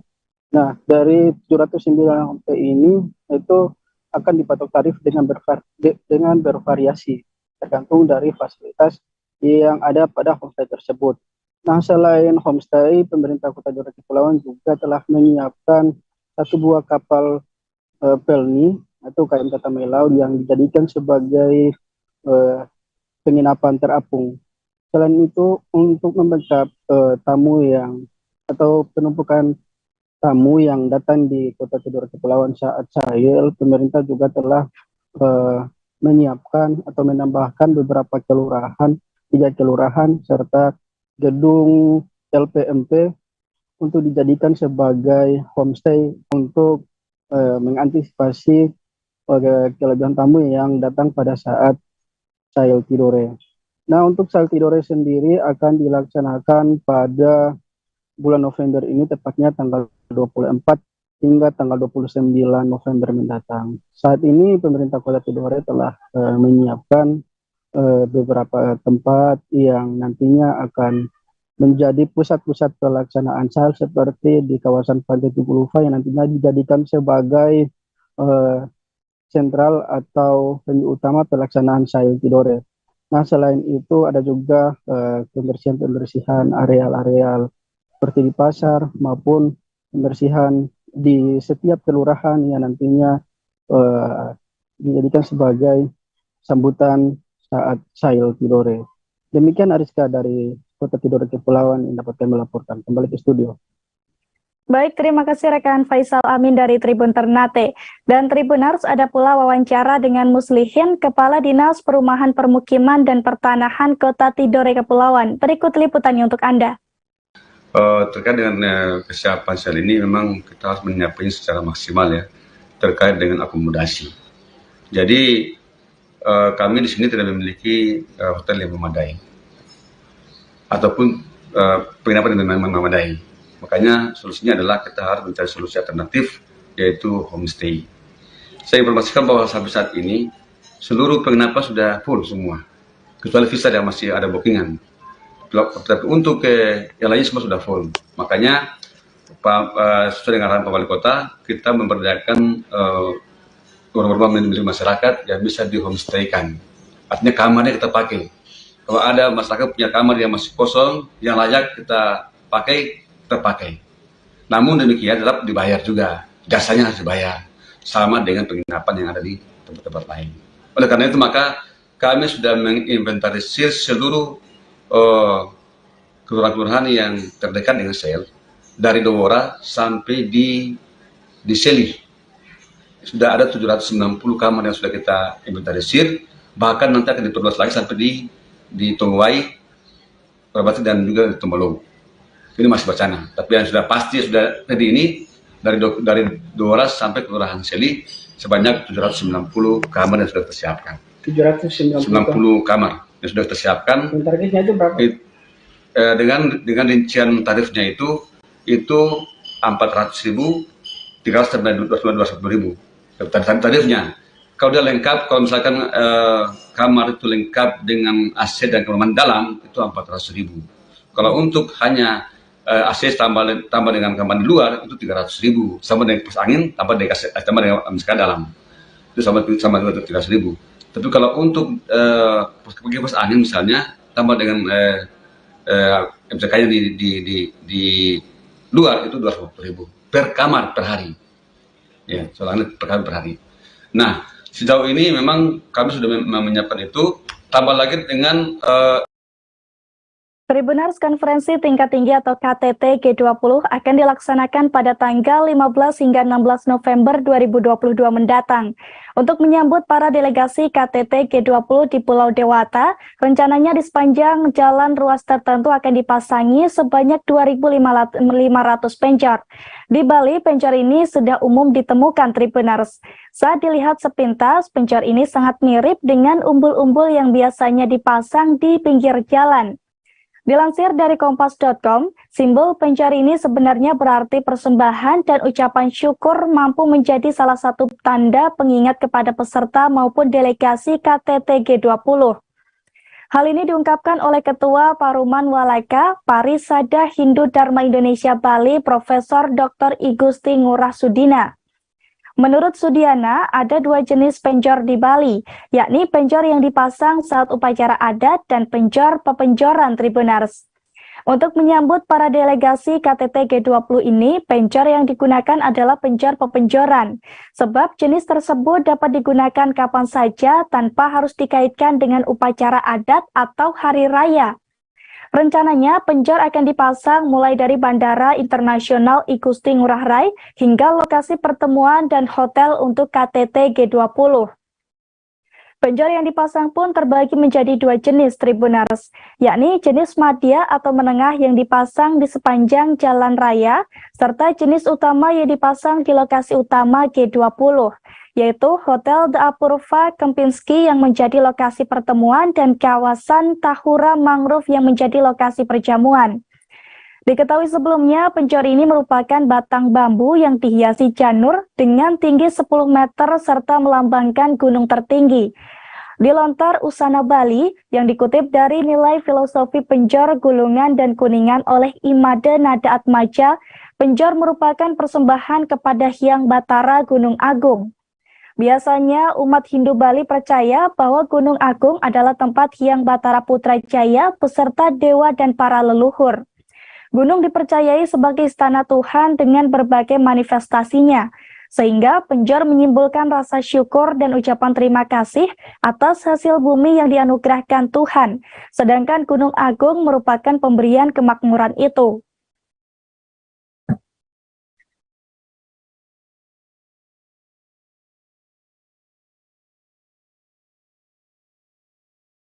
Tribuners, Tawangmangu menjadi salah satu tujuan wisata bagi banyak orang apabila ingin menikmati sejuknya udara gunung. Selain udaranya yang sejuk, Tawangmangu memiliki banyak tempat wisata menarik, Tribuners. Termasuk diantaranya ada air terjun Grojogan Sewu. Saat berlibur ke tempat ini, Anda akan disuguhi dengan keindahan air terjun setinggi 81 meter. Meski bernama Grojogan Sewu atau yang dalam bahasa Indonesia air terjun 1000, namun di tempat ini Anda hanya menemukan satu aliran air terjun saja. Biasanya para wisatawan yang berkunjung ke tempat ini menjadikan Grojogan Sewu sebagai latar pemandangan fotonya. Namun berfoto di Grojogan Sewu ini juga tidak boleh terlalu dekat atau di bawah air terjun karena bahaya jika ada batu yang terbawa arus. Di tempat wisata yang satu ini, Anda juga bisa melakukan berbagai aktivitas, Tribuners, seperti bermain air di aliran sungai di air terjun atau berenang di kolam renang anak dan dewasa. Apabila lapar, Anda pun bisa menyantap menu khas di Tawangmangu, yakni sate kelinci yang dibanderol dengan harga 18.000 per porsi. Berbagai keseruan ini bisa Anda nikmati hanya dengan membayar tiket masuk sebesar 22.000 per orang untuk wisatawan domestik dan 175.000 untuk turis asing.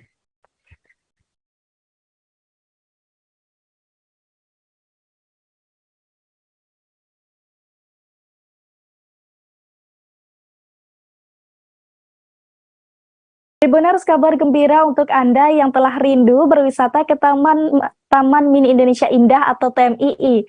Sebab setelah ditutup beberapa waktu lalu, kini revitalisasi Taman Mini Indonesia Indah telah rampung 100%. Bahkan destinasi wisata yang terletak di Jakarta Timur ini akan segera bisa dikunjungi kembali oleh masyarakat.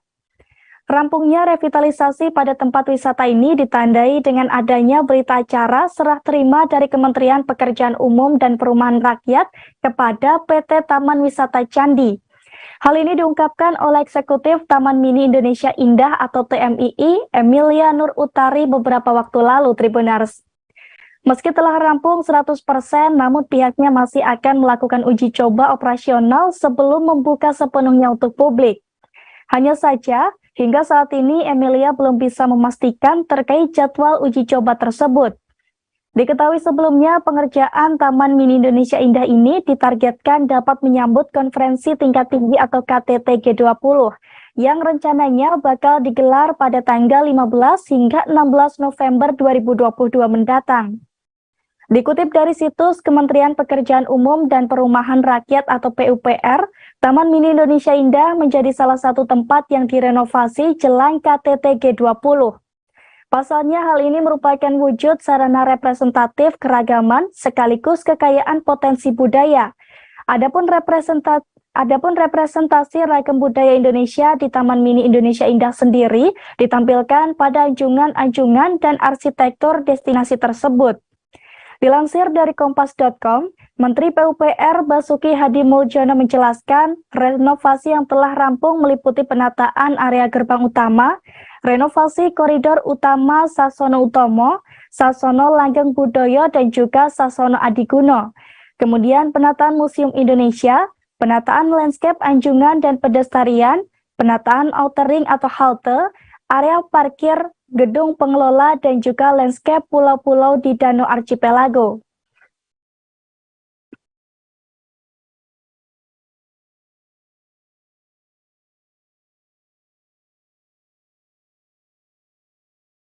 Tribuners, terowongan kereta api bisa Anda temukan di beberapa tempat. Satu di antaranya ada terowongan hijau yang terletak di Desa Bumi Agung, Rowo Kele, Kebumen, Jawa Tengah. Terowongan yang satu ini dikenal sebagai lintasan kereta api yang unik dan sudah memiliki jalur ganda, Tribuners. Saat datang ke lokasi, Anda akan menemukan dua terowongan yang saling berdampingan. Bangunan berwarna hijau tersebut merupakan terowongan lama yang dibangun oleh Stadspurwigen pada masa kolonial. Dilansir dari akun Instagram @kai121, pembangunan terowongan ini dimulai pada 23 Mei 1885 dan dibuka untuk umum pada 20 Juli 1887.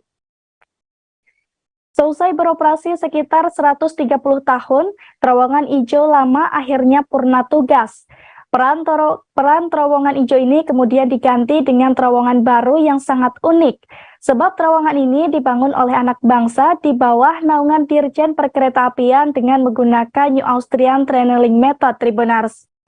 Pembangunan jalur ganda Purwokerto-Kroya Kutarjo tersebut mendapatkan beberapa kendala, karena terowongan yang ada pada saat itu hanya menampung jalur tunggal saja.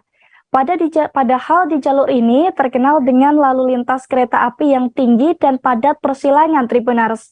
Oleh karena itu, terowongan baru dibangun dan dimulai beroperasi pada 5 Mei 2020. Hal ini bersamaan dengan aktifnya jalur ganda lintas Kroya Kutarjo. Tepatnya, terowongan baru ini berada di sisi utara terowongan lama dengan panjang 581 meter dan diameter 9 meter. Menariknya, terowongan ini memiliki bangunan yang cukup luas sehingga menampung dua jalur kereta sekaligus. Kedua jalur tersebut berjenis lap track Tribuners, di mana jalur relnya diikat bantalan beton dengan ditanam dalam landasan beton cor tanpa adanya kericak sama sekali.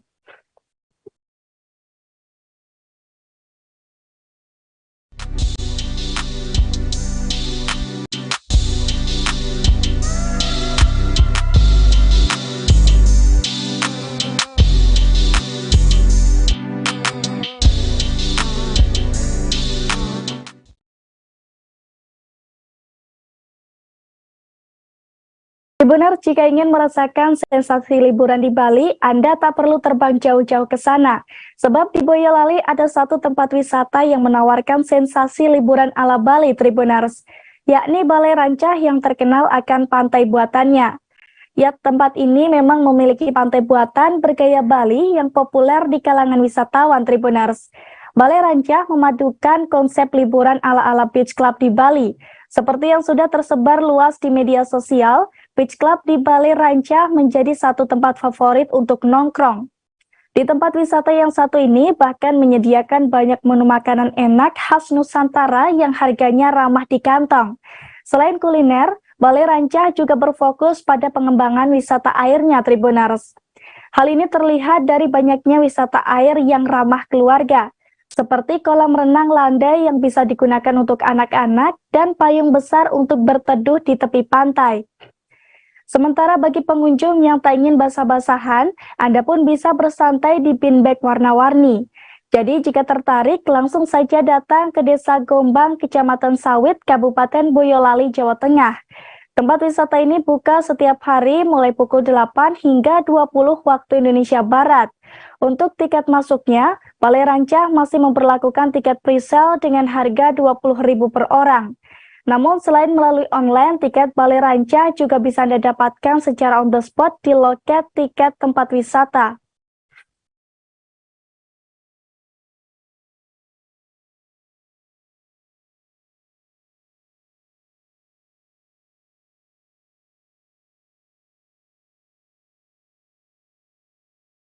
Tribuners, pada Senin 31 Oktober 2022 lalu, Joe Biden turut merayakan Halloween bersama Ibu Negara Jill Biden di Gedung Putih. Perayaan kali ini diketahui menjadi perayaan Halloween pertamanya setelah menjadi Presiden Amerika Serikat, Tribuners. Di perayaan tersebut, Joe Biden terlihat tidak mengenakan kostum Halloween. Sementara Jill Biden tampak mengenakan wig berwarna ungu dan sepasang sayap kupu-kupu. Dilansir dari tribuntravel.com, untuk merayakan Halloween, Joe Biden menjamu anak-anak petugas pemadam kebakaran, perawat, petugas polisi, dan anggota Garda Nasional setempat. Dalam kesempatan itu, mereka juga berkesempatan untuk bermain trick on treat. Trick on treat sendiri merupakan sebuah tradisi Halloween yang sangat populer di Amerika Serikat, Tribuners. Momen ini juga menjadi pertama kalinya Joe Biden dan Jill Biden merayakan trick on treat sebagai presiden dan ibu negara. Sebab pada perayaan Halloween tahun lalu, Joe Biden tengah berada di Eropa.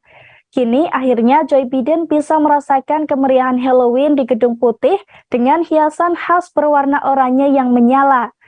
Sekitar 5.000 tamu berdatangan melalui gerbang di sisi selatan Gedung Putih, terdiri dari anak-anak dan pendampingan mereka. Joe Biden dan istrinya kemudian membagikan suguhan sebagai bagian dari trick or treating in the President of First Lady's Neighborhood tahun ini. Para pengunjung ini diundang melalui kelompok masyarakat setempat, organisasi, dan serikat pekerja. Dalam perayaan ini, Presiden dan Ibu Negara juga membagikan permen ukuran mini dan sekotak Hershey Kisses, Tribuners.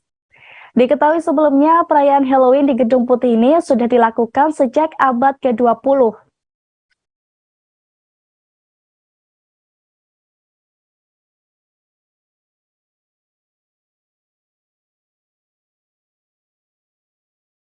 Untuk mendukung kesuksesan KTT G20 di Bali, maskapai penerbangan Garuda Indonesia kembali mengoperasikan penerbangan rute Narita Denpasar PP.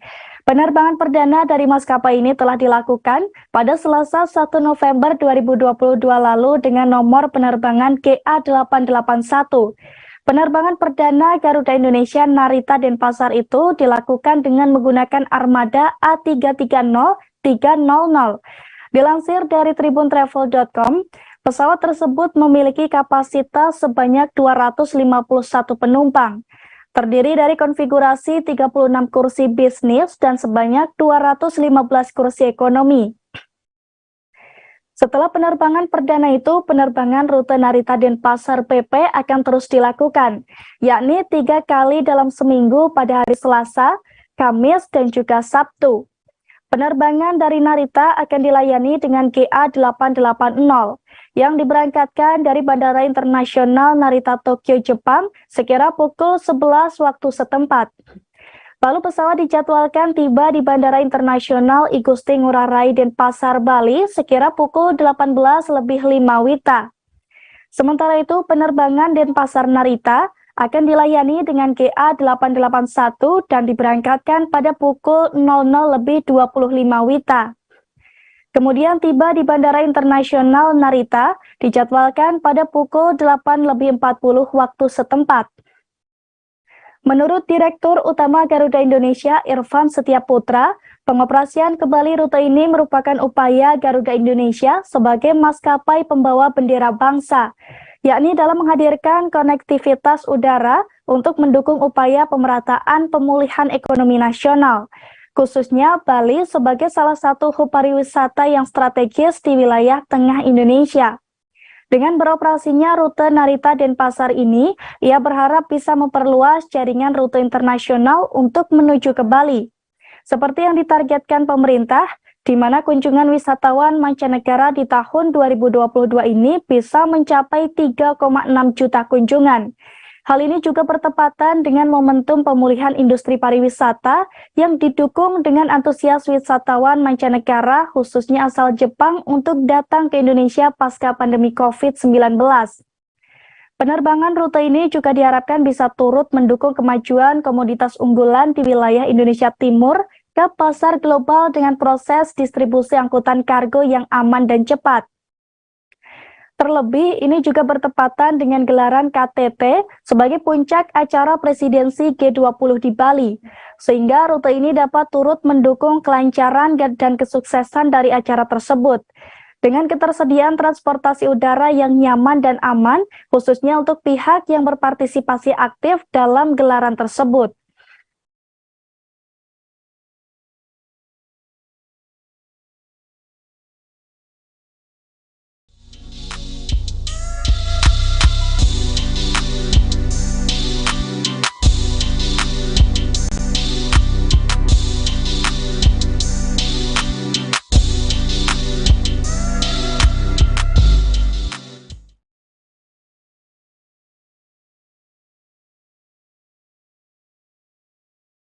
Tribuners, pada pertengahan 2023 mendatang, kereta cepat Jakarta-Bandung diperkirakan bakal mulai beroperasi. Saat ini proyek kereta cepat Jakarta-Bandung ini telah tersambung sepanjang 142,4 km, yakni dari stasiun Halim sampai ke stasiun Taguluar, Tribuners. Hal ini diungkapkan oleh Wakil Menteri BUMN 2 Kartika Wirjoatmojo pada Rabu 2 November 2022 kemarin. Menurut Kartika yang juga akrab disapa Tiko, menyusul terhubungnya stasiun Halim ke stasiun Tegaluar, kini juga telah mulai melakukan pekerjaan track laying atau pemasangan instalasi rel yang ditargetkan selesai pada Januari 2023. Tiko mengatakan sebagai tes akan dilakukan upaya ke ujung hingga ke tahap operasional dapat dilakukan. Diketahui kereta cepat Jakarta-Bandung ini akan memangkas waktu tempuh dari Jakarta menuju Bandung, di mana sebelumnya memakan waktu 2,5 sampai 3 jam menjadi sekitar 50 menit saja. Untuk perjalanan dari Jakarta, tepatnya dari stasiun Halim menuju stasiun Padalarang dapat ditempuh selama 36 menit. Sementara dari stasiun Padalarang menuju stasiun Kota Bandung ditempuh selama 15 menit. Tiko juga mengungkapkan selain menyelesaikan pembangunan stasiun Halim dan stasiun Tegaluar, KCIC juga tengah menyelesaikan pembangunan 2 stasiun lainnya, yakni stasiun Karawang dan juga stasiun Padalarang yang berada di antara Halim dan Tegaluar.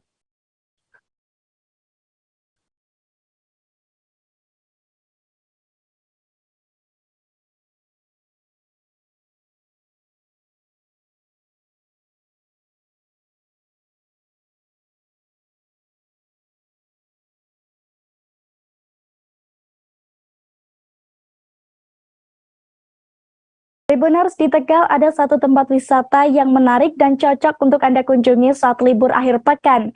Namanya The Baron Hill, Tribuners. Tempat wisata yang satu ini terkenal akan fasilitas spot foto Instagramable dan kekinian.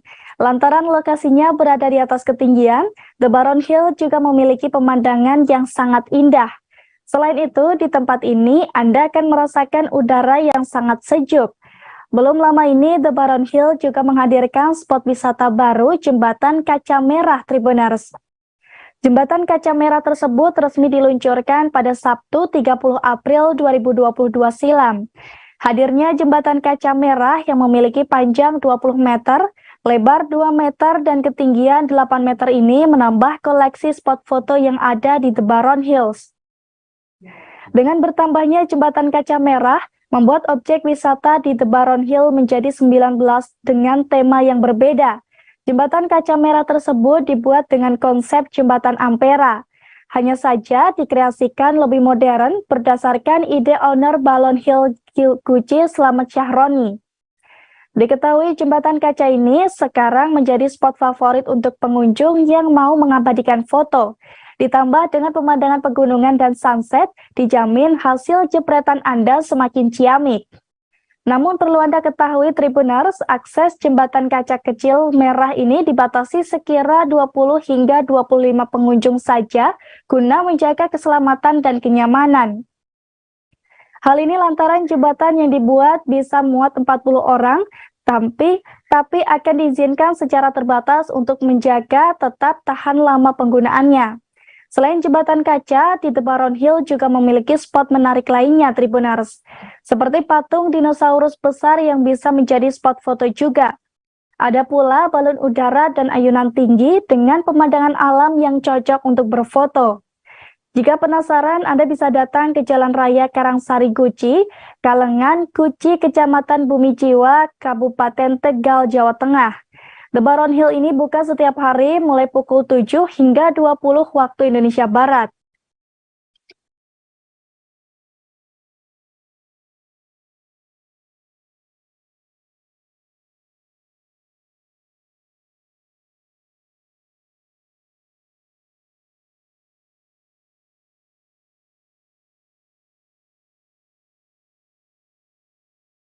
Benar, saat ke Bandung, Anda bisa menemukan banyak tempat wisata menarik. Satu di antaranya ada Sentrum Millennial Pulse, Tribuners. Wisata Instagramable yang turut meramaikan sektor pariwisata di kota Bandung. Saat mengunjungi tempat wisata yang satu ini, Anda akan dimanjakan dengan wahana Big Pool Party, di mana wahana tersebut digadang-gadang sebagai kolam mandi bola pertama dan terbesar di Indonesia. Dengan luas mencapai 560 meter persegi, Big Pool Party Sentrum Millennial Pulse dapat dinikmati untuk semua kalangan, Tribuners. Baik anak-anak maupun orang dewasa pun bisa merasakan keseruan mandi bola di Big Pool Party. Di wahana ini, pengunjung juga dimanjakan dengan beragam spot foto Instagramable. Saat memasuki area Sentrum Millennial Pulse, Anda akan diminta untuk membuka alas kaki terlebih dahulu. Alas kaki tersebut nantinya akan disimpan di loker, sehingga Anda tak perlu repot membawanya ketika berburu foto.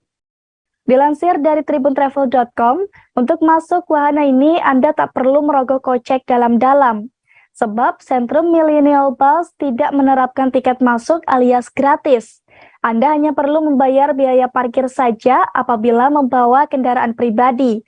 Untuk jam operasionalnya, Sentrum Millennial Pulse terbilang fleksibel lantaran buka setiap hari, yakni mulai pukul 10 hingga 20 waktu Indonesia Barat. Dengan demikian, kunjungan ke Sentrum Millennial Pulse dapat dengan mudah disesuaikan dengan rencana liburan Anda.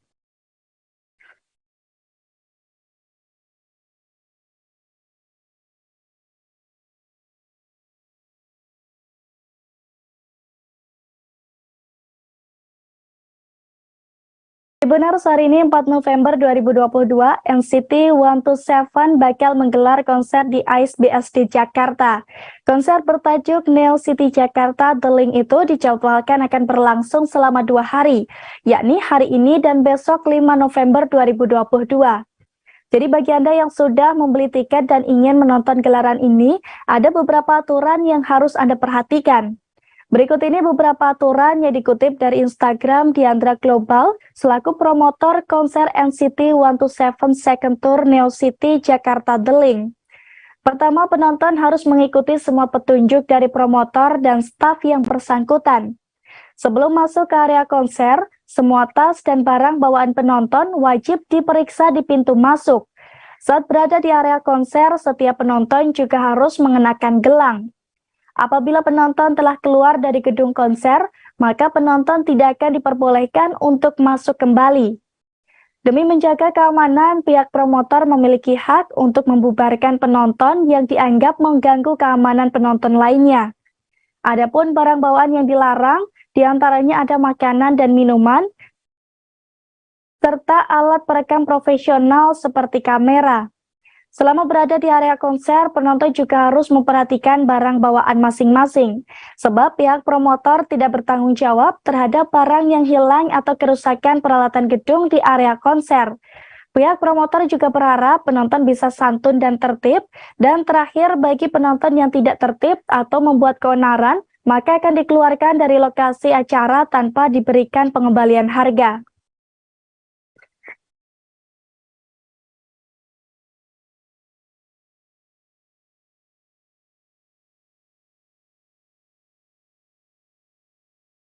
Tribuners, informasi tersebut sekaligus mengakhiri perjumpaan kita pada live update travel kali ini. Dan jangan lupa nantikan informasi lainnya hanya di kanal YouTube Tribun News. Saya Ariska Khairina, peserta segenap kru yang bertugas, pamit undur diri. Terima kasih dan sampai jumpa.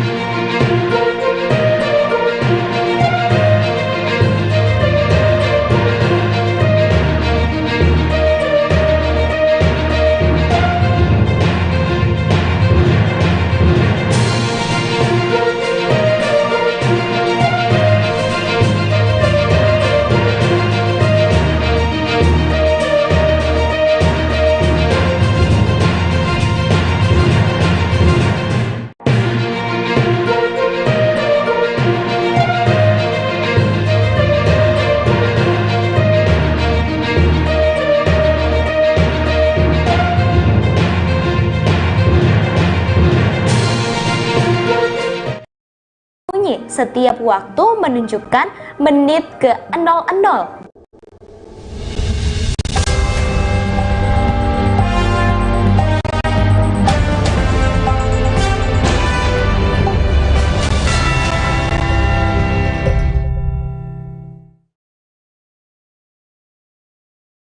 Halo, selamat sore Tribuners, Anda sedang menyaksikan live update Tribun News edisi Jumat 4 November 2022.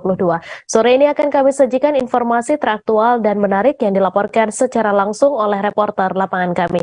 Bersama saya Meisada Sirait, inilah live update selengkapnya. Sesosok mayat perempuan ditemukan tergeletak di sebuah rumah dan menggegerkan warga di Jalan Syekh Yusuf 5, Kelurahan Katangka, Kecamatan Sumba Opu, Kabupaten Goa pada Kamis 3 November. Korban berinisial AT merupakan warga Makopa, Kabupaten Maros. Ia diketahui bekerja di BRI Link di Makassar. Rumah di mana korban ditemukan tewas itu adalah milik teman perempuannya berinisial TY. Informasi selengkapnya akan disampaikan langsung oleh wartawan Tribun Timur, Said Zulfadli, yang kini sudah terhubung bersama kami. Silakan rekan Said.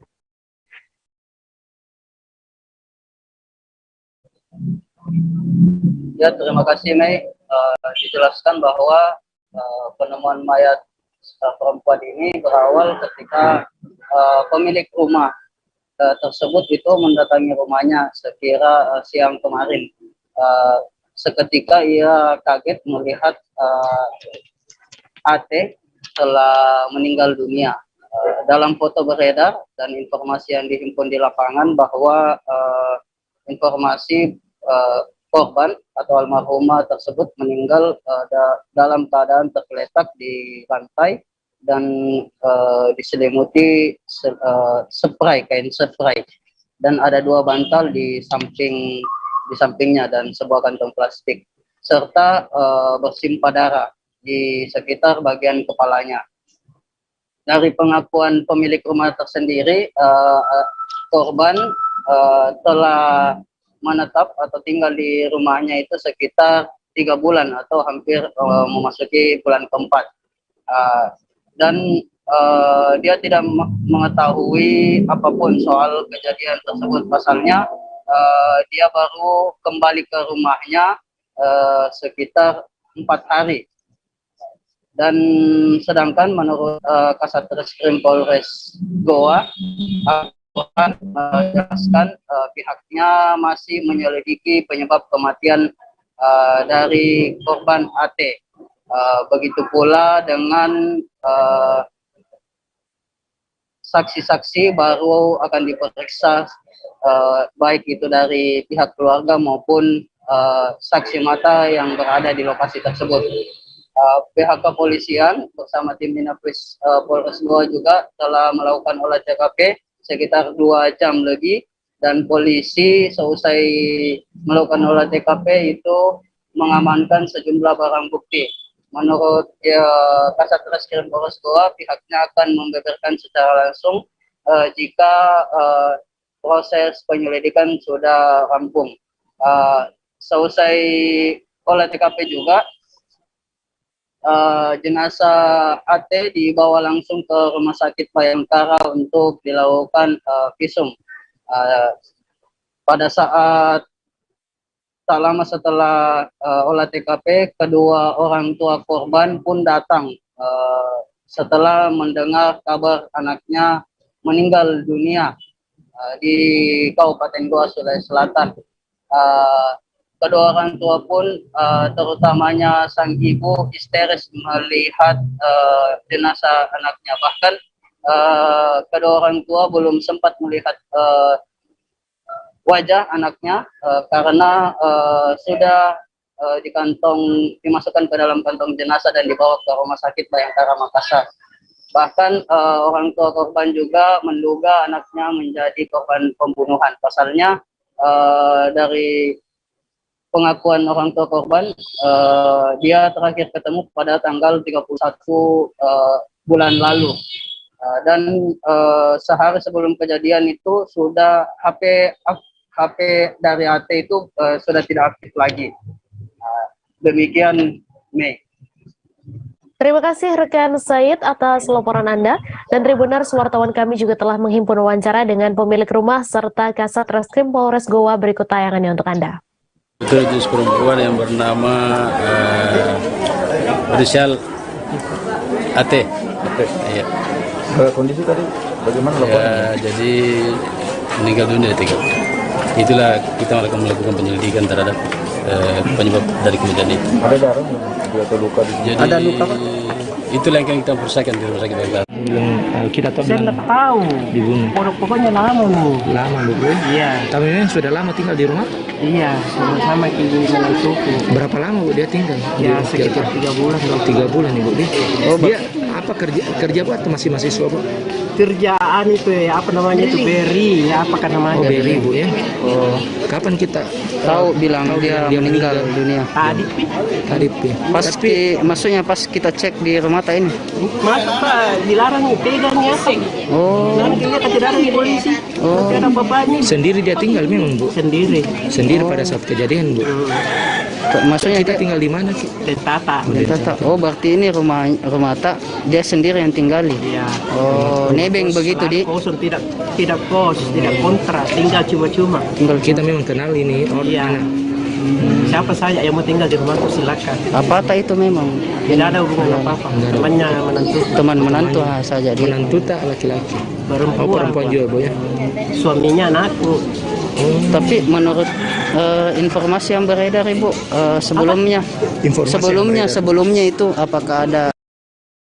Seorang pelajar berinisial AF berusia 16 tahun pada Kamis 3 November terpaksa harus berurusan dengan aparat kepolisian Polsek Tanjung Pandan. Pelajar yang duduk di kelas 10 SLTA itu menjadi pelaku tindak pidana penikaman. Warga Air Kolong Tanjung Pandan Belitung itu sudah melakukan penikaman kepada korban EF karena tak diberi pinjaman uang Rp20.000. Informasi selengkapnya akan disampaikan langsung oleh wartawan Pos Belitung, Disa Ariandi, yang kini sudah terhubung bersama kami. Silahkan rekan Disa. Baik, betul sekali Mei, bahwa seorang pelajar kelas 10 SLTA di Tanjung Pandan Belitung yaitu AF 16 tahun warga Air Kolong Tanjung Pandan Belitung pada Kamis 3 November 2022 kemarin terpaksa harus berurusan dengan pihak Polsek Tanjung Pandan karena sudah melakukan penikaman kepada korban berinisial F 13 tahun yang merupakan warga desa Air Merbau Tanjung Pandan Belitung. AF melakukan penikaman ataupun penusukan kepada korban F karena maksud kami pelaku AF sebelumnya tidak meminta uang kepada korban namun tidak diberikan oleh korban. Korban tidak memberikan uang tersebut karena tidak ingin ataupun tidak memiliki uang sebesar 20.000 tersebut.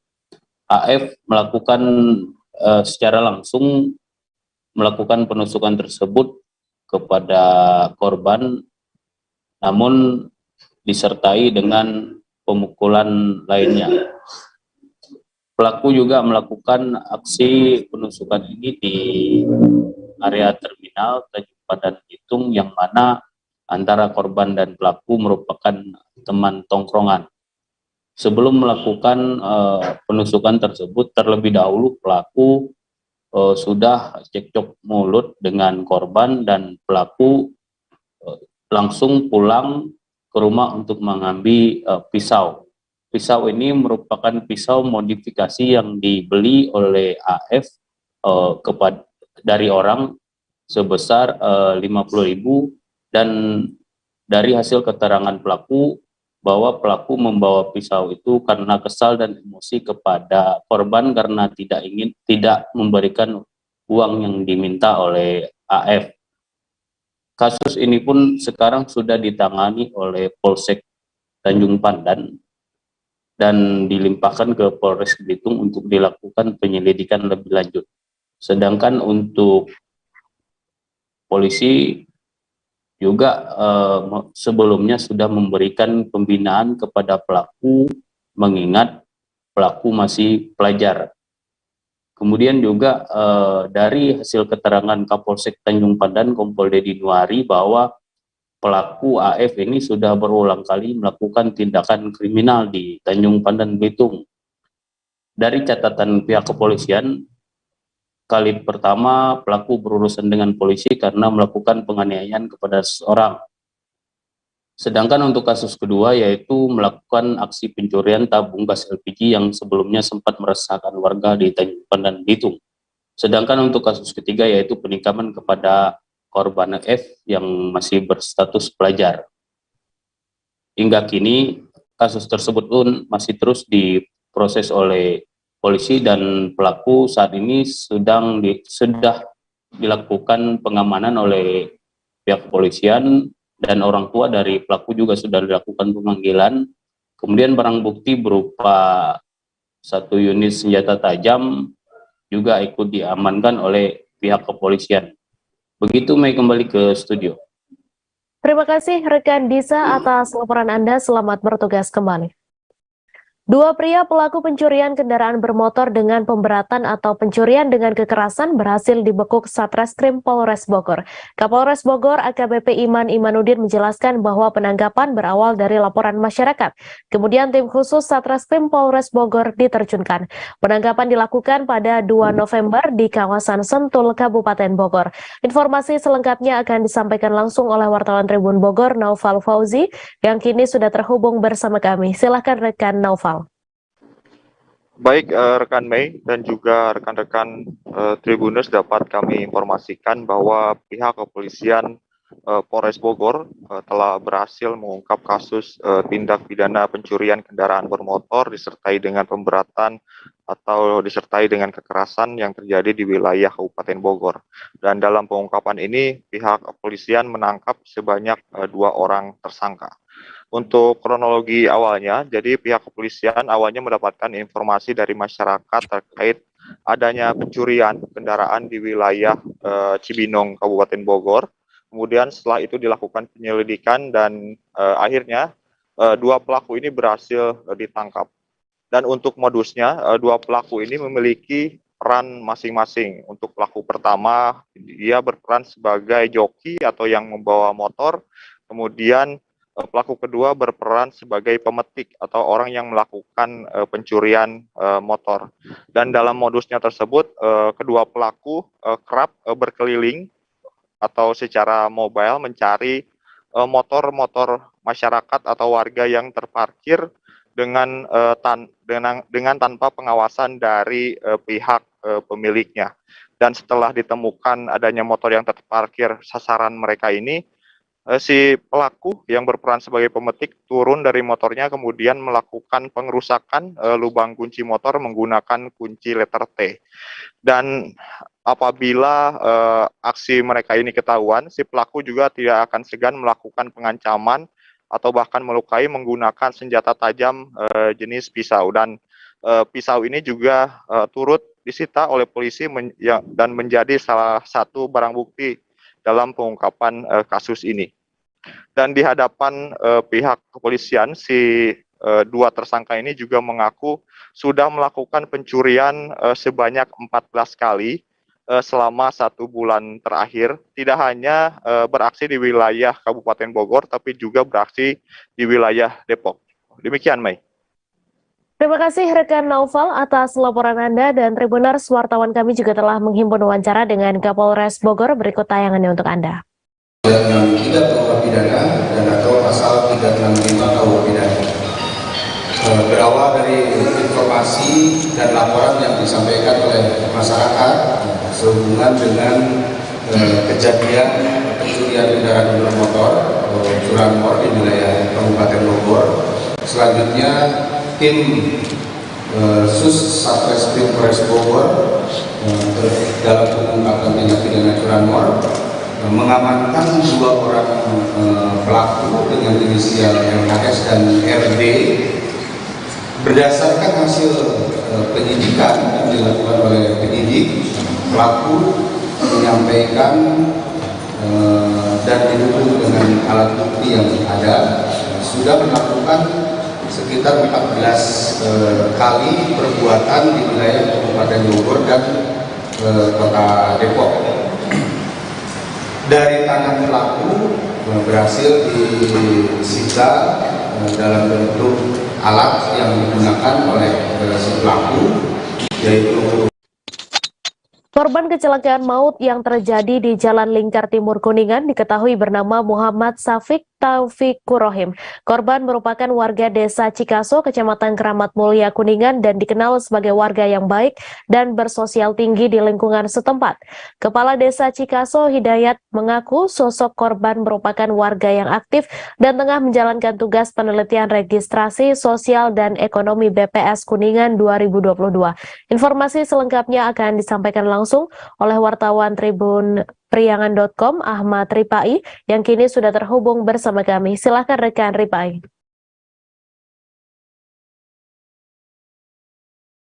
Baik, Mei, dapat saya sampaikan untuk peristiwa kecelakaan maut yang terjadi di Jalan Lingkar Timur Kuningan ini itu akibat daripada hilangnya konsentrasi pengendara roda 2 tersebut. Hal itu menyusul dengan kondisi jalan yang memang mengalami naik turun daripada di lokasi kejadian. Adapun identitas yang melibatkan korban meninggal di tempat ataupun di lokasi kejadian itu merupakan salah satu warga desa Cikaso yang bernama Muhammad Safik Taufikur Rahim. Korban merupakan petugas daripada registrasi sosial ekonomi BPS Kabupaten Kuningan. Berdasarkan keterangan di lokasi kejadian, kecelakaan berlangsung sekitar jam 5 sore dan terjadi dalam satu arah. Kemudian saksi di lokasi juga menyebutkan bahwa korban itu mengalami oleng hingga akhirnya korban terjatuh, dan lokasi jatuh korban dengan kendaraan yang sebelumnya dikemudikan itu jenis Matic berjauhan, sehingga unit truk yang di belakang menyusul itu menghantam bagian kepala korban. Dari kejadian tersebut, petugas kepolisian yang dipimpin langsung oleh Kanit Gakumdu Ibda Sri Martini langsung melakukan tindakan di lapangan seperti melakukan pengaturan lalu lintas hingga evakuasi korban dan membawa korban ke rumah sakit untuk diketahui ataupun diperiksa sebab akibat daripada kematian tersebut. Hingga akhirnya korban dilakukan serah terima pihak kepolisian kepada keluarga korban. Demikian Mei yang dapat saya sampaikan. Terima kasih rekan Ripai atas laporan Anda, selamat bertugas kembali. Kita beralih ke informasi selanjutnya Tribuners. Pasien korban luka bakar sebuah bengkel Vespa di Denpasar kini tengah menjalani perawatan intensif di RSUP Prof. Lurah. Setelah sebelumnya kelima korban tersebut mendapatkan perawatan di IGD, korban kemudian dipindahkan ke instalasi luka bakar. Berdasarkan informasi dari Bambang selaku paman dari korban atas nama Robi Irawan, saat ini hanya tersisa 3 pasien. Informasi selengkapnya akan disampaikan langsung oleh wartawan Tribun Bali, Putu Yunia Andriani yang kini sudah terhubung bersama kami. Silakan rekan Yunia. Baik, terima kasih Mei. Jadi betul sekali pada hari ini kami baru saja menemui kerabat korban yang menemani atau menunggu di instalasi luka bakar RSUP Prof. Lurah Denpasar. Dan saat ini berdasarkan informasi dari Bambang selaku paman dari Robi Irawan, tinggal tersisa 3 pasien, yaitu dari atas nama Denny yang merupakan karyawan korban, kemudian Alfa Raizi berusia 12 tahun yang merupakan anak laki-laki atau anak sulung dari korban Robi Irawan, dan juga Robi Irawan itu sendiri. Sementara 2 pasien lainnya diizinkan untuk melakukan rawat jalan di rumah, namun tetap dengan pemantauan dari tim ke dokter rumah sakit karena luka bakar yang mereka derita cukup kecil, yaitu untuk Bunga sendiri 3,5% dan untuk Linda istri Robi Irawan 11%. Dan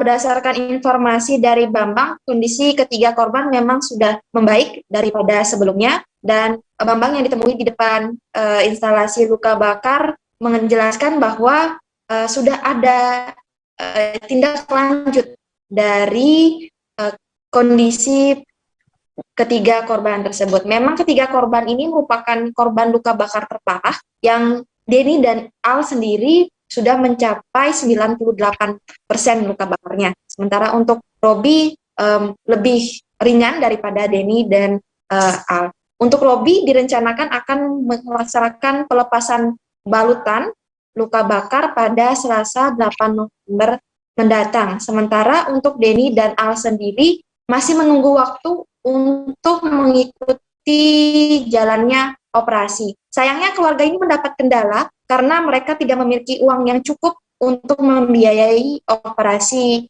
pasien. Sedangkan biaya operasi sendiri sangat besar, bisa mencapai angka 60 juta rupiah. Itu pun belum termasuk biaya-biaya perawatan di luar operasi lainnya. Kendala tambahan lagi saat diketahui bahwa korban-korban ini ternyata tidak memiliki BPJS Kesehatan atau BPJS Kesehatan mereka tidak aktif sehingga tidak bisa digunakan untuk perawatan di RSUP Prof. Ngurah. Nah, inilah menjadi tantangan bagi keluarga yang saat ini masih berdiskusi dengan keluarga yang lainnya. Diketahui juga keluarga dari Robi Irawan sendiri dan juga Linda sudah datang dari Pulau Jawa ke Bali dan tadi sempat bertemu dengan mereka sedang melakukan diskusi bagaimana caranya bisa mendapatkan biaya untuk jalannya operasi bagi Denny dan juga Al. Bambang yang tadi kami ketemui sempat dalam mata yang sembab seperti orang habis menangis juga mengatakan bahwa sebenarnya kalau sudah ada biaya operasi untuk Denny dan Al sendiri bisa dijalankan segera. Sayangnya mereka masih terkendala di biaya untuk operasi itu sendiri. Belum lagi 2 pasien lainnya yang juga tetap memerlukan biaya perawatan walaupun mereka dirawat di rumah masing-masing. Bambang berharap agar ada seorang dermawan atau uluran tangan dari masyarakat yang bisa membantu biaya operasi dari kedua korban yaitu Denny dan Al dan juga membantu biaya perawatan dari korban luka bakar lainnya. Dengan demikian operasi bisa dijalankan segera dan pemulihan untuk korban luka bakar akibat bengkel Vespa yang terbakar ini bisa segera dilakukan. Demikian nih. Terima kasih Putu Yunia atas laporan Anda dan Tribuners wartawan kami juga telah menghimpun wawancara dengan paman dari Robi Irawan berikut tayangannya untuk Anda. Pak Bambang boleh dijelaskan kondisi saat ini Pak Robi sendiri keluarga gimana? Untuk kondisi Bapak Robi saat ini ya masih dalam perawatan. Terus tadi dokter menyatakan akan melakukan penggantian berban pada hari Selasa jika itu memungkinkan. Dan keluarga Pak Robi lagi 2 orang melakukan dalam perawatan sensitif untuk kedua orang. Yang keluarga yang pulang siapanya? Anaknya yang nomor 2 Bunga 5 tahun sama istrinya Linda umur 32 tahun sudah pulang. Tapi ya kalau Lindanya bunganya masih sedikit sih lukanya. Kalau Lindanya itu ya lumayan juga di kakinya, cuma dibolehkan pulang oleh pihak rumah sakit. Terus itu yang kondisi kedua korban lainnya Pak Denny sama Al rencana seperti apa? Gimana kondisinya? Kondisinya ya memprihatinkan lah. Saran dari dokter mengupayakan untuk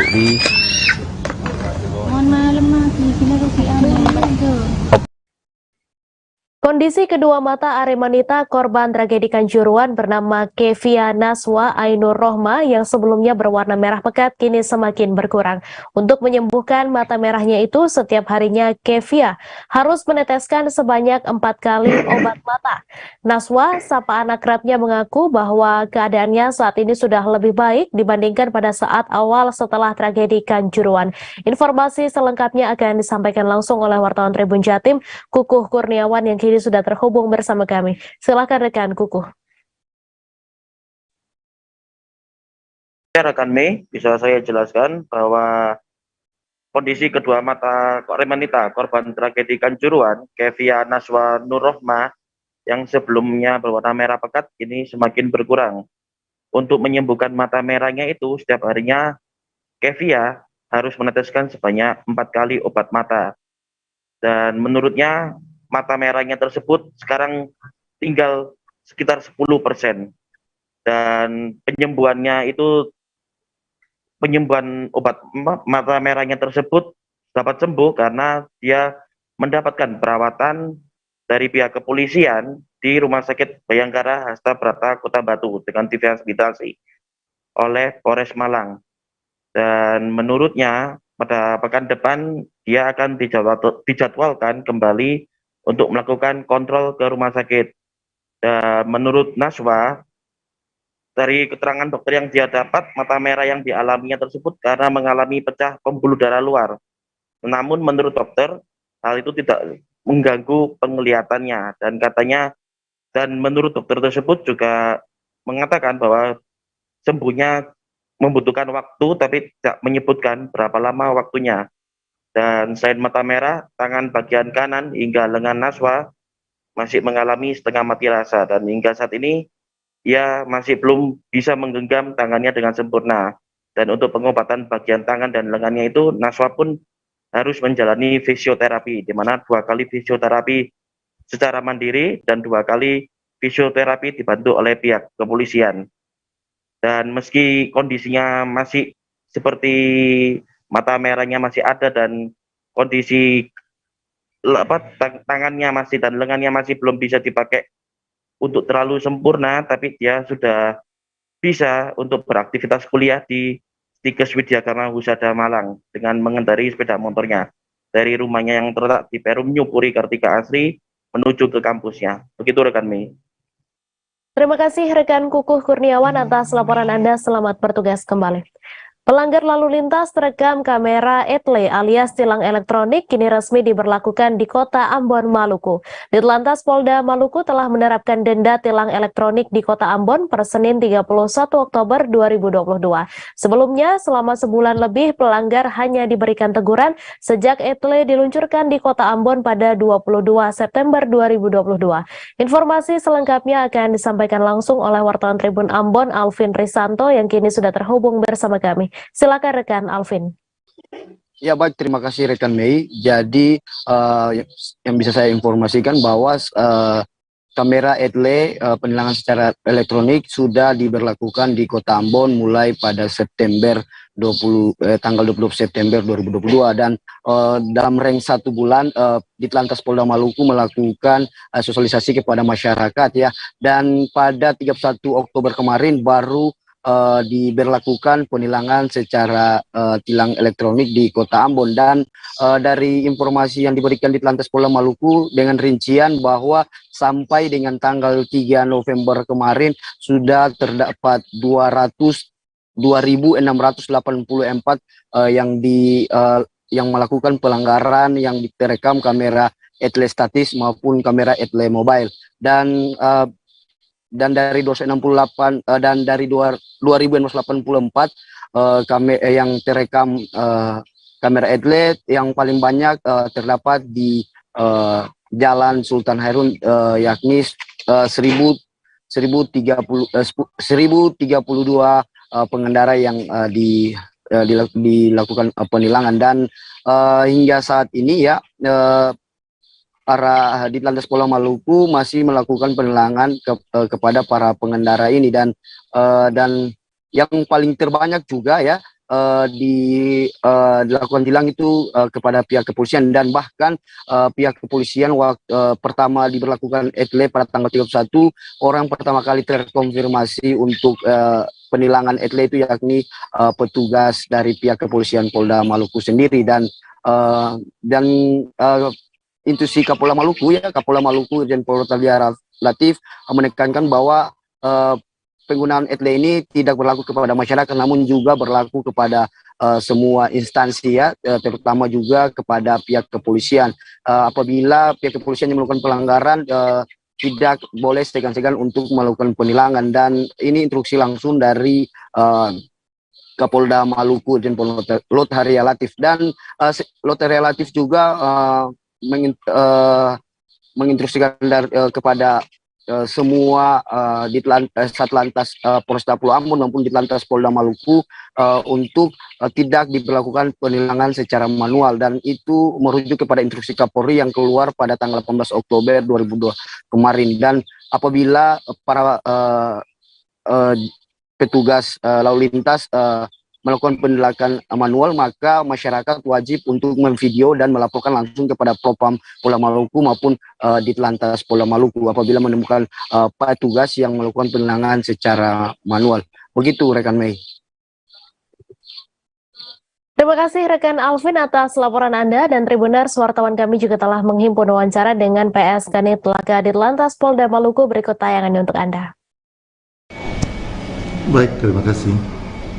Jadi untuk etle ini sudah berlaku mulai hari Senin kemarin, tanggal 31. Jadi tanggal 31 November itu untuk penilangan itu roda 2 sebanyak 11 pelanggar. Jadi roda 2 tuh 11 tanggal 31. Tidak menggunakan helm dan marka jalan, dan tidak menggunakan helm. 3 untuk marka jalan tuh mungkin dilawan arus dari bawah JMP itu kemarin yang 31 kebanyakan yang dari bawah JMP dari luar kota masuk Tantui bawah itu 8 pelanggar, sedangkan yang tidak pakai helm itu 3. Sedangkan untuk roda 4 9 pelanggar, jadi totalnya 20 untuk tanggal 31 kemarin dulu itu hari Senin. Jadi 9 pelanggar. Untuk yang memakai handphone sambil mengendara itu 1 pelanggar, sedangkan sabuk pengaman 8, jadi jumlahnya 9. Jadi 9 untuk roda 4, sedangkan 11 roda 2, jadi total 20. Itu untuk hari Senin. Untuk hari Selasa apa ya? Untuk hari Selasa itu terdapat 43 pelanggar, diantaranya 11 motor, 11 roda 2 sepeda motor, 9 tidak pakai helm, sedangkan 2 marka jalan. Pemerintah akan menetapkan besaran upah minimum 2023 pada bulan November 2022 ini. Ketua DPC SBSI 1992 Sragen Joko Supriyanto juga menuntut agar upah minimum Kabupaten Sragen bisa naik minimal 13%. Buruh menuntut kenaikan upah karena beberapa alasan, salah satunya karena UMK tak kunjung naik selama 3 tahun berturut-turut. Informasi selengkapnya akan disampaikan langsung oleh wartawan Tribun Solo, Septiana, yang kini sudah terhubung bersama kami. Silakan rekan Septi. Ya, baik, terima kasih. Selamat sore Tribuners. Dapat saya laporkan bahwa pemerintah saat ini akan segera menetapkan besaran upah minimum untuk para pekerja pada bulan November ini. Tepatnya mungkin akan ditetapkan pada tanggal 21 November tahun 2022 ini. Sebagian buruh menuntut agar upah minimum tersebut bisa naik minimal 13%. Tuntutan tersebut juga disampaikan oleh buruh di Kabupaten Sragen yang diwakili oleh Serikat Buruh Sejahtera Indonesia 1992 Sragen, yang disampaikan oleh Joko Supriyanto, di mana mereka menuntut agar upah minimum Kabupaten Sragen bisa naik minimal 13%. Hal itu dikarenakan karena beberapa alasan, di mana diketahui memang selama 3 tahun berturut-turut upah minimum Kabupaten Sragen sedikit mengalami kenaikan atau tidak banyak mengalami kenaikan, bahkan tidak mengalami kenaikan. Kemudian selain itu juga saat ini diketahui karena adanya kenaikan harga BBM membuat harga kebutuhan pokok jadi naik, sehingga itulah yang alasan mengapa buruh di Kabupaten Sragen ingin menaikkan harga atau menaikkan upah minimum Kabupaten Sragen di tahun 2023 nanti, di mana pada saat ini upah minimum Kabupaten Sragen sebesar Rp1.039.429. Jika naik 13%, maka akan bertambah Rp239.125, sehingga menjadi Rp2.078.555. Hal itu namun dengan sebesaran tersebut para buruh berharap agar upah minimum tersebut bisa meningkat lebih dari 13%. Selain itu, buruh di Kabupaten Sragen juga meminta agar perhitungan UMK yang ada di Kabupaten Sragen bisa menyesuaikan dengan PP nomor 78 tahun 2015 dan bukan memakai PP nomor 36 tahun 2021. Saat ini dan tanggapan dari Asosiasi Pengusaha Indonesia sendiri belum mengambil kebijakan dan akan segera melakukan rapat atau pertemuan pada 10 November tahun 2022 nanti. Dan kemudian sikap dari Dinas Tenaga Kerja Kabupaten Sragen sendiri juga akan segera menggelar rapat koordinasi dengan tripartit yang terdiri dari pemerintah Kabupaten Sragen, pengusaha dan para buruh tersebut yang akan segera dilakukan sekitar pertengahan bulan November. Jadi nantinya pada akhir November bisa disepakati berapa besaran UMK yang akan ditetapkan di Kabupaten Sragen. Begitu Mai dapat saya laporkan dari Sragen, Jawa Tengah. Terima kasih Septiana atas laporan Anda, selamat bertugas kembali. Kita beralih ke informasi selanjutnya Tribuners. Sejumlah organisasi massa atau ormas menggelar aksi demonstrasi bertajuk Aksi Bela Rakyat atau Akbar 411 pada Jumat hari ini di kawasan Patung Kuda, Jakarta Pusat. Diketahui sejumlah ormas termasuk PA212 turut berunjuk rasa di kawasan Istana Presiden. Adapun tuntutan yang disampaikan dalam demo 411 itu ialah mendesak Presiden Joko Widodo untuk mundur. Informasi selengkapnya akan disampaikan langsung oleh wartawan Tribun News Mario Sumampo yang kini sudah terhubung bersama kami. Silakan rekan Mario. Ya, selamat sore rekan Mei, dan dari sini dari kawasan Patung Kuda saya ingin melaporkan terkait bagaimana sejumlah organisasi massa menggelar aksi demonstrasi. Aksi demonstrasi kali ini bertajuk Aksi Bela Rakyat 411. Aksi ini berada di sekitaran kawasan Patung Kuda dan diketahui sejumlah ormas yang ada di dalam aksi ini termasuk Persaudaraan Alumni PA212. Mereka hari ini membawa tuntutan di mana tuntutan tersebut disampaikan mendesak Presiden Joko Widodo untuk segera mundur. Menurut Presiden alumni, menurut Ketua Persaudaraan Alumni PA212, Slamet Ma'arif, tuntutan tersebut disuarakan karena sebelumnya beredar kabar soal ijazah pendidikan Jokowi yang diduga palsu.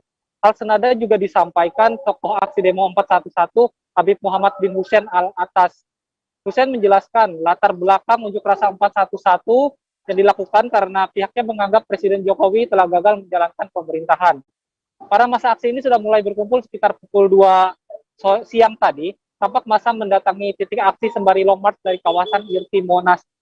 Massa hadir dengan membawa banyak atribut dari bendera, poster, dan juga dari atribut itu tertulis kata-kata supaya Jokowi segera mundur dari pemerintahannya, dari kepemimpinannya maksud saya. Demikian yang bisa dilaporkan rekan Mei.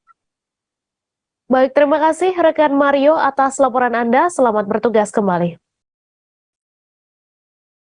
Menteri Sosial Tri Risma hari ini melakukan kunjungan kerja ke Kecamatan Rumbai, Pekanbaru pada Kamis 3 November. Saat berkunjung ke Rumbai, Mensos menyerahkan bantuan kepada sejumlah orang tua tidak mampu yang anaknya mengalami sakit parah. Bantuan diserahkan di Sentra Abiseka Kementerian Sosial Republik Indonesia, Jalan Sekolah Rumbai. Bantuan yang diberikan adalah bantuan untuk biaya penunjang pengobatan dan biaya untuk kebutuhan selama perawatan. Informasi selengkapnya akan disampaikan langsung oleh wartawan Tribun Pekanbaru, Syaiful Misgio, yang kini sudah terhubung bersama kami. Silakan rekan Syaiful. Ya, baik rekan Mei dan pemirsa Tribunner dimanapun berada, dapat kami informasikan bahwa Menteri Sosial Tri Risma hari ini kemarin melakukan kunjungan kerja ke Provinsi Riau. Ada sejumlah agenda Menteri Sosial selama di Provinsi Riau. Di antaranya adalah memberikan bantuan kepada orang tua yang anaknya mengalami sakit yang cukup kronis yang ada di Provinsi Riau. Kemarin ada 3 anak yang mengalami sakit cukup parah, di antaranya adalah mengalami sakit jantung bocor yang mendapatkan bantuan dari Menteri Sosial. Dapat kami informasikan rekan Mei dan pemirsa bahwa bantuan yang diserahkan oleh Menteri Sosial ini adalah bantuan yang dananya digalang oleh Kita Bisa, kemudian setelah itu baru setelah dana terkumpul, kemudian dana itu diberikan kepada ketiga orang tua yang memang mereka berasal dari keluarga kurang mampu dan selama ini kesulitan untuk mendapatkan akses pelayanan kesehatan. Bantuan diserahkan langsung oleh Menteri Sosial kepada orang tua dan selanjutnya dipergunakan untuk biaya pengobatan serta biaya untuk perawatan selama menjalani pengobatan. Dari informasi yang kemarin kami dapatkan bahwa dari 3 anak ini ada 1 anak yang harus mendapatkan perawatan di rumah sakit yang ada di Jakarta karena rumah sakit yang ada di Provinsi Riau ini tidak memadai untuk melakukan perawatan terhadap anak tersebut. Sehingga anak tersebut harus dirawat di rumah sakit yang ada di Jakarta. Dan kemarin Menteri Sosial sudah menjamin bahwa seluruh biaya yang akan ditimbulkan dari pengobatan ini seluruhnya akan ditanggung oleh Kementerian Sosial. Baik itu biaya keberangkatan termasuk juga biaya penginapan selama ada di Jakarta dan biaya pengobatan di rumah sakit seluruhnya akan ditanggung oleh Kementerian Sosial dan bantuan yang kemarin diserahkan oleh Menteri melalui donasi Kita Bisa. Selain menyerahkan bantuan kepada orang tua yang tidak mampu dan memiliki anak yang memiliki penyakit yang kronis, kemarin Menteri Sosial saat berkunjung ke Provinsi Riau juga sempat mengunjungi ke sebuah desa yang berada di Kabupaten Indragiri Hulu, yaitu Desa Candirejo. Nah, di desa ini Menteri Sosial dan rombongan menjumpai salah seorang anak yang masih berusia 10 tahun. Anak ini adalah korban kekerasan fisik yang dilakukan oleh ayah tirinya. Kemarin Menteri Sosial langsung mendatangi rumah dari korban, yaitu anak yang masih berusia 10 tahun dan memberikan bantuan. Salah satu bantuan yang diberikan adalah sepeda. Selain itu Menteri Sosial juga akan membawa korban yang mengalami kekerasan fisik oleh ayah tirinya ini untuk menjalani fisioterapi di rumah sakit yang ada di Solo. Sehingga diharapkan nanti dengan adanya pengobatan ini, anak yang menjadi korban kekerasan fisik ini kesehatannya bisa pulih kembali dan bisa berkumpul kembali bersama keluarga dan bisa beraktivitas lagi bersama keluarganya. Itu rekan Mei dan pemirsa yang dapat kami laporkan dari Provinsi Riau. Kami kembali ke studio di Jakarta. Terima kasih rekan Syaiful atas laporan Anda, dan Tribuners, wartawan kami juga telah menghimpun wawancara dengan Mensos Tri Risma hari ini. Berikut tayangannya untuk Anda. Terima kasih kepada teman-teman media dan maupun penggerak media sosial, di mana kami mendapatkan informasi Dava, Devrisal, Aidil ini dari media maupun media sosial.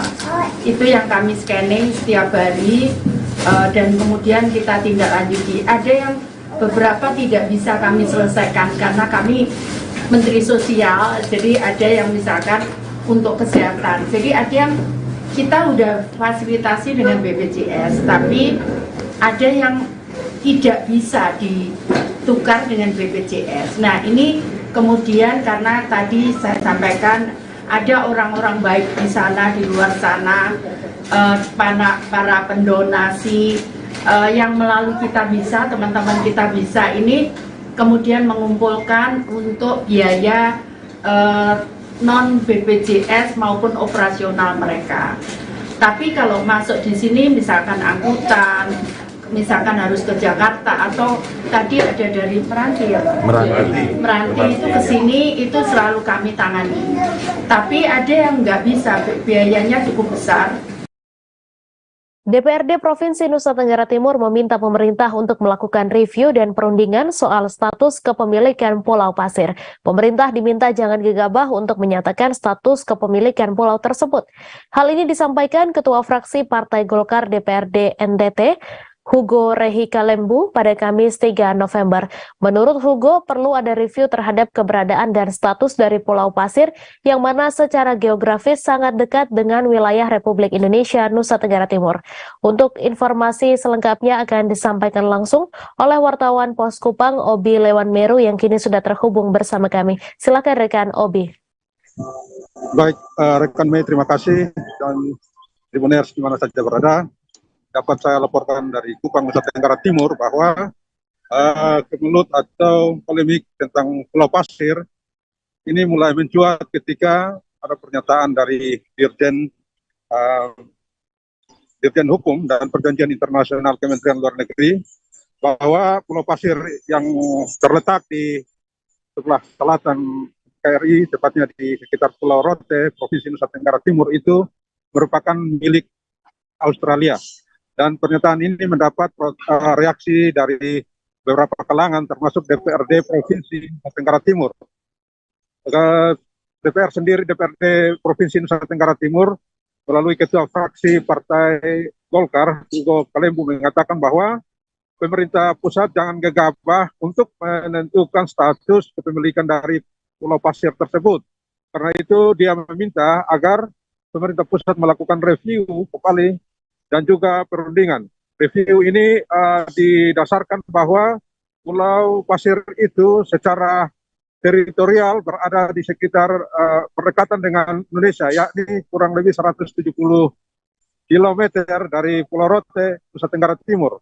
Yang berikut bahwa di Pulau Pasir sendiri ada tempat persinggahan dari nelayan-nelayan Rote beberapa tahun yang silam, dan juga ada beberapa makam dari masyarakat Pulau Rote. Bahkan sebelum adanya MOU dengan pemerintah Australia, nelayan-nelayan dari Pulau Rote sendiri hendak ke Pulau Pasir mendapat izin, mengantongi izin dari pemerintah Kabupaten Kupang di kala itu. Karena itu hukum meminta supaya pemerintah pusat mereview kembali atau melihat sejarah daripada Pulau Pasir yang ada di Rote, Nusa Tenggara Timur. Bahkan juga dia meminta agar perundingan dilakukan sehingga status dari Pulau Pasir ini bisa jelas, tidak menimbulkan polemik yang berkepanjangan. Rekan media dapat saya laporkan bahwa selain DPRD, dari beberapa pihak juga melakukan reaksi terhadap pernyataan Kementerian Luar Negeri, yaitu salah satunya pemegang mandat hak ulayat masyarakat adat Laut Timor, Ferdi Tanoni, mengatakan bahwa pemerintah harus menjelaskan secara jelas status dari Pulau Pasir itu, karena secara kontinental kalau Pulau Pasir sendiri berada dekat dengan Nusa Tenggara Timur atau bagian selatan dari NKRI. Terima kasih, rekan yang dapat saya laporkan.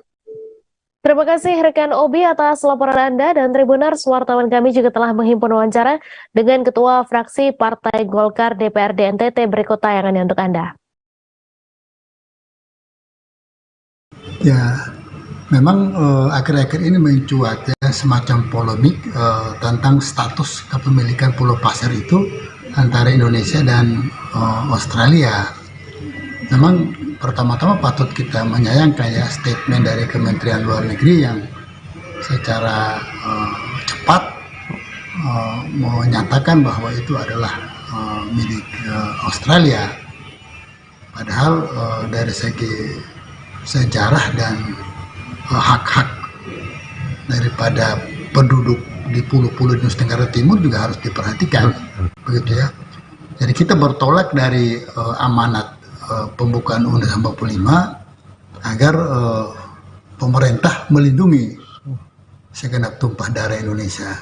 Itu artinya apa? Tidak boleh ada sejengkal pun tanah pusaka milik Indonesia yang tersebar di 17 ribuan pulau itu yang terlepas hanya karena kita kurang teliti. Oleh karena itu kita minta agar pemerintah Indonesia, pemerintah pusat dalam hal ini Kementerian Luar Negeri untuk melakukan review ya, betul. Kejaksaan Negeri Bulungan melakukan pemusnahan barang bukti kasus narkotika di kantor Kejaksaan Negeri Bulungan pada Kamis 3 November. Pemusnahan barang bukti kasus narkotika itu dilakukan dengan melarutkan narkotika jenis sabu ke dalam air. Kejari Bulungan Hardi Yono Sidayat mengatakan barang bukti yang dimusnahkan tersebut adalah perkara yang telah inkrah atau memiliki kekuatan hukum tetap. Informasi selengkapnya akan disampaikan langsung oleh wartawan Tribun Kaltara, Maulana Ilhami Faudi, yang kini sudah terhubung bersama kami. Silakan rekan Faudi. Baik rekan dan Tribuners, dapat dilaporkan bahwa pada hari Kamis kemarin pihak Kejaksaan Negeri Bulungan melakukan pemusnahan barang bukti dari kasus narkotika di Aula Kejari Bulungan, di mana barang bukti ini adalah sampel dari 100 perkara yang ditangani oleh Kejari Bulungan dan telah memiliki kekuatan hukum tetap atau inkrah. Jumlah sampel ini ada 111 gram yang kemudian dimusnahkan dengan cara dilarutkan ke dalam air. Menurut Kejari Bulungan, Hadiono Sidayat, pemusnahan ini sesuai dengan peraturan perundangan yang berlaku dan memang harus dimusnahkan ketika perkara atau kasus tersebut sudah mendapatkan kekuatan hukum tetap dari hasil persidangan di pengadilan. Menurut Hadiono, para terdakwa dari 100 perkara tersebut kini juga sudah dieksekusi oleh pihak kejaksaan berdasarkan hasil keputusan dan ketetapan dari tiap pengadilan dan sudah dieksekusi ke lapas di Tarakan dan juga di Bulungan terkait hasil kasus narkotika tersebut. Menurutnya perkara ini diambil dari perkara sepanjang tahun 2002 ini, tepatnya dari Januari hingga bulan Oktober lalu. Demikian rekan Mei informasi yang dapat disampaikan. Terima kasih rekan Faudi atas laporan Anda, dan Tribuners wartawan kami juga telah menghimpun wawancara dengan Kejari Bulungan. Berikut tayangannya untuk Anda. Itu sebanyak 158 kg yang sudah dimusnahkan di penyidik. Namun kita tadi barusan melakukan penyelesaian pemusnahan hanya untuk sampel aja sebanyak 111 gram. Nah, itu aja yang dapat saya sampaikan. Itu berapa terdakwa Pak yang sudah ini? Ada 100 perkara. 100 perkara. Kalau terdakwa kan ada dengan kawan-kawan. Iya. Satu berkas itu ada dua, ada tiga. Itu khusus di 2022 gitu ya? 2022. Betul, 2022. Januari sampai bulan sekarang. Oktober lah. Ya. Itu perkara ada apa namanya? Untuk terdakwanya itu udah dieksekusi ke lapas atau sudah semua sudah inkrah, jadi semua ada di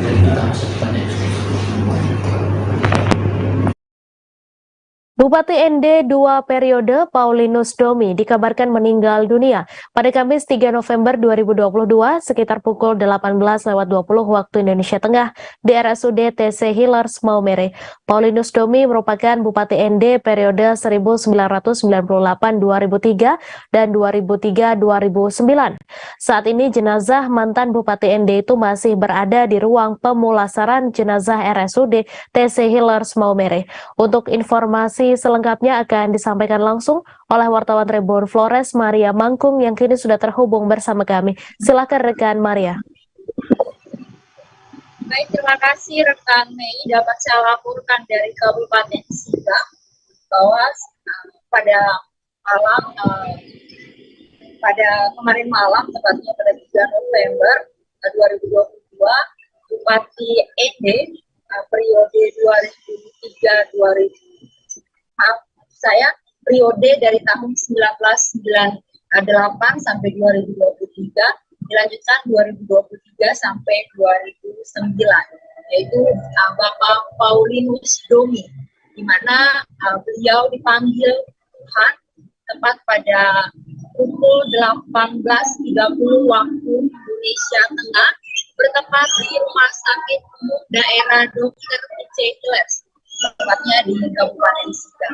Dan menurut sang anak Patricia Diana bahwa memang beliau sudah 4 bulan lamanya mengalami penyakit gagal ginjal dan sudah berusaha untuk berobat. Kedatangan mereka dari Kabupaten ND menuju Kabupaten Sika dengan tujuannya untuk melakukan cuci darah seperti itu. Dan Mei dapat saya informasikan juga pada minggu terakhir memang beliau sudah merasakan firasat dan menyampaikan kepada sang anak dengan pesan yang disampaikan kepada Patricia Diana melalui di rumah sakit saat menjaga sang ayah seperti itu. Dan Mei, kejadian tersebut juga dapat saya informasikan malam jenazah langsung dibawa oleh pihak keluarga dari Kabupaten Sika menuju Kabupaten ND. Demikian Mei dapat saya laporkan dari Kabupaten Sika, kembali ke studio. Terima kasih rekan Maria atas laporan Anda, dan Tribuners wartawan kami juga telah menghimpun wawancara dengan anak perempuan dari Paulinus Domi. Berikut tayangannya untuk Anda. Itu sempat masuk ke Rumah Sakit Umum Daerah ND di ruang pavilion dengan diagnosa dokter bahwa Bapak mengalami gagal ginjal. Kemudian Bapak sempat dirawat di sana kurang lebih 10 hari. tidak mengalami perubahan yang signifikan, malah Bapak semakin menurun kondisinya, sehingga pada hari yang ke-10 itu Dokter Aries selaku dokter penanggung jawab yang menangani Bapak pada saat itu kemudian memutuskan untuk Bapak dirujuk ke Rumah Sakit TC Healers Maumere karena kondisi katanya waktu itu saya awam soal itu, tapi yang saya dengar katanya racun ginjalnya itu akibat ginjalnya yang sudah tidak berfungsi itu sudah sampai ke otak dengan tingkatan berapa persen saya lupa, tapi memang tindakan cepat yang harus diambil adalah cuci darah, sehingga saya lalu kemudian dengan orang tua pada saat itu keluarga kita bersepakat untuk mengantar Bapak jam setengah 10 malam dari ND ke Maumere. Warga sekitar tol Kapal Betung meminta pihak Waskita Karya untuk bertanggung jawab atas banjir yang terjadi, di mana banjir terjadi karena penimbunan sungai alam yang dibuat untuk akses jalan kendaraan proyek. Warga juga sudah melaporkan hal tersebut kepada Bupati Banyuasin Askolani terkait banjir yang berasal dari penimbunan sungai alam. Informasi selengkapnya akan disampaikan langsung oleh wartawan Tribun Sumsel, Ardian Syah, yang kini sudah terhubung bersama kami. Silakan rekan Ardian. Baik, selamat sore Mei, selamat sore Tribuners dimanapun Anda berada. Perlu kami laporkan bahwa beberapa hari lalu dan juga di wilayah Kabupaten Banyuasin yang sedang ada pembangunan proyek kapal betung yaitu Kayu Agung Palembang Betung. Di sini proyek ini sedang dilaksanakan, tetapi ada sedikit kendala karena masyarakat memprotes pembangunan proyek tol kapal betung ini lantaran wilayah mereka atau pemukiman mereka terendam banjir karena dampak dari pembangunan tol ini.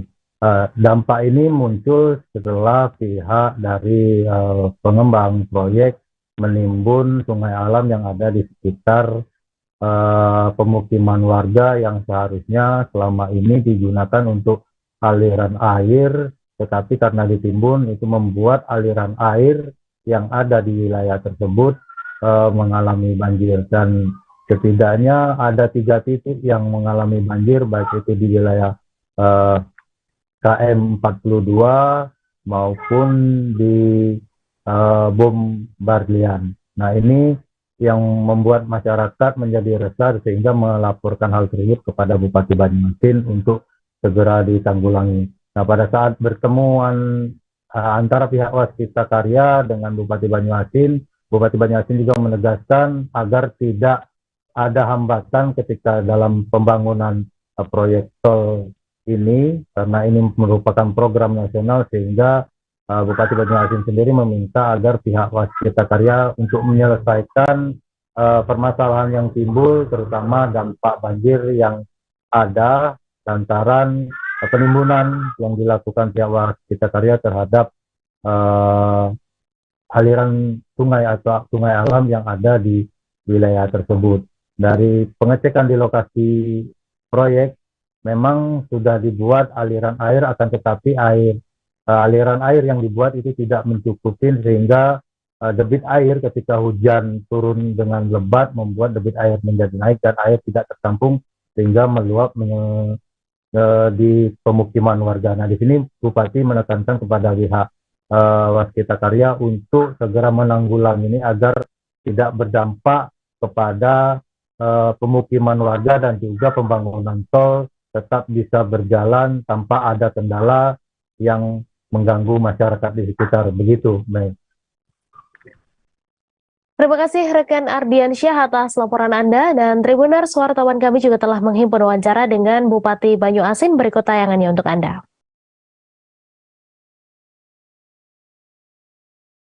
Pihak Waskita dengan Kementerian PUTR dan Kementerian Maritim kaitan dengan rencana percepatan pembangunan jalan tol yang melintasi Kabupaten Banyuasin.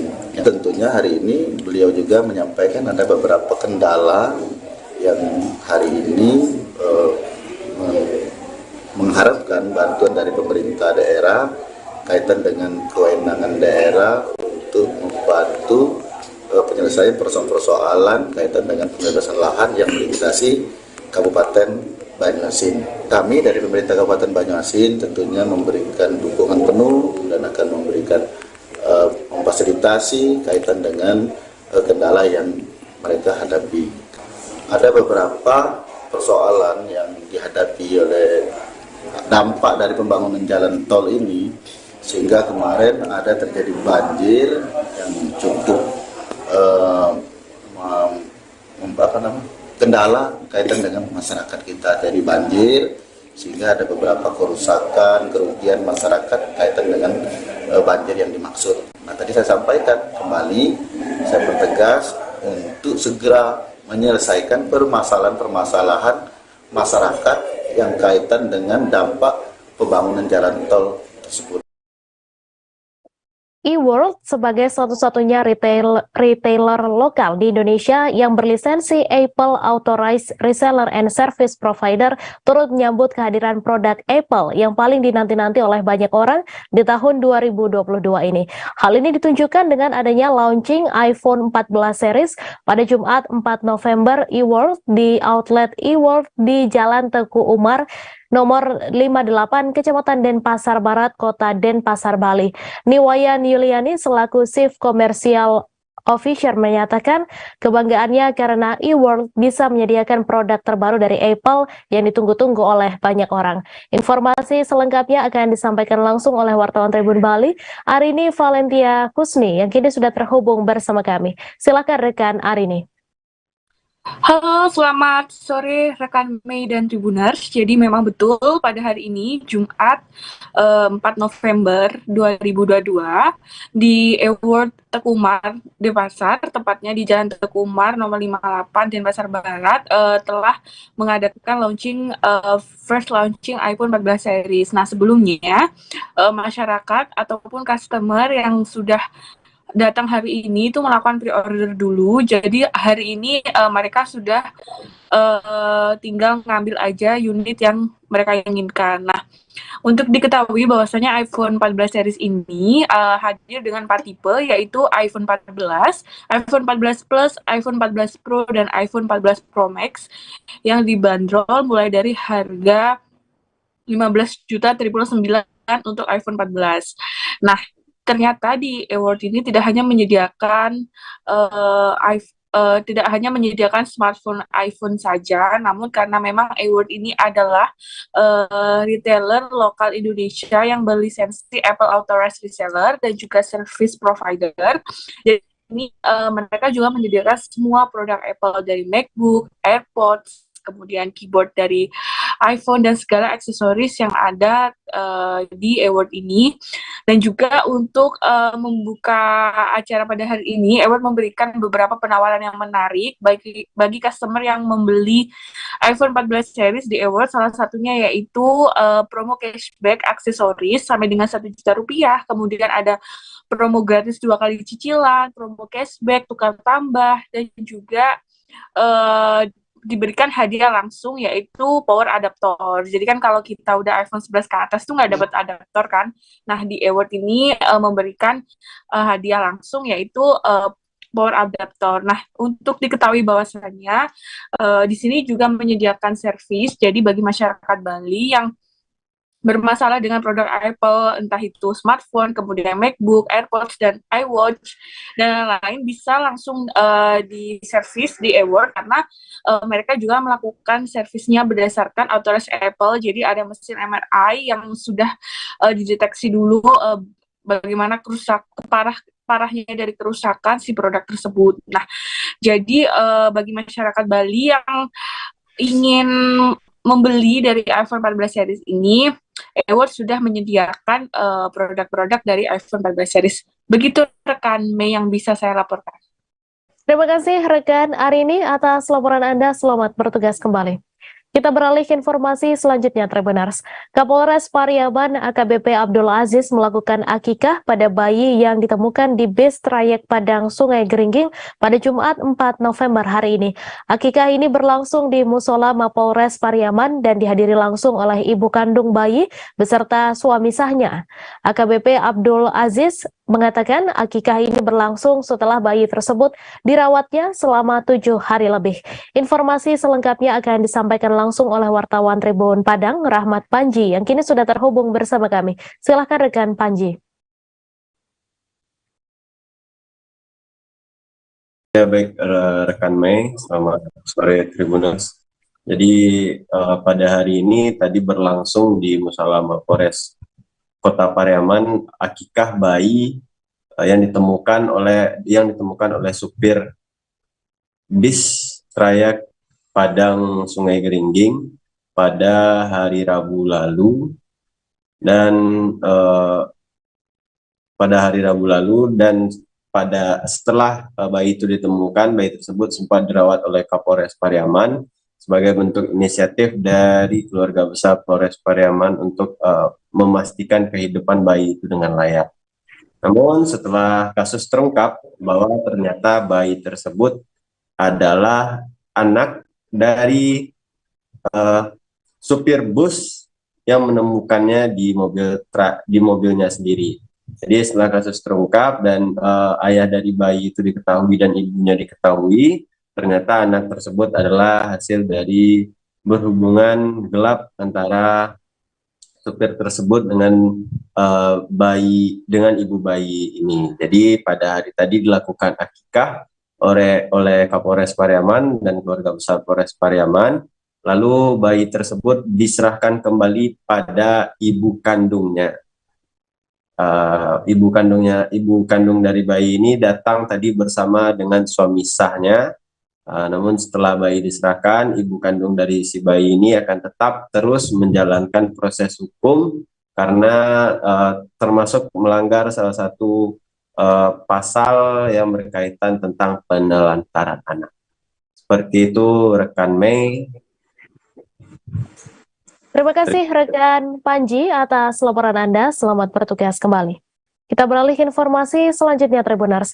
Indonesia Police Watch kembali menerawang soal buku hitam Verdi Sambo. Buku hitam ini terus menjadi sorotan karena selalu dibawa Verdi Sambo mulai dari sidang kode etik, pelimpahan tahap 2, dan persidangan. Terpantau hanya satu kali Verdi Sambo tak membawa buku hitam berisi catatan tangannya itu, yakni saat sidang putusan selah. Di awal, Ketua IPW Sugeng Teguh Santoso sudah menerawang bahwa buku hitam Verdi Sambo berisi catatan mengenai sejumlah nama Jenderal Polri yang diduga menerima gratifikasi. Satu di antaranya dari bisnis tambang di Kalimantan. Kini Sugeng Teguh Santoso kembali menerawang isi buku hitam Verdi Sambo. Menurutnya saat ini ada situasi yang cukup rumit untuk membongkar praktik tambang ilegal. Sugeng Teguh Santoso juga menerawang ada uang perlindungan untuk tambang ilegal tersebut. Hal itu diungkapkan Sugeng dalam sebuah diskusi bertajuk mengungkap persekongkolan geng tambang di polisi dengan oligarki tambang di kawasan Pasar Minggu, Jakarta Selatan pada Kamis 3 November. Awalnya Sugeng berkelakar bahwa berdasarkan terawangannya ada situasi yang cukup rumit untuk membongkar praktik tambang ilegal. Menurut Sugeng, hal itu disebabkan terjadinya saling mengunci antara pihak berwenang di institusi kepolisian pada level atas terkait perbuatan yang diduga melanggar hukum seperti menerima uang perlindungan atas tambang ilegal. Sugeng menyebut hal tersebut bermula ketika seorang anggota polisi berpangkat rendah ditangkap yang diduga sebagai pengumpul uang setoran dari tambang ilegal di Kalimantan Timur. Namun tambang-tambang ilegal tersebut tidak dilakukan penegakan hukum atau law enforcement. Selain itu, Sugeng menjelaskan suami dari Putri Chandrawati itu juga meminta agar dilakukan penertiban karena melibatkan jenderal-jenderal pada wilayah kepolisian lokal. Lebih lanjut, ia menuturkan menariknya dalam buku hitam tersebut, uang perlindungan itu digunakan untuk operasional kegiatan yang anggarannya tak cukup.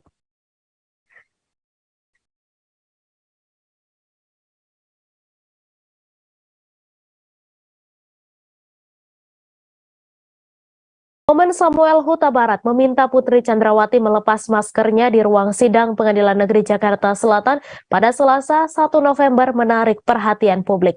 Ayah mendiang Brigadir J itu hadir di persidangan sebagai saksi atas kasus pembunuhan anaknya. Sidang yang menghadirkan kedua orang tua Brigadir J itu menjadi momen perdana bagi istri Verdi Sambo yakni Putri Chandrawati melepas maskernya. Sejak kasus Brigadir J mencuat hingga masuk ke persidangan, Putri Chandrawati selalu menutupi wajahnya dengan mengenakan masker dan rambutnya. Saat memasuki ruang sidang pada Selasa 1 November, Putri Chandrawati yang mengenakan pakaian serba hitam juga tetap memakai masker warna senada. Ia duduk di barisan para kuasa hukumnya saat mendengar kesaksian dari para keluarga Brigadir J. Istri Verdi Sambo itu tak bisa menolak permintaan dari ayah Brigadir J, Samuel Huta Barat, yang meminta kepada majelis hakim agar masker Putri Chandrawati dan Verdi Sambo dilepas.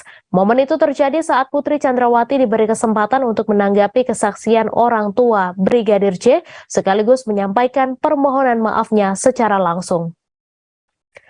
Usai melepas maskernya, Putri Chandrawati pun kemudian menyampaikan permohonan maafnya kepada Samuel dan Rosti Simanjuntak. Saat ditanyai Irma Huta Barat di akun YouTube Irma Huta Barat, Samuel menjelaskan alasannya meminta Putri Chandrawati melepas masker. Samuel menuturkan dirinya saat ini sudah puas karena bisa melihat wajah salah satu tersangka pembunuh anaknya tanpa masker. Menurut Irma, permintaan Samuel agar Putri melepas masker seakan juga mewakili perasaan netizen yang sejak awal ingin tahu wajah Putri Chandrawati. Apalagi saat pertama kali Putri Chandrawati muncul dan berbicara ke publik pada Minggu 7 Agustus di Makobrimob, sosoknya menjadi perbincangan netizen. Banyak netizen yang meragukan apakah wanita yang muncul ke hadapan publik itu benar istri Verdi Sambo atau bukan. Sebab saat itu Putri Chandrawati mengenakan masker dan banyak yang menduga bahwa wanita itu bukanlah istri Verdi Sambo, melainkan salah satu kuasa hukumnya.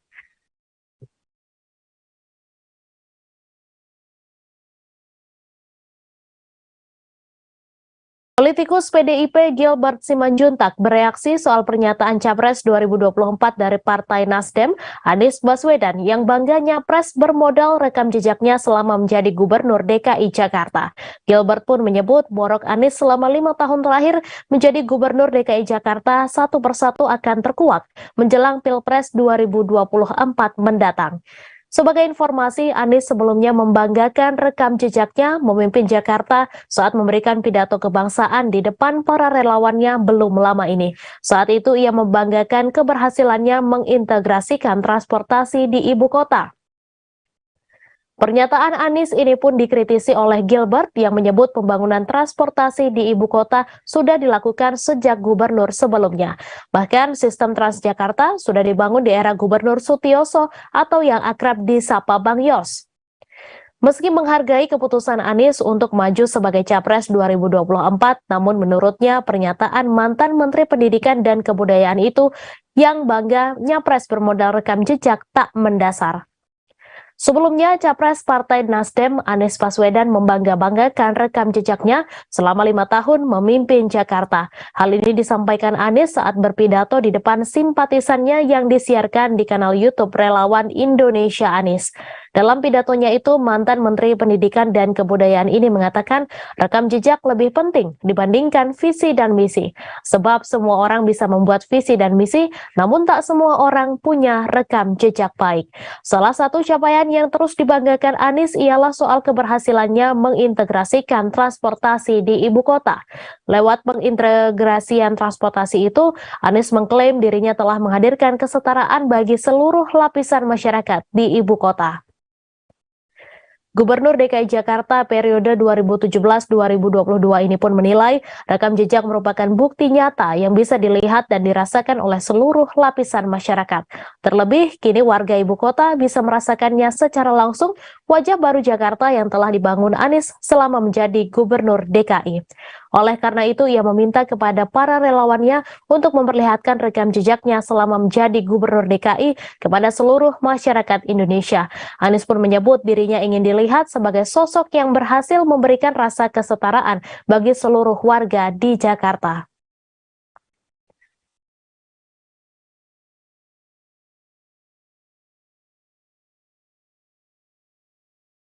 Ketua Komisi Pemberantasan Korupsi Firly Bahuri angkat bicara soal langkah selanjutnya yang akan diambil KPK setelah melakukan pemeriksaan terhadap Gubernur Papua Lukas NMB di kediamannya di Koya Tengah, Distrik Muara Tami, Kota Jayapura pada Kamis 3 November. Diketahui Firly Bahuri dan tim penyidik KPK datang didampingi tim dokter dari Ikatan Dokter Indonesia guna memeriksa kondisi kesehatan Lukas NMB. Selesai pemeriksaan tersebut, Firly Bahuri mengatakan bahwa KPK belum menyimpulkan kisi-kisi terkait langkah berikutnya terhadap Lukas NMB. Melansir tribunnews.com, berdasarkan keterangan pers yang diterima pada Jumat hari ini, KPK masih akan memperhatikan hasil keterangan dari Lukas NMB terkait pemeriksaan perkaranya sekaligus hasil pemeriksaan kesehatannya untuk menentukan langkah penegakan hukum berikutnya. Kendati demikian, Firly Bahuri menegaskan bahwa proses hukum tetap berjalan. Di sisi lain, Firly Bahuri mengatakan kedatangan tim KPK di kediaman Lukas NMB yang bertempat di Koya Tengah, Kecamatan Muara Tami, Kota Jayapura, Papua adalah semata-mata untuk kepentingan penegakan hukum. Dalam prosesnya, KPK mengklaim juga mempertimbangkan hak-hak yang dimiliki tersangka. Lebih lanjut, Firly menjelaskan selama 1,5 jam KPK melakukan proses pemeriksaan terhadap Lukas, yakni terkait perkara sekaligus kondisi kesehatannya. Pemeriksaan dibantu 4 orang dokter dari ID pusat dan ID daerah. Di akhir pemeriksaan juga dilakukan penandatanganan berkas berita acara dan administrasi lainnya oleh pihak KPK dan Lukas. Diketahui Lukas NMB telah ditetapkan sebagai tersangka kasus dugaan suap dan gratifikasi terkait proyek yang bersumber dari APBD pemerintah Provinsi Papua pada awal September lalu. KPK telah menjadwalkan pemeriksaan terhadap Lukas sebanyak 2 kali, yakni 12 September sebagai saksi dan 26 September sebagai tersangka. Tetapi yang bersangkutan tidak hadir dengan alasan sakit. Oleh karenanya, KPK belum berhasil memeriksa Lukas NMB.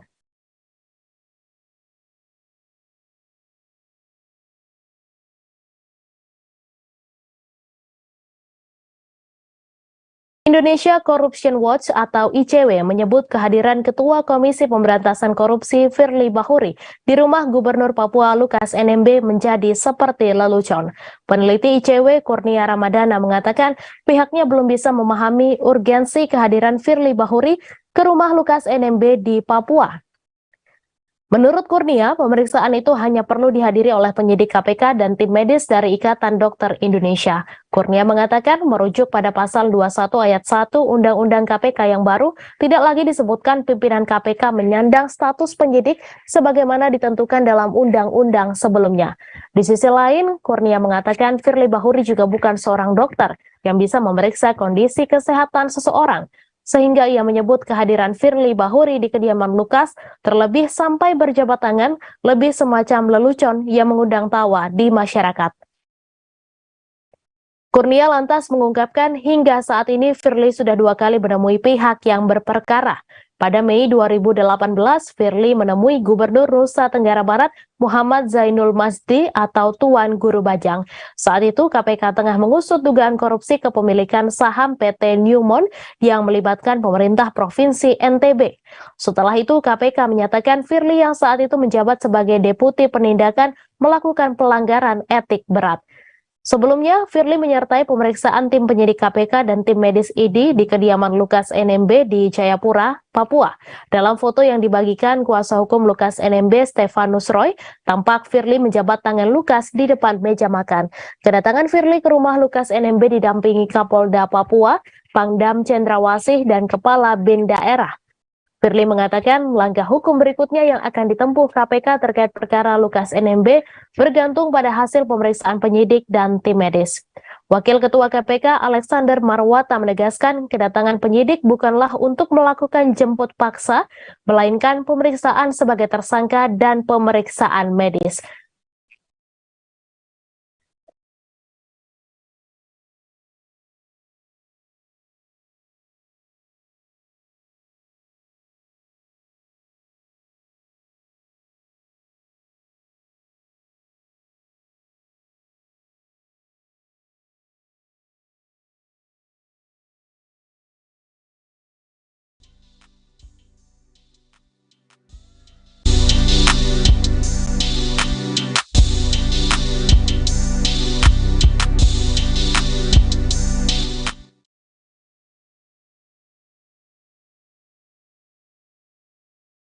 Puluhan batang kayu hasil pembalakan liar di kawasan hutan lindung Egon Ilin Medo yang disita petugas dari kantor unit pelaksana teknis Kesatuan Pengelola Hutan Kabupaten Sika pada Kamis 29 September lalu hilang. Hal ini diungkapkan oleh Andre Dite, anggota polisi kehutanan Sika.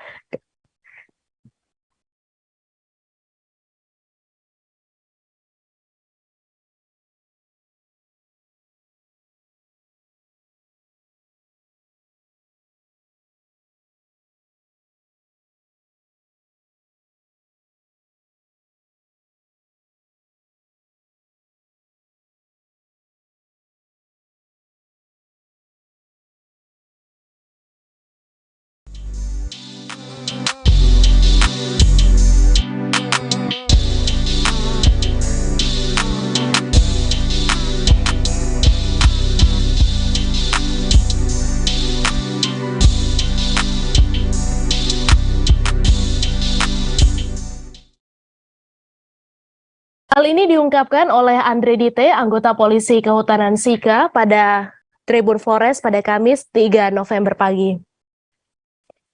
Ia mengatakan dari total kayu yang disita petugas dari kantor unit pelaksana teknis Kesatuan Pengelola Hutan Kabupaten Sika di desa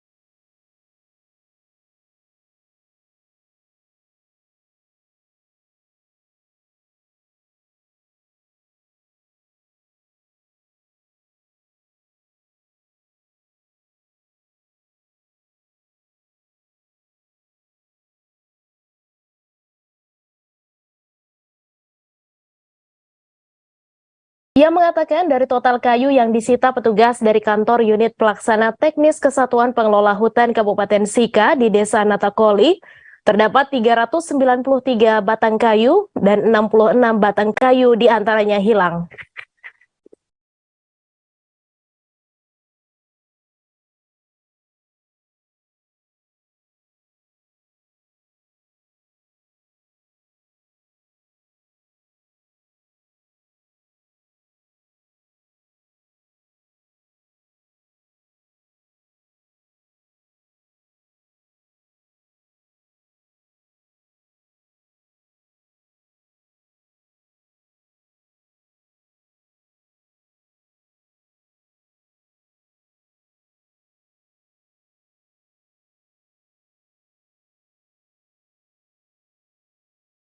Informasi tadi sekaligus menutup perjumpaan kita dalam live update sore hari ini. Jangan lupa saksikan informasi terbaru lainnya hanya di kanal YouTube Tribun Network. Terima kasih atas kebersamaan Anda. Saya Mesa Dasirait beserta kru yang bertugas pamit undur diri dan sampai jumpa.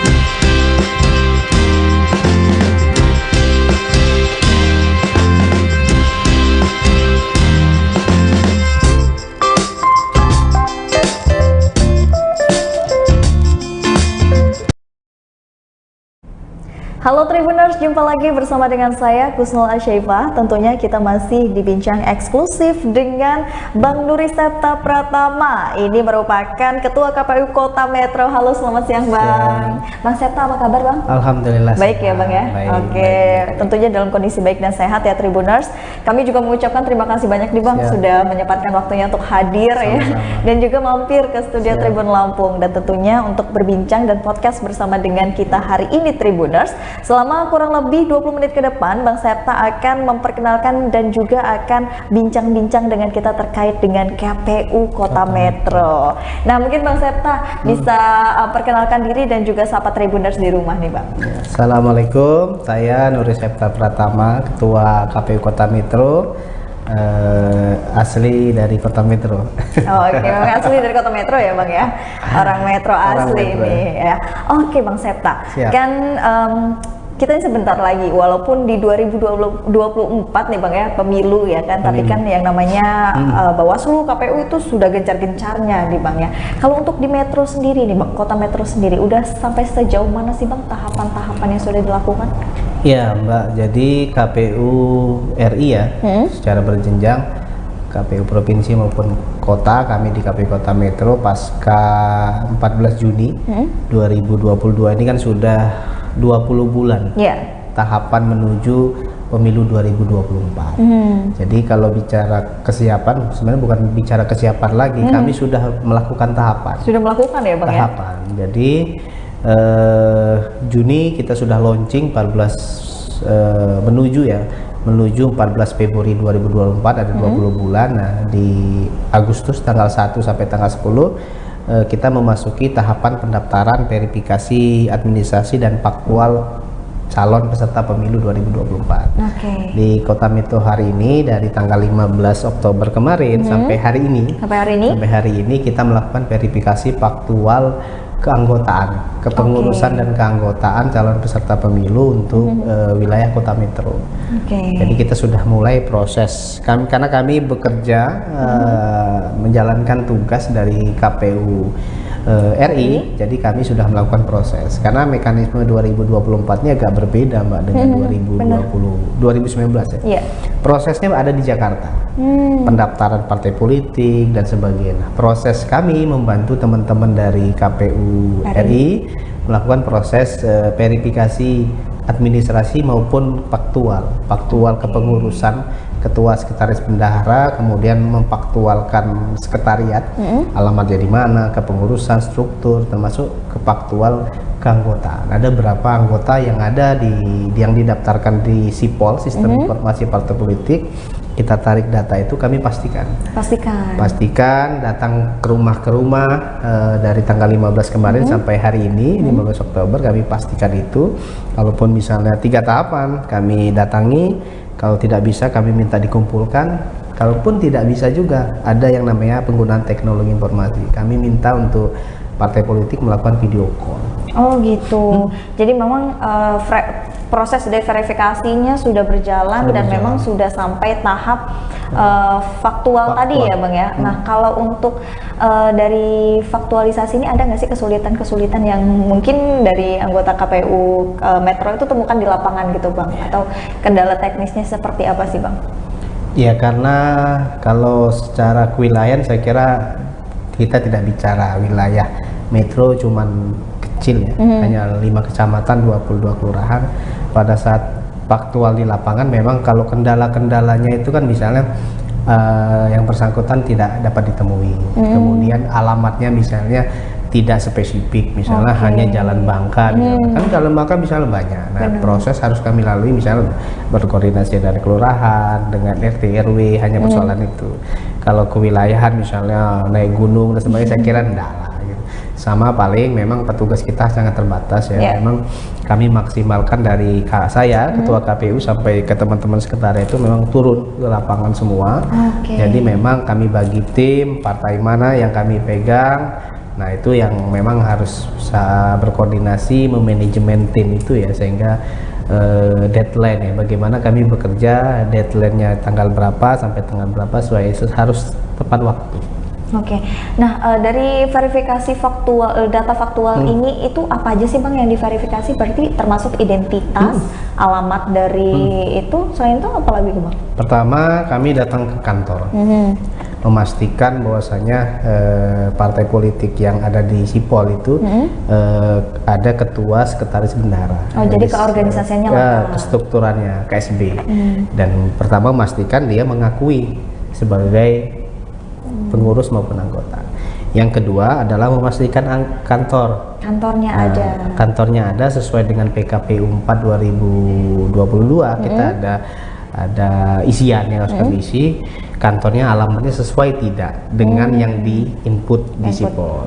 Kemudian ada tidak struktur, misalnya ada dinamika struktur, bisa misalnya ketua, sekretaris, bendahara, wakil sekretaris itu ada atau tidak. Gitu. Nah itu kepengurusan dan kantor.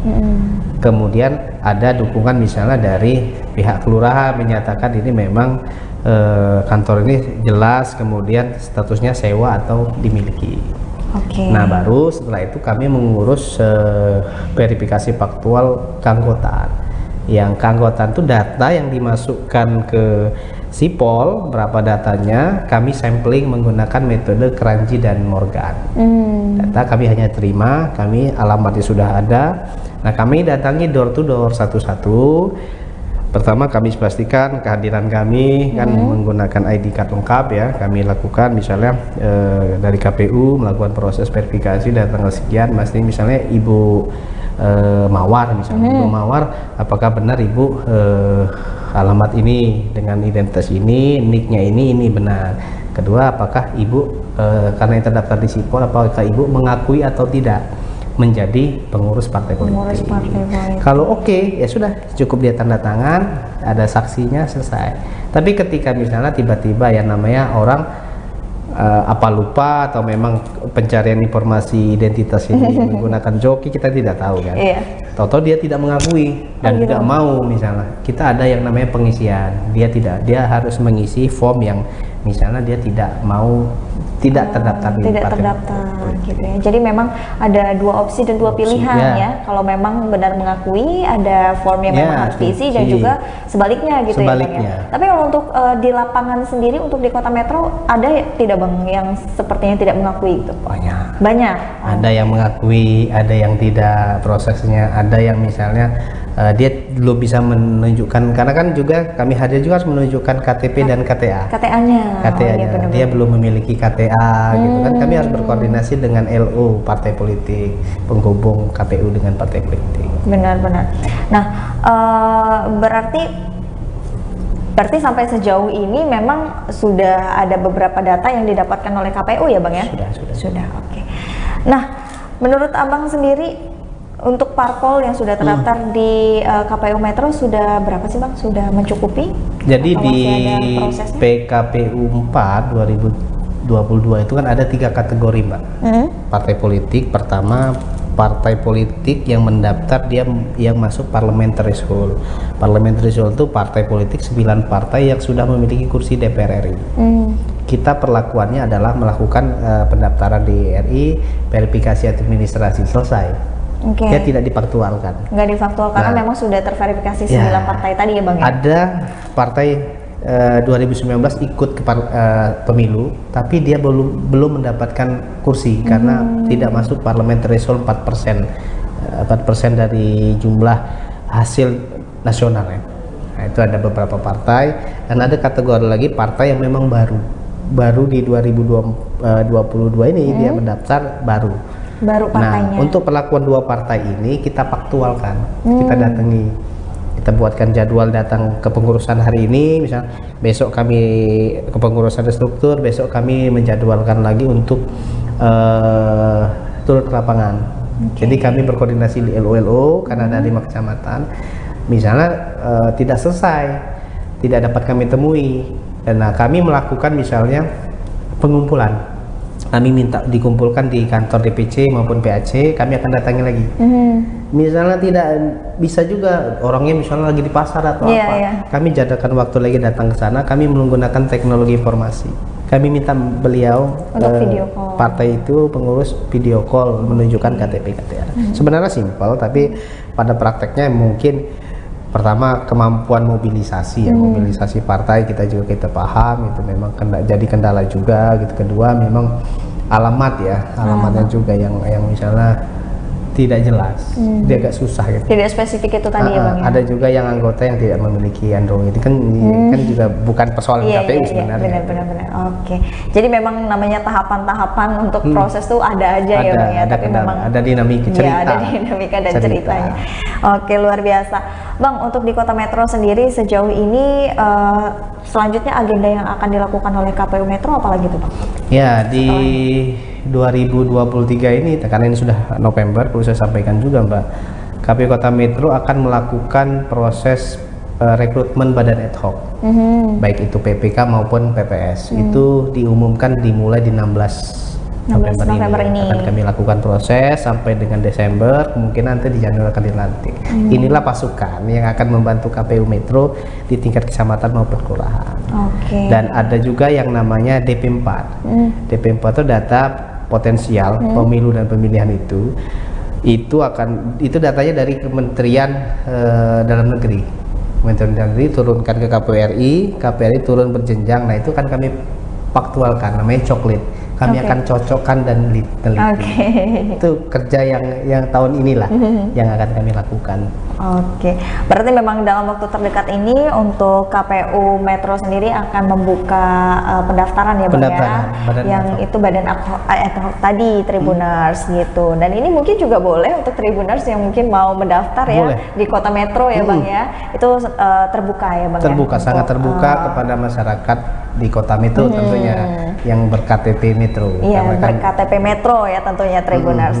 Kalau mau tahu informasi lebih lanjut mungkin bisa cek di website KPU. Website KPU, IG KPU, medsos KPU. Bisa datang juga ke KPU Kota Metro. Kami terbuka, ada helpdesk layanan. Jadi kami masyarakat Kota Metro mau hadir kemudian bertanya, kami sangat terbuka untuk itu. Bisa telepon saya. Wow. Ini eksklusif sekali dampak langsung gitu ya. Untuk memastikan Kota Metro yang baik. Benar. Bang, kalau untuk dari verifikasi pemutakhiran data pemilih itu sudah? Verifikasi pemutaran data pemilih itu yang saya sebut coklit tadi. Nah, coklit itu ya, itu sudah atau belum Bang? Belum jadi ya? Datanya sudah diserahkan dari Dirjen Kependudukan Kementerian Dalam Negeri, sudah diserahkan data itu ke KPU RI. Nanti secara berjenjang di pertengahan bulan ini akan turun ke provinsi, nanti provinsi juga akan ke KPU kabupaten kota, nanti baru proses data itu kami akan lakukan verifikasi atau istilahnya kami coklit. Pencocokan dan penelitian. Misalnya ada data yang memang sudah tidak memenuhi syarat, atau data yang memang orang sudah meninggal, atau ada data yang ternyata ketika kami datangi dalam satu keluarga ada anaknya yang belum terdaftar di daftar pemilih, kami lakukan pengisian. Atau masyarakat bisa juga misalnya, karena kami ini kan sudah KPU hari ini sudah menggunakan basis teknologi informasi, ada aplikasi Lindungi Hakmu di Play Store, bisa dicek, itu sudah detail Pak. Jadi ketika dia sudah ingin masukkan nicknya, dia sudah ada, misalnya mbaknya nanti bisa cek Lindungi Hakmu, itu sudah ada nama, kemudian nicknya, kemudian TPS-nya di mana. Gitu ya. Sudah TPS-nya, kelurahannya mana, kecamatan mana. Nah, perlakuannya ketika tidak ada di situ, dia ada yang namanya pengisian di situ, di aplikasi itu. Jadi ketika data itu sudah kami cek juga di server kami, ya kami tinggal masukkan sebenarnya. Jadi memang itu sangat memudahkan ya Bang ya. Nggak perlu harus ke kantor, nggak perlu bawa berkas, cukup cek. Download aplikasinya, ada di Play Store ya Tribuners, bisa cek nick Tribuners semua itu terdaftar atau tidak. Kalau misalkan belum terdaftar, bisa langsung juga mengurus dan pendaftarannya ada di aplikasi itu juga ya Bang ya. Nah, cerita dari pemilu sebelumnya nih Bang, kalau untuk di coklit ini sendiri ada terkendala nggak sih Bang yang mungkin paling tersulit dari KPU gitu jalanin? Ada nggak kayak misalkan dalam satu nick itu ada berapa pemilih gitu yang double gitu Bang, identitas pemilihnya gitu? Ya, 2020 kemarin kita melakukan ada namanya petugas PPDP ya, petugas pemutahiran data berkelanjutan. Jadi 310 TPS di Pilkada 2000. Yang ini saya bicara yang terbaru ya, yang terbaru. Jadi ada 310 TPS datang ke wilayah kecil ya, skupnya kecil, satu orang cuma 300 sampai 500 data. Ternyata banyak juga misalnya data kependudukan yang masih muncul yang meninggal dunia. Ada yang misalnya baru, yang pemilih baru yang belum terdaftar. Tapi persoalan yang ganda kami belum tidak menemukan lagi, karena kan data di Dinas Kependudukan itu kan selalu diupdate. Jadi tidak ada lagi pemberlakuan KTP siap ya, kan sudah KTP semua. Jadi potensi misalnya double, contohnya ketika NIK dimasukkan kok ini data sini sudah tidak ada lagi. Udah nggak ada lagi. Sudah tidak ada lagi. Hanya persoalan misalnya aja data-data itu ada yang keluar masuk, ada yang misalnya orang sudah pindah ke Lampung Tengah atau kemana, tapi belum lapor. Sehingga datanya masih di Metro, orangnya di mana. Ada orang yang pindah tidak lapor ke Metro. Tiba-tiba saya ini memang dulu di sana Mas, kata dia, tapi saya sekarang di KTP Metro, tapi misalnya datanya belum diupdate. Nah inilah kenapa kami harus datang, jadi memastikan itu. Jadi data itu valid, angka partisipasi akan berpengaruh. Benar. Ketika data itu bersih, orang hadir Mbak, 1000 saja misalnya dalam daftar pemilih itu dikatakan dia meninggal atau pindah dan sebagainya, dia kan otomatis tidak akan hadir ke TPS. Ini akan berpengaruh pada angka partisipasi pemilih. Itu pengalaman ya terbaru. Pengalaman ya. Nah, apa sih Bang harapan Abang untuk KPU Metro di 2024 nanti? Ya, pertama tentu saya sebagai pimpinan KPU Metro berharap sih pada pemilu 2024 ini kita berkaca dari 2019 ya, pemilu 2019 ceritanya banyak petugas yang meninggal, banyak misalnya kejadian-kejadian yang kita ingat. Tentu kami berharap bersama dengan masyarakat. Saya bilang harus bersama dengan masyarakat karena KPU tidak bisa bekerja sendiri. Ada TNI, Polri, ada Bawaslu, ada teman-teman media. Nah ini berharap kita sama-sama sukseskan pemilu 2024. Kalau bicara sukses ini kan bicara tentang Kota Metro. Benar. Kemudian yang kedua, kalau sudah sukses bersama, ini akan bicara tentang kehadiran di TPS, partisipasinya meningkat. Kita berharap 2019 dari 76% hadir, ini bisa meningkat. Bisa meningkat ya, bisa meningkat setidaknya 85% atau 80% lah gitu. Ada peningkatan. Karena kalau pilkada kemarin kita cukup tinggi 83%. Terbesar kedua setelah pesisir barat 84%. Itu artinya bareng-bareng lah kita bangun Kota Metro ini pemilunya yang berintegritas dan bermartabat. Itu endingnya kita berharap pemilu ini berjalan dengan sukses. Oke, amin. Nah, untuk Bang Septa sendiri ada nggak sih Bang kayak di parpol yang di Kota Metro itu yang mungkin nggak lulus verifikasi parpol Bang sampai sejauh ini? Pada posisi kesimpulan kami bukan ranah kami Mbak. Oh bukan ranah. Karena yang akan menyatakan lulus atau tidak itu kan di tanggal 14 Desember nanti ya 2022 ini yang wilayahnya wilayah KPU RI. Nah persoalan misalnya di Kota Metro ada yang belum lengkap, ada yang belum mencukupi, itu nanti setelah tanggal 4 ini Mbak, hari ini nanti karena akan kami kumpulkan partai politik yang melakukan proses verifikasi, nanti dia akan ada tahapan ulang namanya verifikasi faktual perbaikan. Jadi memang ada perbaikannya ya. Ada perbaikannya. Jadi mungkin parpol yang belum lengkap bisa dilengkapi dan bisa diperbaiki di hari itu. Iya, treatmentnya juga sama. Jadi dia memasukkan data yang baru, yang real, kita verifikasi administrasi, kita faktualkan, kita datangi lagi dari proses yang tadi. Artinya hari ini KPU kan tagline-nya kan KPU melayani. Benar-benar melayani. Kita berharap semua semua calon partai politik itu yang ada di Kota Metro bisa ikut terlibat dalam proses persoalan siapa yang duduk, siapa yang menang siapa anggota dewannya, wali kotanya, itu kan persoalan pilihan di rakyat. Pilihan di rakyat dan KPU ini hanya melayani ya. Gitu. Namanya kan Komisi Pemilihan Umum. Dan penyelenggara ya Bang ya tentunya. Gitu. Penyelenggara pemilu. Nah kalau untuk KPU Metro sendiri untuk meningkatkan partisipasi dari masyarakatnya, ada nggak sih Bang cara-cara yang dilakukan? Ya, beberapa kegiatan kita di 2023 sudah kami lakukan. Tapi memang belum masif 2022 ini karena masih fokus kegiatan RI. Kami sudah bekerja sama Mbak dengan sekolah-sekolah. Kalau sekolah itu kan ada yang namanya Project Merdeka Belajar. Nah, salah satu Merdeka Belajar itu temanya tentang demokrasi. Nah, endingnya adalah bagaimana proses pemilihan OSIS, ketua kelas itu yang memang prosesnya dilakukan. Kami sosialisasi go to school. Kemudian kami sudah undang guru-guru PPKN. Kenapa PPKN? Munculnya demokrasi dari pelajaran itu. Setidaknya guru PPKN itu bisa menjelaskan proses demokrasi dari rakyat, oleh rakyat, untuk rakyat. Ini prosesnya di sini.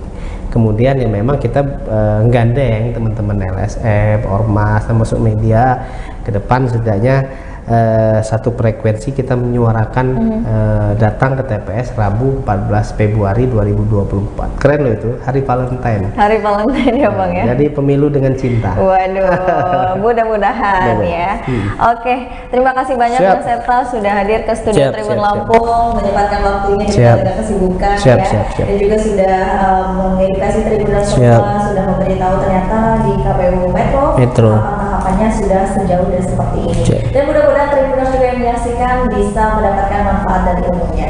Terima kasih juga yang sudah menyaksikan tayangan bincang eksklusif hari ini bersama dengan Bang Septa selaku Ketua KPU Metro. Dan tentunya dengan saya Kusmala Syaifah pamit undur diri. Terima kasih dan sampai jumpa.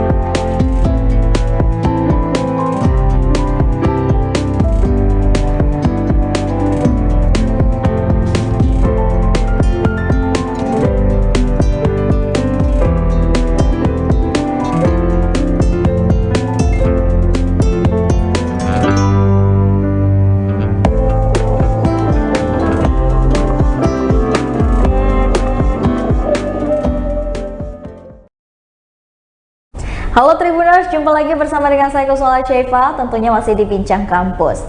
Tribuners, hari ini saya sudah kedatangan salah satu teman-teman dari kampus ITERA. Dan ini ada salah satu dari teman kampus ITERA kita namanya Dwiki. Nah, halo Mas Dwiki, halo, Mbak. apa kabar? Baik, kabar baik ya. Tuhan. Nah, Mas Dwiki, hari ini tentunya kita akan membahas tentang GMKI atau GMKI ya, atau Gerakan Mahasiswa Kristen Indonesia. Nah, jadi untuk teman-teman ya yang mungkin beragama Kristen masih bingung nih mau menentukan pilihan ya kan, belum masuk gerakan ataupun himpunan mana-mana yang beragama gitu kan, Tribuners bisa langsung aja untuk bisa pantengin bincang kita ini, karena dari awal sampai dengan akhir Dwiki akan memperkenalkan GMKI ini dengan Tribuners. Siap. Oke Dwiki, mungkin boleh sapa Tribuners dan juga mungkin boleh introduce dulu kesibukan sekarang lagi ngapain sih? Oke, baik, selamat pagi, selamat sore, selamat malam buat kita semua. Selamat menonton untuk sobat-sobat Tribuners. Perkenalkan, nama saya Dwiki Simbolon. Saya sekarang ini berkuliah di ITERA, jurusan fisika. Nah, sekarang ini di GMKI sendiri saya menjabat sebagai Ketua Cabang Gerakan Mahasiswa Kristen Indonesia, Cabang Bandar Lampung. Cabang Bandar Lampung. Benar, Mbak. Nah, kalau untuk sekarang kesibukannya masih kuliah, cuman sambil ada buka usaha sama teman. Oke. Nah, itu dia, Mbak. Jadi produktif sekali ya Dwiki ini, selain organisasi, kuliah, dan juga buka usaha ya artinya. Sebagai kaum muda harus produktif, Mbak. Pastinya. Nah, Tribuners mungkin ini bisa jadi awal dan contoh yang baik ya untuk Tribuners di rumah. Nanti kita bakalan kulik-kulik lagi nih tentang Dwiki tentunya usaha apa sih dan gimana cara menghandle waktunya. Tapi sebelum itu kita bakal masuk dulu ke GMKI. Mungkin Dwiki bisa jelasin GMKI ini apa sih? Oke, sesuai dengan namanya, GMKI ini kan Gerakan Mahasiswa Kristen Indonesia. Nah, sesuai dengan namanya itu artinya GMKI ini merupakan suatu organisasi yang eksternal kampus. Artinya ini tidak ada terikat dalam satu kampus manapun, tapi di sini kita menampung semua kawan-kawan mahasiswa dari kampus manapun. Nah, GMKI ini sendiri merupakan suatu organisasi ini yang berlandaskan kekristenan, namun tetap asasnya itu tetap Pancasila seperti itu, Mbak. Jadi GMKI ini sendiri merupakan suatu organisasi yang baik. Nah, di mana harapannya memang untuk kedepannya di GMKI ini seluruh teman-teman yang bergabung di GMKI ini nantinya akan menjadi sosok-sosok pemimpin yang dilatih untuk menjadi pemimpin masa depan itu, Mbak, kurang lebihnya.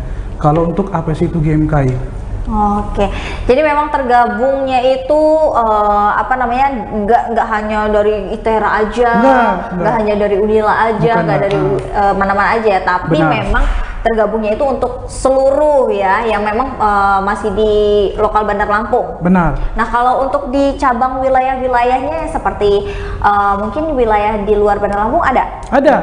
Nah, GMKI ini kan salah satu kelebihan GMKI ini merupakan organisasi Kristen yang dia udah tersebar di seluruh Indonesia. Pusatnya itu ada di Jakarta. Nah, dari pusat di Jakarta ini tiap saat ini berkembang di tiap kota yang memiliki perguruan tinggi. Setiap saat itu akan selalu lakukan pengembangan untuk kita membentuk cabang-cabang baru di setiap kota yang ada. Itu dia, Mbak. Nah, untuk di Bandar Lampung sendiri terdekat itu bisa kita bilang contohnya di Palembang, ada di Bengkulu, ada di Jambi. Nah, jadi dia di setiap provinsi itu udah ada. Udah ada ya. Nah, di setiap provinsi yang dia memiliki perguruan tinggi. Kan karena GMKI ini kan organisasi kemahasiswaan. Jadi syaratnya harus ada perguruan tinggi di situ. Benar, dan juga berstatus sebagai mahasiswa. Itu dia. Pokoknya berarti kalau masih S1 atau S2 boleh ya? Boleh. Yang penting berstatus masih mahasiswa itu mahasiswa, tadi. Benar. Dan juga satu agama ya, yaitu Kristen ini tadi. Benar. Nah, Dwiki, boleh nggak sih kita semua tahu nih kan, namanya kan kita Indonesia ya, beragam sekali kan ya, agama, adat istiadat dan sebagainya. Tapi tidak memungkiri untuk banyak juga nih Tribuners di rumah yang nonton gitu kan ya, dan pengen tahu GMKI ini gitu. Ada apa aja sih kegiatannya kalau boleh tahu? Nah, kalau di GMKI ini sendiri, kita masuk lebih dalam lagi, GMKI ini mempunyai yang namanya panca kegiatan. Panca kegiatan ini merupakan 5 kegiatan wajib yang harus dilakukan kita sebagai anggota GMKI. Yang pertama tentunya beribadah. Yang kedua belajar, tentunya dong sebagai kita mahasiswa. Yang selanjutnya adalah bersosial. Yang keempat adalah berkreasi. Dan yang kelima adalah bersaksi. Bersaksi. Bersaksi. Nah, ini merupakan 5 kegiatan wajib atau biasa kita sebut di GMKI ini sebagai panca kegiatan yang harus kita lakukan. Nah, jadi kalau tadi bertanya di GMKI ini ada apa aja ya, 5 hal pokok ini yang harus.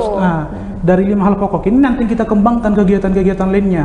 Seperti ada misalnya kita buat ibadah bersama, atau misalnya untuk perayaan Natal, Paskah, kadang kita juga ada membuat diskusi publik. Nah, seperti itu, Mbak.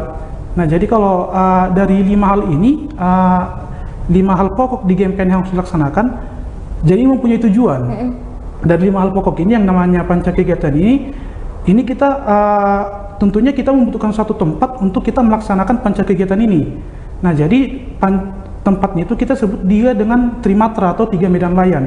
Itu ada di gereja tentunya, karena GMK ini adalah sebagai anak kandung gereja. Kita ini adalah organisasi Kristen, artinya kita harus tetap mengikatkan diri kepada gereja.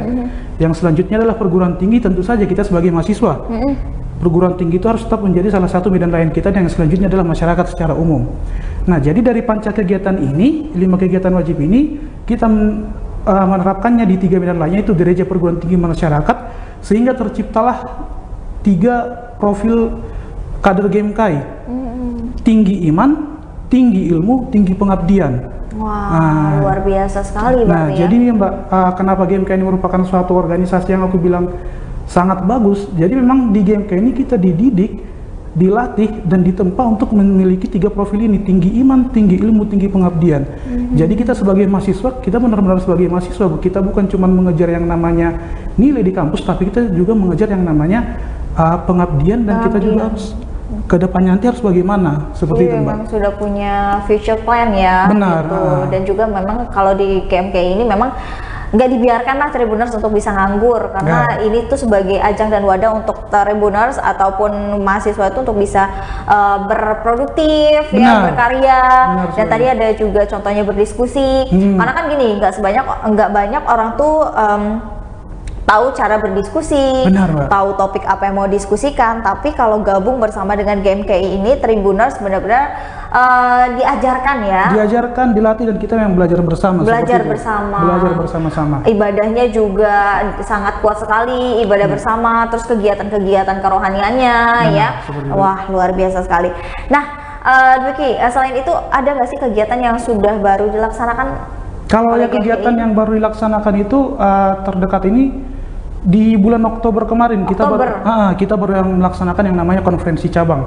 Nah, konferensi cabang ini merupakan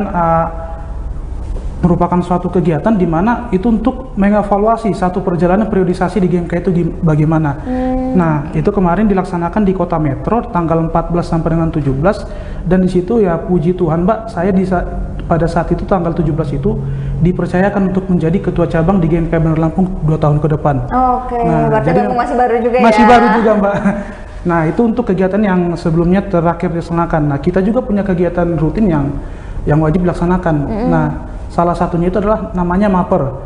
Nah, kan kalau tadi Mbak bilang kan untuk teman-teman yang mau mengikutkan diri ke GMKI, itu kita ada program yang namanya Maper, yaitu masa perkenalan.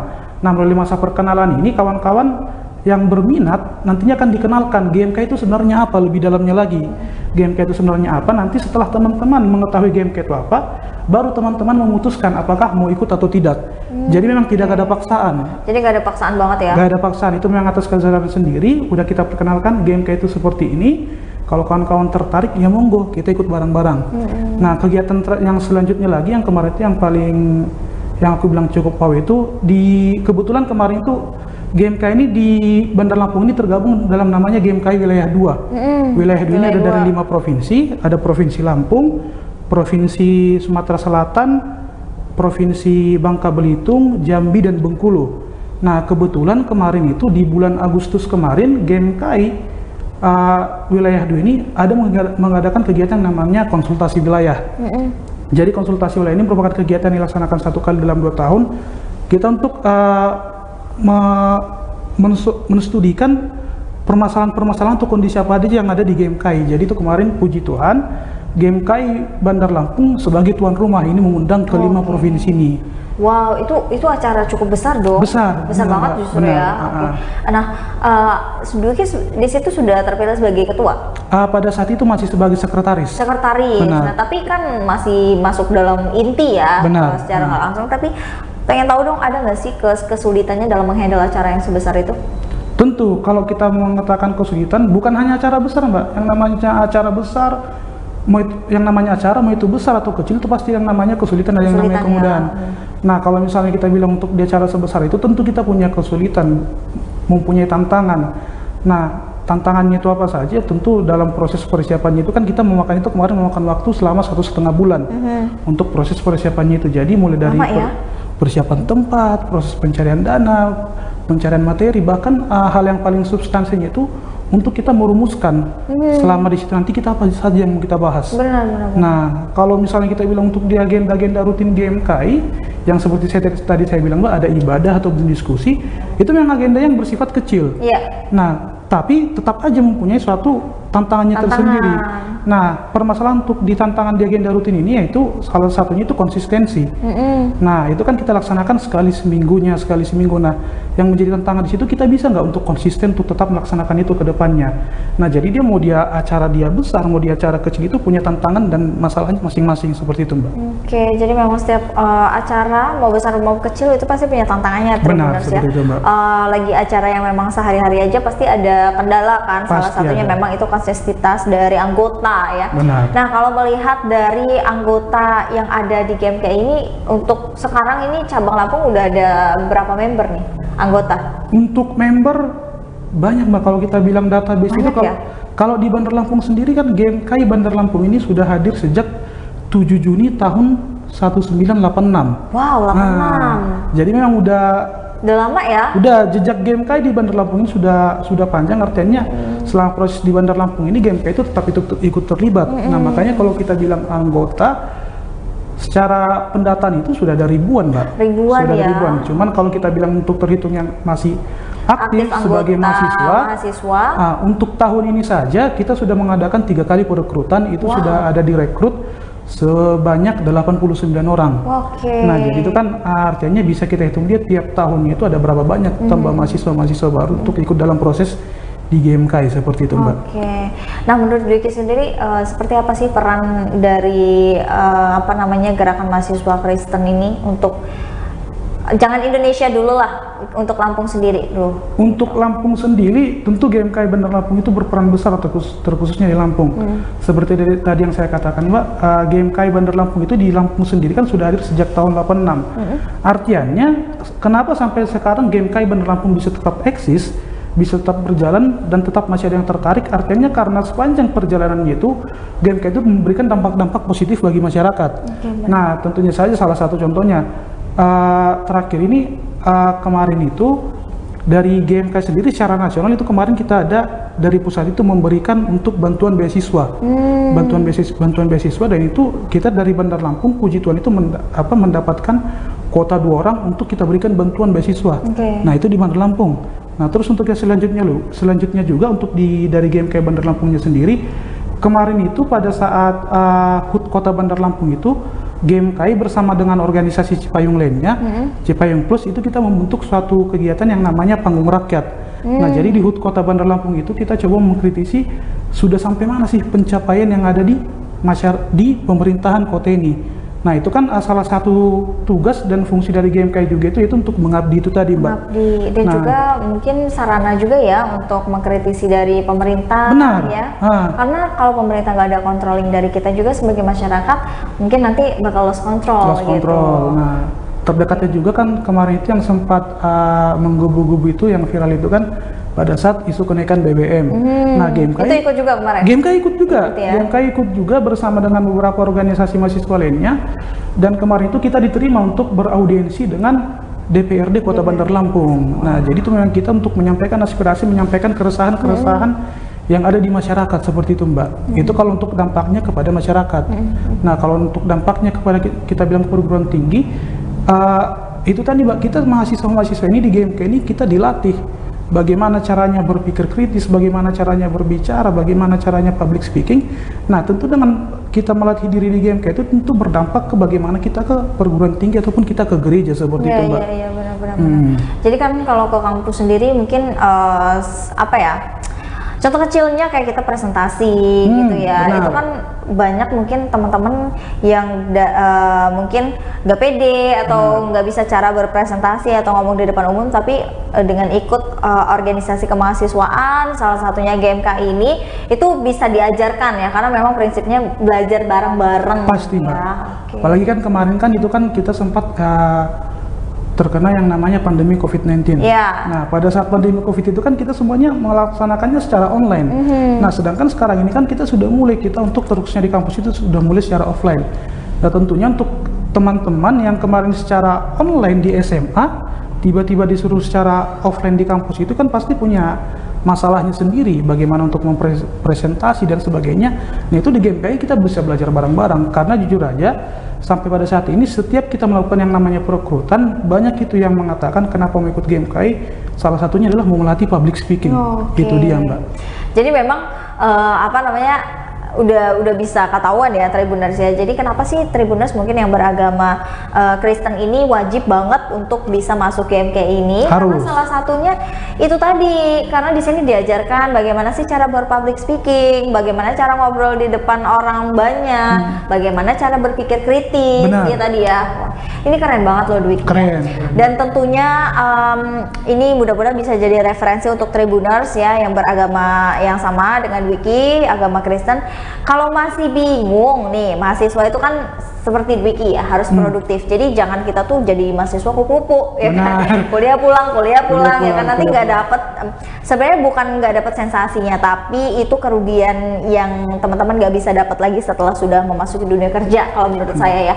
Jadi maksimalkan ya produktivitas teman-teman semua yang masih kuliah, ikutlah kegiatan-kegiatan yang memang itu bersifatnya positif gitu, berdampak positif. Nah salah satunya dengan bisa join bersama GMKI ini. Nah selain ada kegiatan-kegiatan itu, kegiatan mungkin rutin jangka panjangnya ada nggak sih? Kegiatan tahunan, bulanan, ada. harian? Nah kalau yang pastinya yang pertama tadi kan ada kita yang namanya kegiatan mingguan itu Mbak, itu ibadah dan diskusi itu wajib. Nah untuk kegiatan bulanan itu sebenarnya kalau bulanan itu secara volume nggak ada, cuman kita ada yang namanya proses pendidikan kader itu tadi. Kan GMKI ini kan organisasi pengkaderan di mana kita melatih yang banyak hal tadi, itu bisa itu public speaking atau melatih kepemimpinan. Itu kita ada yang namanya implementasi PDSPK, pola dasar sistem pendidikan kader. Nah di situ kita benar-benar dilatih bagaimana sebenarnya untuk menjadi kader GMKI itu, apa yang harus kita lakukan dan apa yang harus kita capai. Nah untuk kegiatan tahunannya itu seperti yang biasa kan, kalau di agama Kristen itu kan kita ada yang namanya ada kegiatan Paskah, perayaan hari besar, ataupun kegiatan Natal seperti itu. Nah untuk secara organisatoris itu sekali 2 tahun Mbak. Iya. Sekali 2 tahun di GMKI itu sendiri, khususnya contohnya di GMKI Bandar Lampung itu tadi konferensi cabang. Itu sekali 2 tahun kita mengevaluasi bagaimana satu periode perjalanan itu, kita evaluasi apa hal yang baik, apa hal yang tidak baiknya, untuk bagaimana itu nanti kita terapkan untuk ke 2 tahun ke depannya lagi. Nah itu dia untuk kegiatan rutin kita. Nah kalau dia secara nasional, secara keseluruhan Indonesia, di tanggal 22 November ini itu kita akan ada yang namanya kongres. Kan kalau tadi Konforcap itu lingkupnya kota. Nah kalau kongres ini kita akan mengadakan secara lingkup nasional. Itu nanti tanggal 22 November ini kita akan melaksanakannya di Tanah Toraja. Tanah Toraja? Iya. Jauh banget tuh. Iya, benar Mbak. Jadi teman-teman GMKI ke sana atau gimana? Iya, teman-teman perwakilan dari GMKI Bandar Lampung itu. Berapa kan orang tuh? Ada kotanya masing-masing Mbak, itu ditentukan. Gitu. Jadi memang itu nanti teman-teman GMKI seluruhnya dari barat sampai semuanya kita kumpul di Toraja, kita evaluasi bagaimana perjalanan GMKI 2 tahun ke belakang ini, untuk kita evaluasi lagi, kita rancangkan bagaimana GMKI 2 tahun ke depannya. Itu dilaksanakan tanggal 22 November di Toraja. Sebelumnya kita ada melaksanakannya di Papua. Itu dia Mbak. Wow, jauh-jauh ya berarti ya. Ke Papua kemarin, terus di Tanah Toraja gitu. Itu berapa hari tuh? Berapa lama? Itu tanggal 22 sampai tanggal 29, 1 minggu lah. Wow, 1 minggu. Dan itu memang ada kuotanya ya. Ada kuotanya. Dan di sana teman-teman dari GMKI seluruh Indonesia itu mengevaluasi kira-kira perjalanan seperti apa, mungkin ada yang kurang, dan dapat pengalaman juga ya dari GMKI di daerah lain tentunya ya. Nah ini salah satu nilai lebih GMKI ini Mbak. Aku ikut maper GMKI itu, ikut masuk ke GMKI itu tahun 2017. Tahun 2017 aku ikut GMKI, tahun 2018 itu kebetulan kemarin dekat. Itu kemarin tahun 2018 itu dilaksanakan di Bogor. Oh Bogor. Nah mumpung dekat, jadi dari kawan-kawan dari Bandar Lampung ada kesempatan kita berangkat ke sana. Jadi memang arenanya di situ, kumpul semua kawan-kawan GMKI dari seluruh Indonesia, kita belajar bareng di situ. Dari sejak itulah 2018 itu saya sendiri paham bagaimana besarnya GMKI ini dan bagaimana dampaknya untuk Indonesia seperti itu Mbak. Luar biasa. Memang kita tuh harus membutuhkan organisasi-organisasi mahasiswa yang berbasis memang keagamaan seperti ini ya. Benar. Karena kan memang kita tuh beragam banget ya Tribuners, jadi kita nggak bisa cuman ngelihat dari satu sisi dan sudut pandang, makanya kenapa kita perlu untuk rumbukan dan evaluasi itu tadi gitu. Game kayak ini salah satunya berdampaknya itu lumayan cukup besar juga, nggak hanya di Lampung aja tapi untuk seluruh Indonesia. Benar. Gitu ya. Nah, mungkin Dwiki bisa kasih tahu cara Tribuners yang pengen gabung bersama GMKI Lampung ini seperti apa sih caranya? Oke, kalau untuk bagaimana cara bergabung dengan GMKI Bandar Lampung, teman-teman pantengin aja IG GMKI, ada di @GMKI Bandar Lampung. Di situ kita akan terus menyebarkan informasi-informasi untuk bagaimana untuk pendaftarannya nanti. Itu nanti kemungkinan besar akan kita buka lagi di tahun depan. Oke. Kita buka lagi tahun depan untuk proses perekrutan yang baru. Jadi jangan sampai ketinggalan, karena dari aku sendiri berpesan GMKI ini manfaatnya sangat besar untuk aku dan tentunya bisa juga bermanfaat besar untuk teman-teman semuanya. Ya, Itu dia, Mbak. Nah, itu adakah syarat khusus untuk bisa menjadi anggota GMKI? Syarat khususnya itu ya dia beragama Kristen dan sebagai mahasiswa, cukup dua itu aja. Cukup dua itu Cukup aja ya. dua itu aja. Jadi memang nggak dipersulit sama sekali ya Nggak untuk menjadi dipersulit sama anggota. sekali.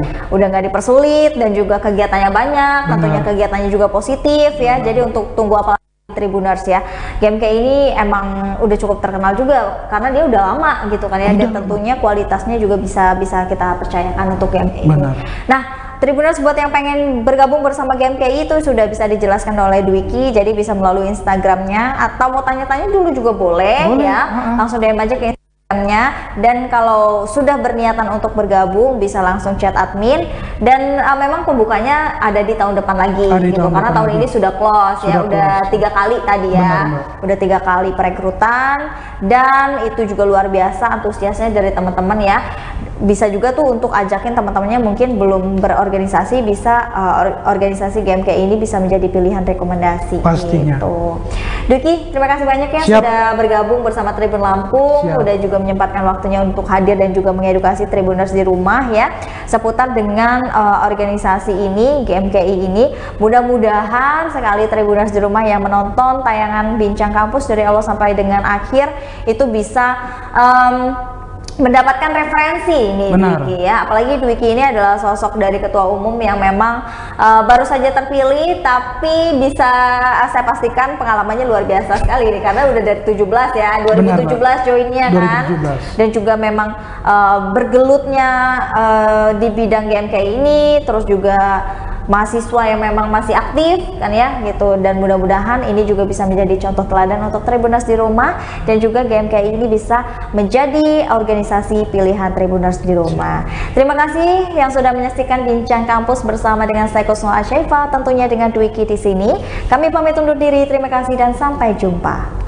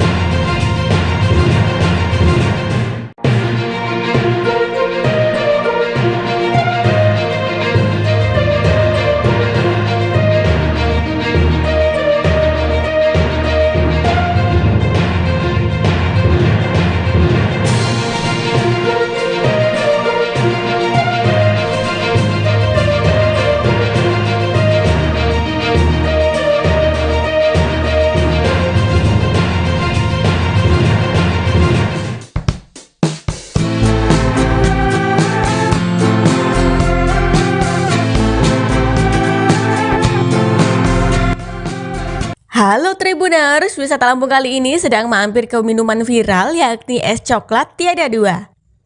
Es coklat tiada dua ini merupakan kedai minuman es coklat segar yang lokasinya ada di Jalan Walter Monginsidi nomor 43 Gotong Royong Karangpusat Kota Bandar Lampung.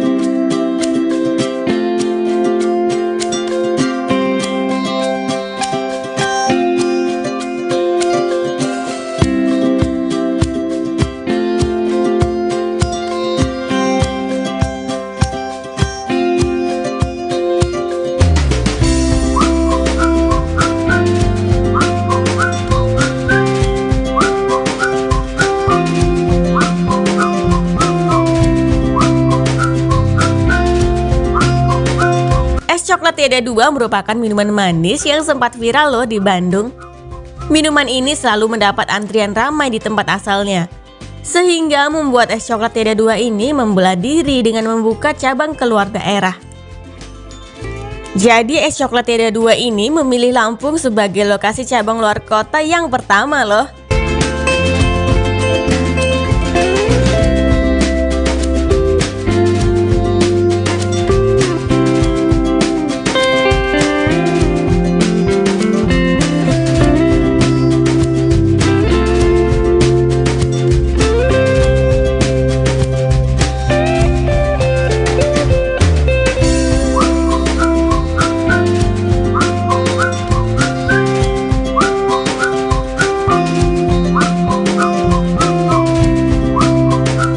Diketahui es coklat tiada dua ini juga masih satu keluarga loh dengan kuliner bakso sultan. Es coklat tiada dua ini menyajikan minumannya secara borongan di dalam panci yang besar. Cairan coklat kental seluruhnya dituangkan ke dalam panci yang berisikan limpahan es batu. Di dalam panci tersebut es coklat mulai diracik. Barulah es coklat dituangkan pada gelas stainless untuk disajikan.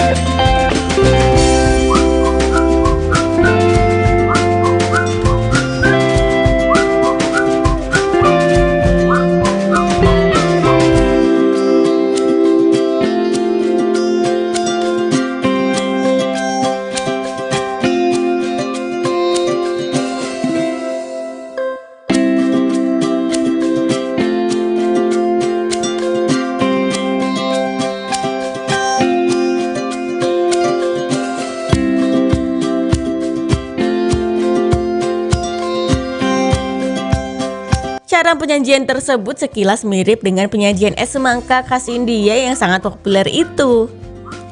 Setelah dicicipi, barulah Tribuners nantinya akan tahu mengapa es coklat ini mendapat tempat di lidah masyarakat. Es coklat ini digemari karena harganya murah dan rasa coklatnya segar ternyata.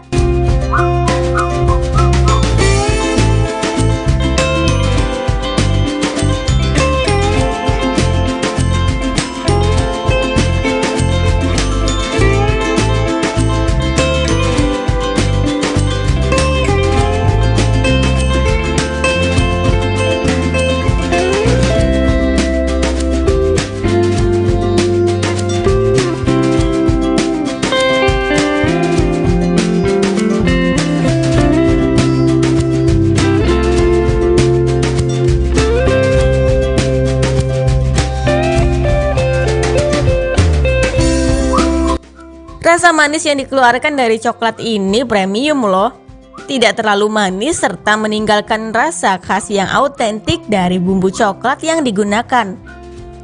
Minuman tersebut disajikan dingin menggunakan es batu bersama topping lucu dan roti empuk. Topping yang tersedia adalah kukumelo dan roti kasur. Topping kukumelo biasanya ditaburkan di atas es coklat, tetapi bisa juga hanya dijadikan camilan pendamping. Sementara roti kasur dicelupkan langsung ke dalam coklat dingin tersebut. Rasanya menjadi semakin ramai dan asyik loh saat dinikmati.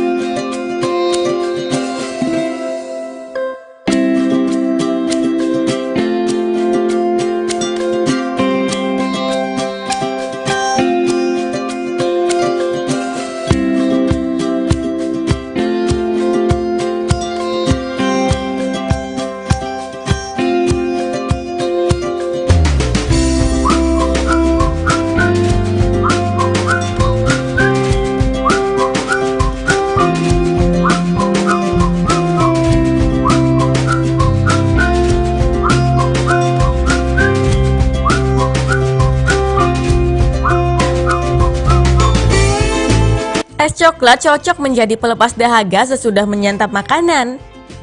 Harga segelas es coklat tanpa topping sebesar Rp9.000 hingga Rp10.000. Sementara bila menggunakan topping Cocomelon maupun roti kasur hanya menambah Rp4.000.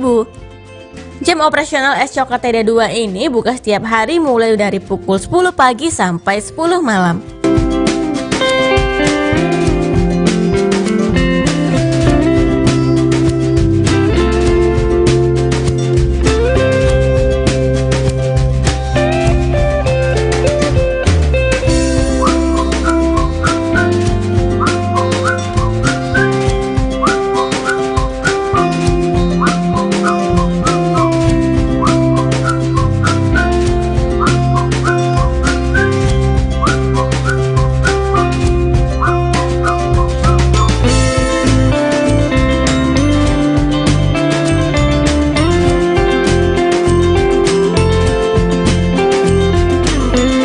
Menuju ke sana, rutenya sangat mudah loh, karena letaknya berada di pinggir jalan raya tepat pada halaman parkir outlet Bakso Sultan Lampung.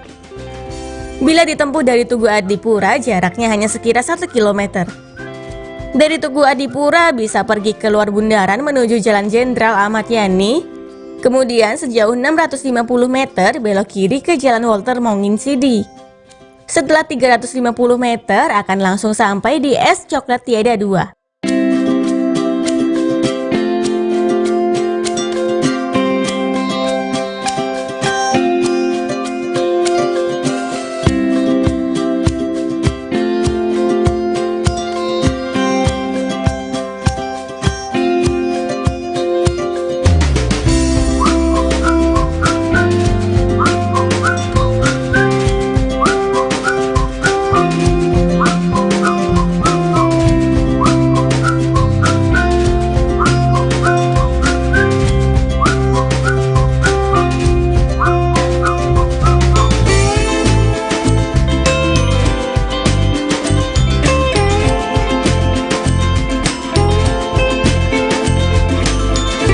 Kemudian rute dari mana lagi ya? Oh iya, dari Bumi Waras.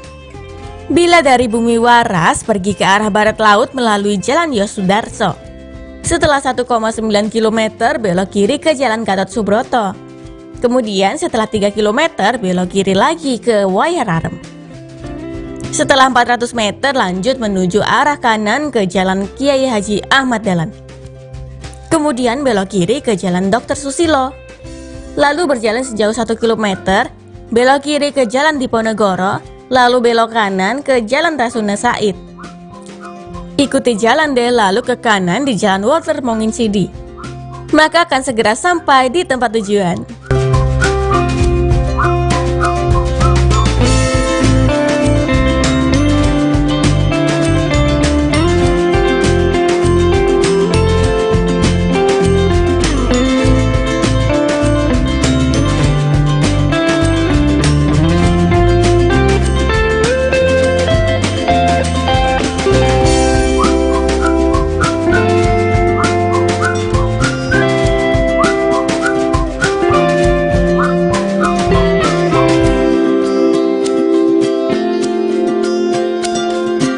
Kemudian bila Tribuners berasal dari Tugu Durian, ambil arah utara di Jalan H. Agus Salim sejauh 2,2 km.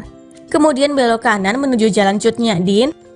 Ikuti jalan utama sekira 1,5 km lalu belok kiri ke Jalan Raden Saleh. Lalu sejauh 620 meter akan segera sampai deh di Es Coklat Tiada Dua.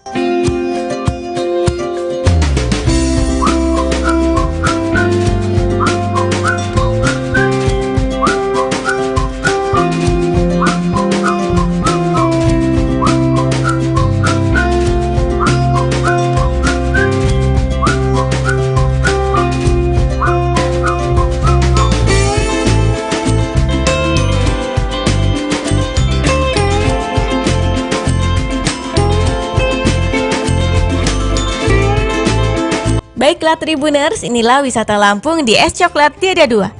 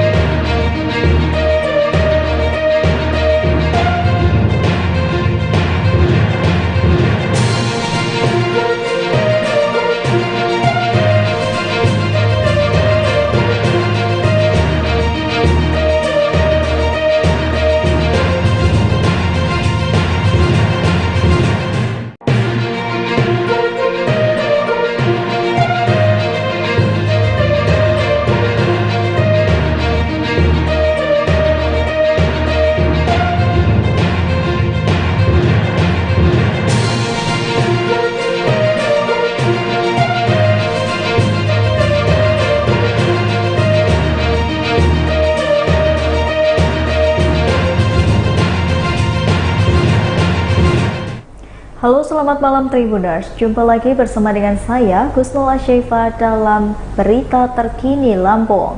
Kami akan menyajikan informasi yang menarik dan terkini untuk Anda dari berbagai wilayah di Provinsi Lampung. Dan inilah berita terkini selengkapnya. Berita pertama datang dari mobil warga di Waihalim yang dicuri, 1 jam kemudian ditemukan di Pesawaran.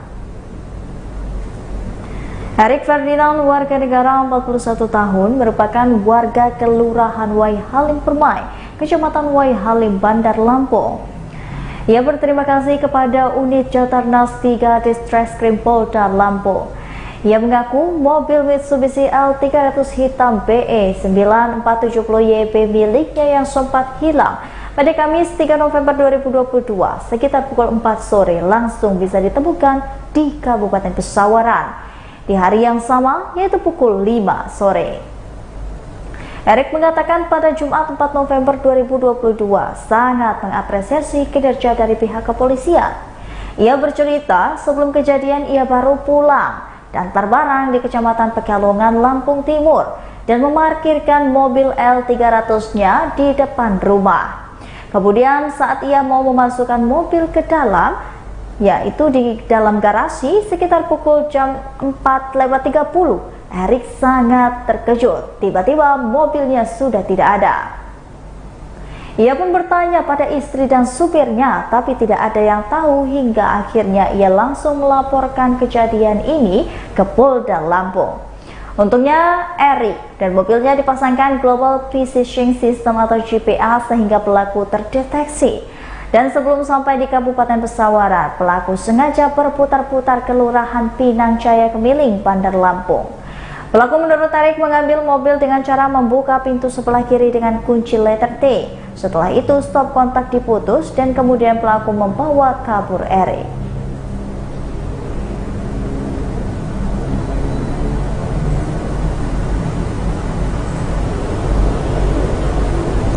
Berita selanjutnya, Wakapolda Lampung tinjau calon kantor sementara persiapan Polres Pesbar. Wakapolda Lampung Brigjen Pol Supianto tinjau kantor sementara persiapan Polres Pesisir Barat Lampung Pasar Mulia Kecamatan Pesisir Tengah pada Jumat 4 November 2022. Dalam kunjungan tersebut, Wakapolda didampingi Wakapolres Lampung Barat Kompol Rupi Wicaksono dan Kabak Ops Farida Eka Putra saat tiba di kantor persiapan Polres Pesisir Barat. Wakapolda beserta rombongan disambut PLT Asisten 3 Bidang Administrasi Umum John Edward dan Kabid Bina Marga PUPR Pesisir Barat Andrian Sani. Setelah itu Wakapolda langsung meninjau dan memeriksa kondisi serta fasilitas yang ada di kantor tersebut. Ia pun meminta agar kantor direnovasi terlebih dahulu sebelum ditempati dan mulai dari atap, plafon, lantai, dan merapihkan halaman kantor.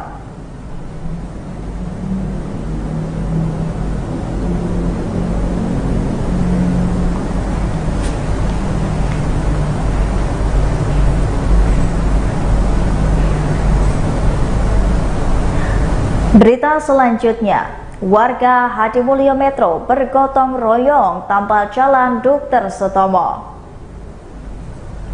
Warga Kelurahan Hadimulyo Timur, Kecamatan Metro Pusat, Kota Metro bergotong royong untuk memperbaiki jalan Dr. Sutomo yang tak kunjung diperbaiki pemerintah Kota Metro.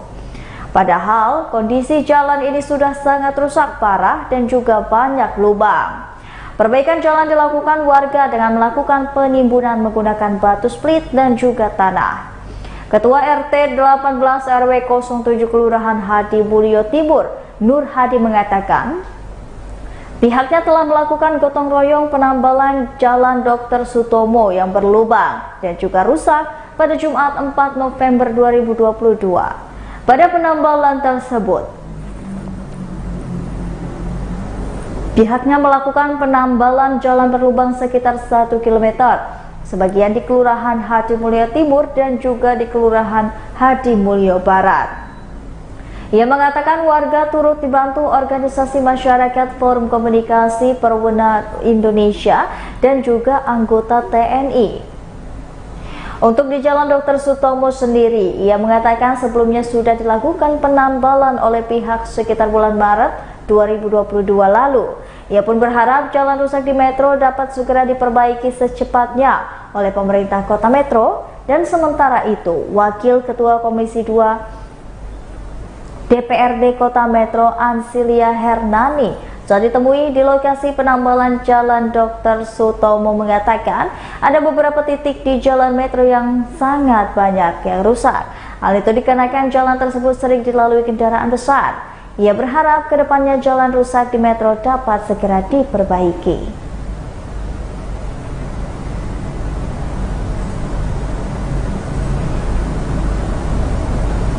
Berita selanjutnya, satu pencuri di kantor BPWS di Waipanci, Lampung Selatan tewas diamuk massa. Satu dari dua pelaku pencurian dengan pemberatan di kantor Balai Besar Wilayah Sungai Mesuji Sekampung Desa Sidoarjo, Kecamatan Waipanci, Lampung Selatan meninggal dunia pada Kamis 3 November 2022. Pelaku tersebut bernama Dodi, 45 tahun, warga Mekar Mulia, Kecamatan Palas, Lampung Selatan. Dodi meninggal dunia akibat babak belur dihakimi warga dan meninggal di IGD Rumah Sakit Umum Daerah Bob Bazar SKM Kalianda. Sebelumnya, dua warga Palas luka berat diamuk massa saat terpergok mencuri di Balai Besar Mesuji Sekampung di Desa Sidoarjo, Waipanci pada Rabu 2 November 2022 sekitar pukul jam setengah 10 malam. Menurut informasi yang dihimpun, kedua pelaku yang merupakan warga Palas ini mencuri dinamo genset panel box aki besar 100 ampere sebanyak 2 unit. Akibat kejadian tersebut, Balai Mesuji Sekampung menderita kerugian yang bila ditaksir dengan uang sekitar 45 juta. Pelaku yang terpergok warga saat melakukan aksi pencurian sempat dihakimi warga sebelum akhirnya aparat Polsek Sidomulyo datang. Kepala Kabak TU RSUD Bob Bazar Bang mengatakan pasien meninggal bernama Dodi dan menurutnya pasien masuk IGD pada Kamis 3 November 2022 sekitar pukul 1 malam. Pasien merupakan rujukan dari Puskesmas Sidomulyo dan ia mengatakan pasien dikabarkan mengalami penurunan kesadaran karena sempat diamuk warga. Menurut dokter, ia menangani pasien korban mengalami hematoma di kepala, multi 5 di kepala, CGS IMI-V5 dan diagnosa CKB.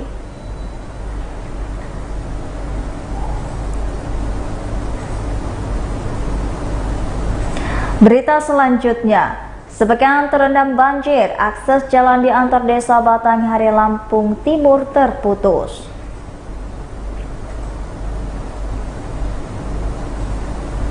Setelah lebih dari 1 pekan terendam banjir, akses antar desa Kecamatan Batanghari, Lampung Timur ini terputus. Akses jalan antar desa yang terputus itu antara Desa Rejo Agung dan Desa Buana Sakti, Kecamatan Batanghari, Lampung Timur. Pantauan Tribun Lampung di lokasi ketinggian banjir, yakni sekitar 1 meter atau setinggi paha orang dewasa. Terlihat 3 pria yang tengah menarik perahu fiber yang juga bertuliskan BPBD Kabupaten Lampung Timur dari arah Desa Buana menuju Desa Rejo Agung. Lalu seorang penumpang berusia 36 tahun bernama Nur beserta motor maticnya diangkut menggunakan perahu. Saat diwawancarai pada Kamis 3 November 2022, Nur mengatakan banjir ini telah terjadi sekitar sepekan terakhir. Ia mengatakan banjir tersebut menghambat aktivitasnya dari rumah dan juga ke Desa Buana Sakti menuju Desa Rejo Agung.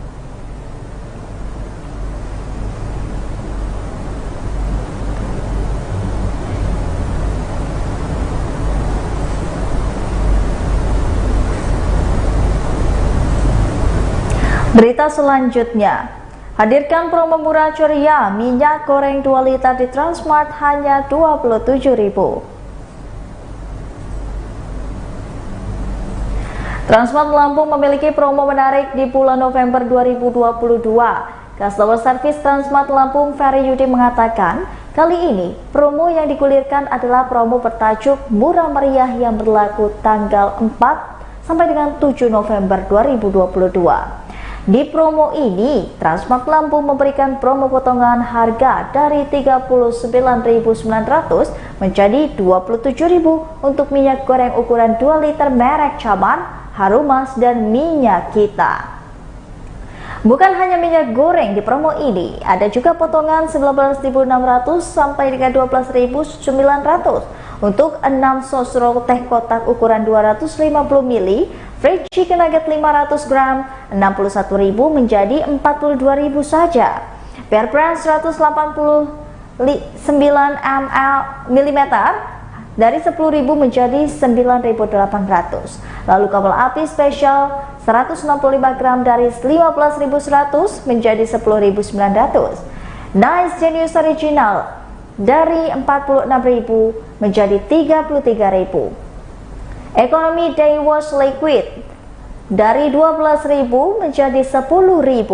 Pepsodent White 225 gram dari Rp16.000 menjadi Rp13.000. Sunsilk Shampoo Rp30.000 menjadi Rp19.000. Ada juga promo Crazy Price yang berlaku dari tanggal 4 sampai dengan 6 November 2022 ini. Di promo ini ada Attack 1 Summer Bag Segar Cinta dari Rp33.000 menjadi Rp28.000 dan Diamond Fresh Milk 946 dari Rp28.000. Selanjutnya ada promo segar setiap hari juga yang berlaku dari tanggal 4 sampai dengan 6 November. Di promo ini ada harga spesial mulai dari Rp1.850 per 100 gram untuk mangga harum manis, ubi bakar Cilembu, apel Fuji, anggur red globe Cina brokoli, Truri Village, dan kemudian harga spesial Rp33.000 per ekor untuk ayam boiler. Pizza bread harga spesial Rp17.000. Beralih lagi ke promo asik yang berlaku tanggal 4 sampai dengan 6. Ada menurut Freddy pada Jumat 4 November 2022. Di promo ini ada Wardah dan juga makeover, yakni beli 2 diskon 25%. Dan selanjutnya ada diskon hingga 70% untuk fashion kids dan expand ladies 3 loose jeans and kids icon.